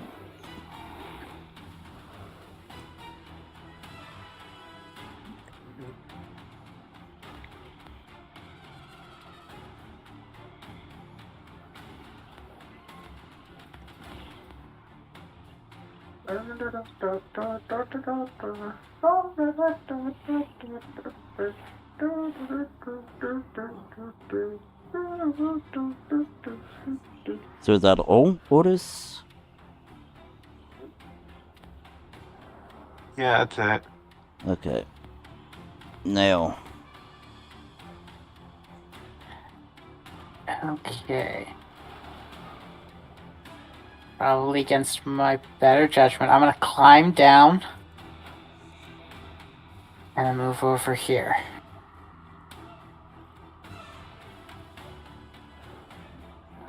Okay. And I'm gonna cast...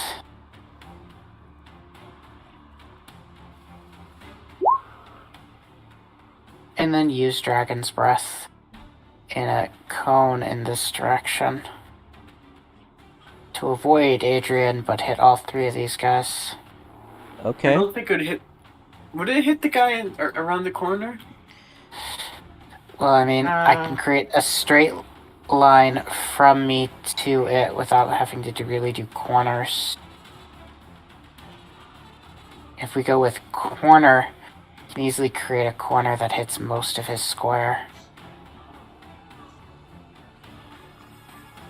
And since saves ignored cover, he would have cover from me for most abilities. But saves ignore cover. I wouldn't be able to probably hit the one over here. In this square, even though it would reach. Well, actually, it wouldn't. What kind of helmet are you using? Thunder. Guess The guy further down would have been safe, but he's not.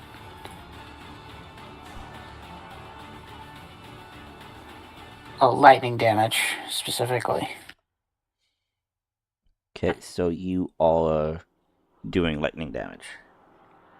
Yep. Okay, so everyone needs to make a dexterity save. 11 on a fail, 5 on a succeed.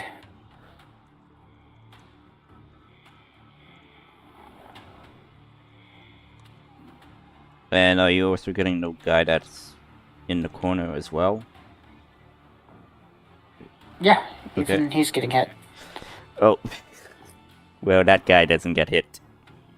Well, he takes 5. This is a level spell. And since this That is means- lightning damage, it does do double damage. Huh.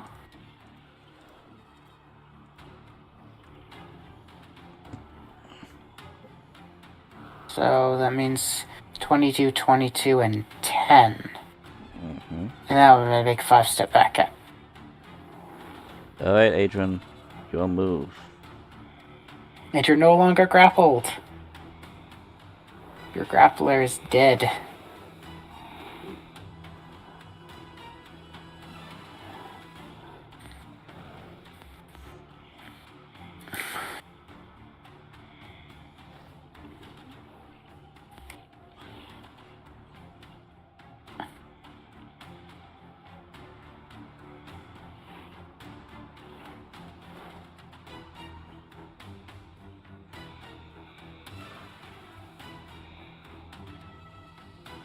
Adrian?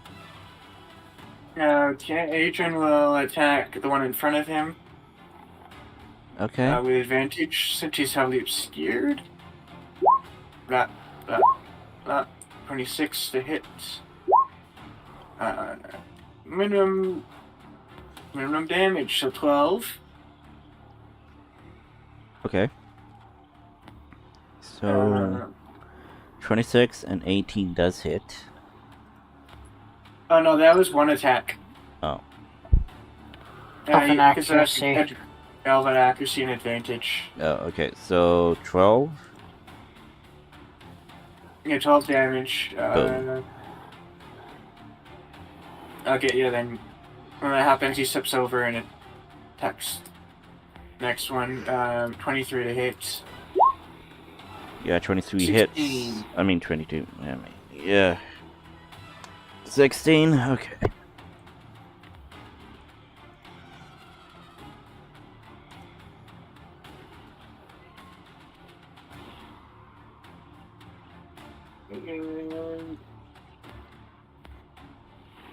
Any bonus action spells do I want to use? No, not really. That's his turn. Oh wait, I forgot. He has a D6 too as well, because of Shiro form. Mm-hmm. So roll d6. 2.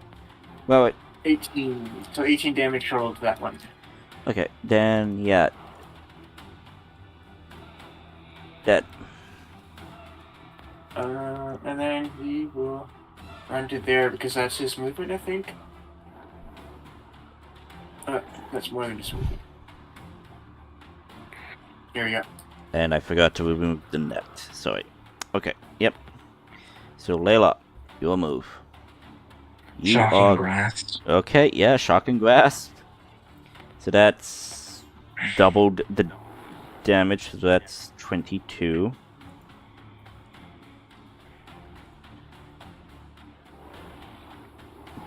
Dead. Layla, you should probably move behind Ordis. I know.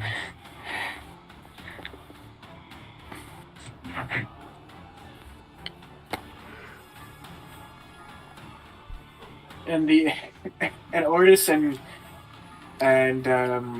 Leela just see like a flaming shadow thing coming down the hallway, basically.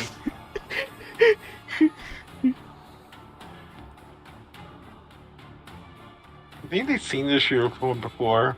Yeah, you've seen it before, but it still looks pretty scary. Because it's in like a dark hallway.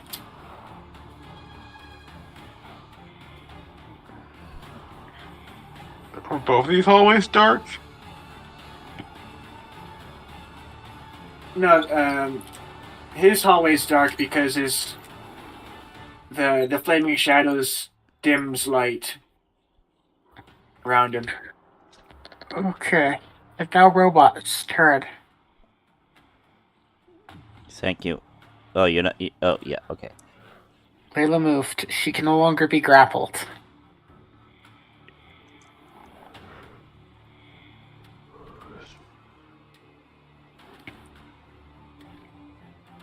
They're gonna make a break for it.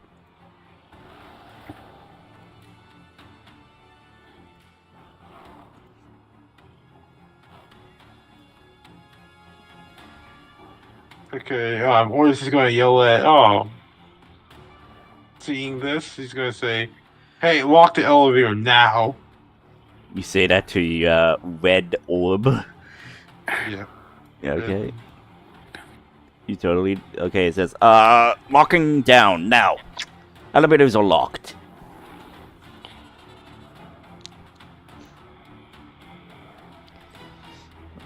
Now that's unusual behavior. I don't know what they're doing, but seeing they tried murking us. Okay, and. I don't think their intentions are good. Okay, Ordis, your move.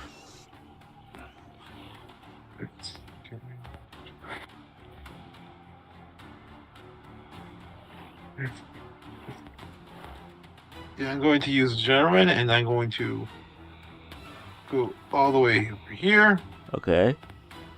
and he's going to attack. Okay. That's a miss. That's a miss.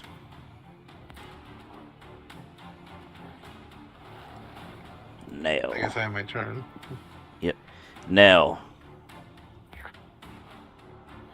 All the machines are dead.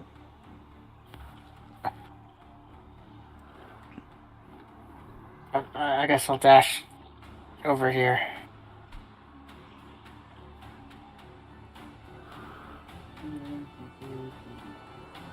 And that's It? really all I can do. Okay. My action is to dash. Okay. Adrian, your move. My turn again. Actually, wait. Before I did that, I will pull Adrian to here. Can I you? might as well use my bonus action for something. Okay. Okay, so yeah. So Adrian, you feel someone tugging on you, pulling you. Do you allow that? One step Yep. back. Okay. It's only a 5 feet. You can only go there.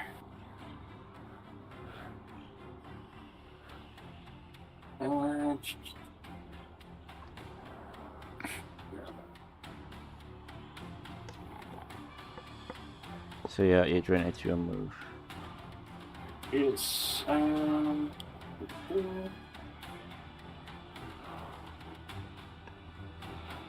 okay, he'll go to here. And then bonus action, Misty Step. Here. Or yeah, here. And attack this guy twice. Okay.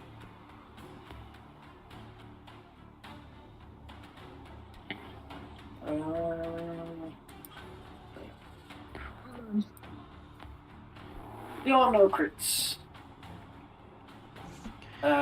14 damage. Okay. And a d6. 15 damage. Okay. And then one more. 22. Yep.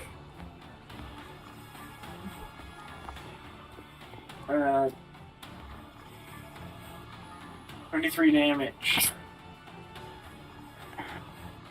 So, Adrian, as you kill this machine, you stab it through the chest, and it sparks.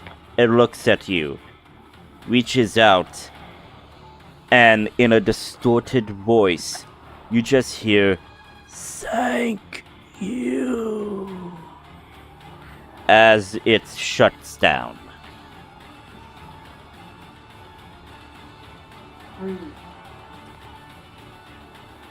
Weird.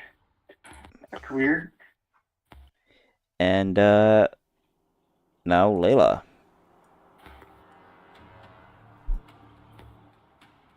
Ash up here. End of turn.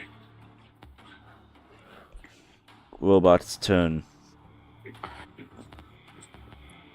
They're gonna make their way to the elevators, and they are going to try to pry it open and basically see if they can climb up the shaft.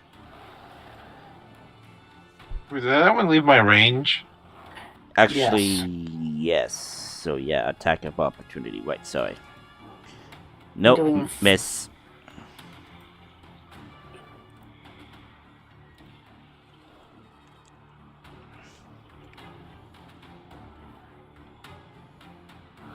Okay. Okay, they managed to pry it open. However, the elevator is above them, so they can't escape above. So they can only go down. So they look back at you all, and they grasp hands, and they jump. Hang on. You there? Okay, good. Yeah. Okay. And they jump. And, yeah. That's gonna be the end of combat. Do you hear them clanking down as they fall apart, or do they survive the fall? You just hear... Actually, since you're over there, you don't hear anything. They just jump, and... I guess you do hear a clank sound as they hit something, but you don't know more than that.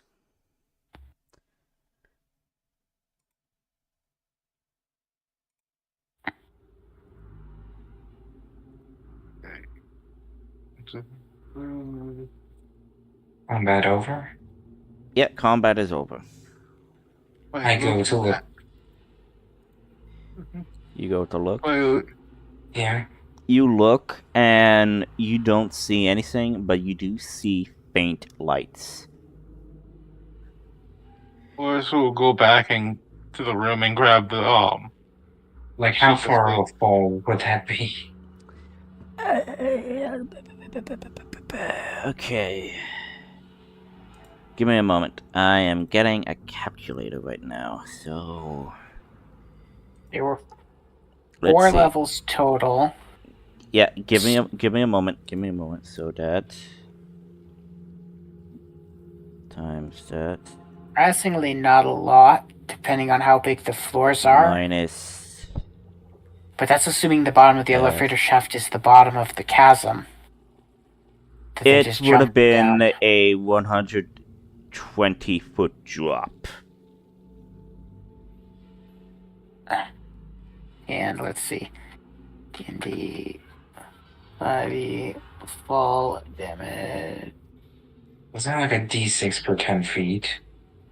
Yeah, after falling the first 10 feet, a character has a chance to receive 1d6 of fall damage. Every additional 10 feet adds another d6. So they had 11 d6 because they didn't hit maximum. So they received 11 d6 of bludgeoning damage. Mm-hmm. Just to see what that would be, right? Like 45. Yeah, no It's way possible. they might not survive. You don't know. They definitely won't survive, in fact. Mm-hmm. So, yeah. What do you guys do? So, Ortis, you get your Sheikah plate, yep. Ortis just sits down. It's like, I'm going to need a break. Everyone, lunch break? And you just hear the elevator chime, and like, ding! And then you have your automatons, your guardians. And they just look at you battle haggard and they inquire what has happened.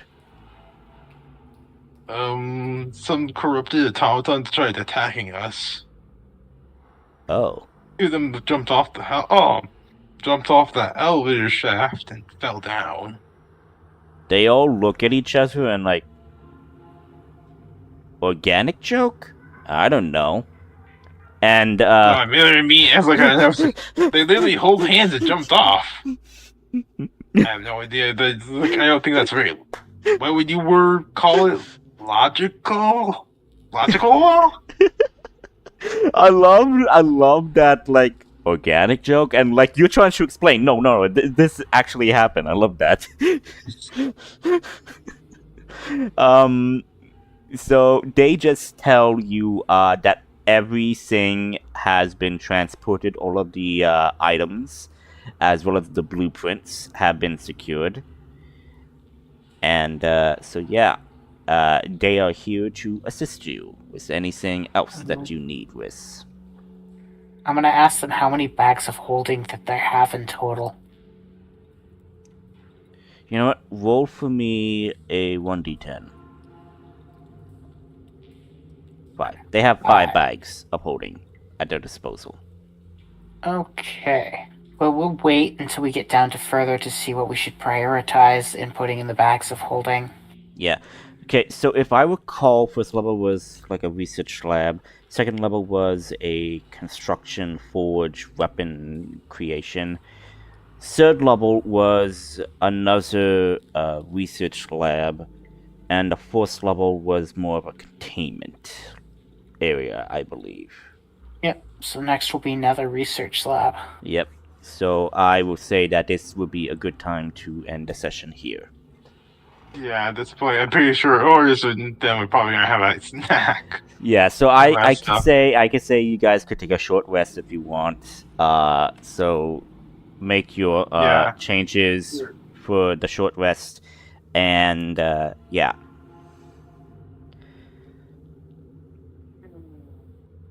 Assume.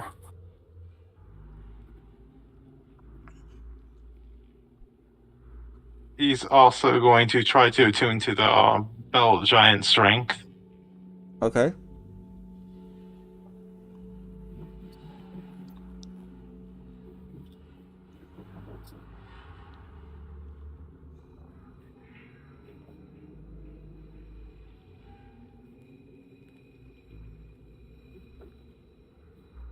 Using all your hit dice there, Layla.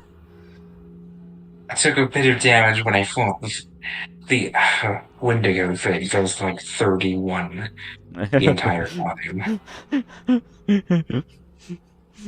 Yeah, I have fun tormenting you all because now you have to be cautious about your surroundings. Yay! I'll just use 3 dice.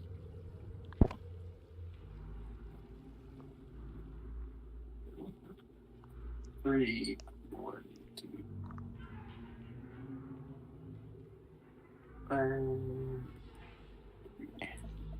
3, 14, 18. Okay. You guys all finish up with I'm your gonna short accept. rest.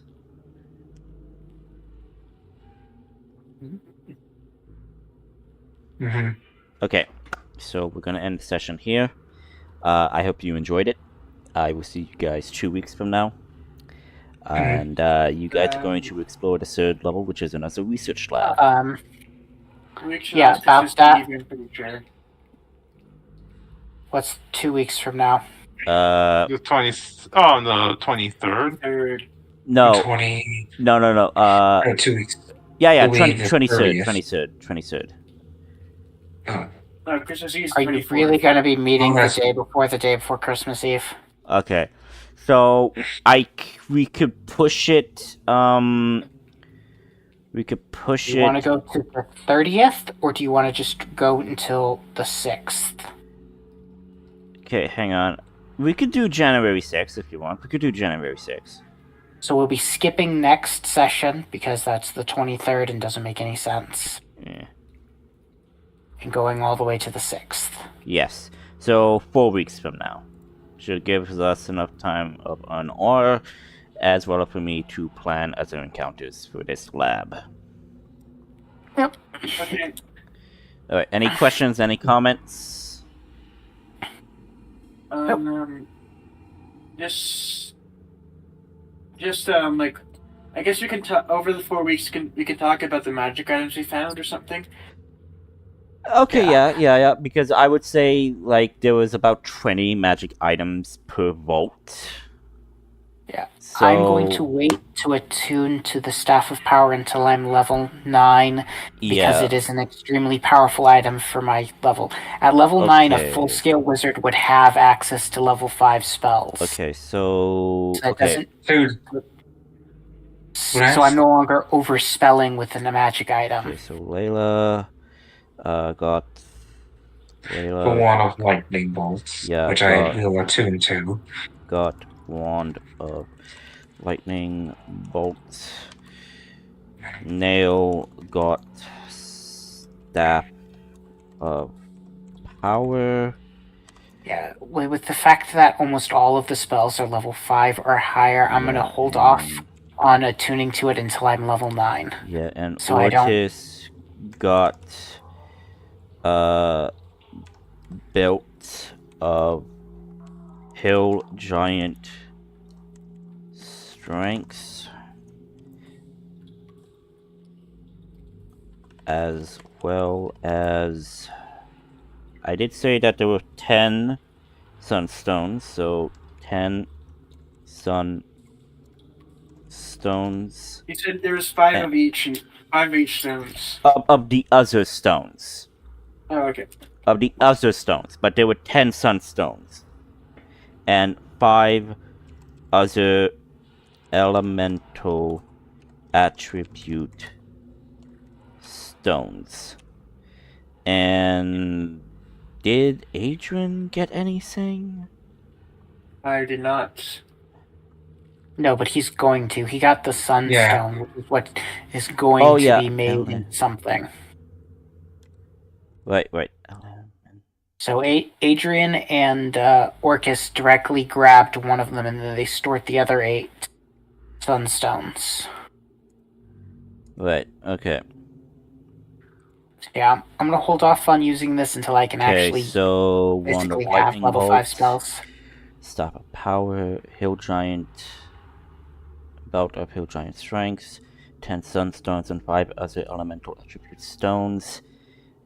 And since the automatons also have Bag of Holding, so 5 Bag of Holding. Or it's also grab the Bag of Holding as well. Right. So basically, there were 6 bags of holding here. We're basically going to be using most of them to bring stuff back. Bring stuff back up and all of that.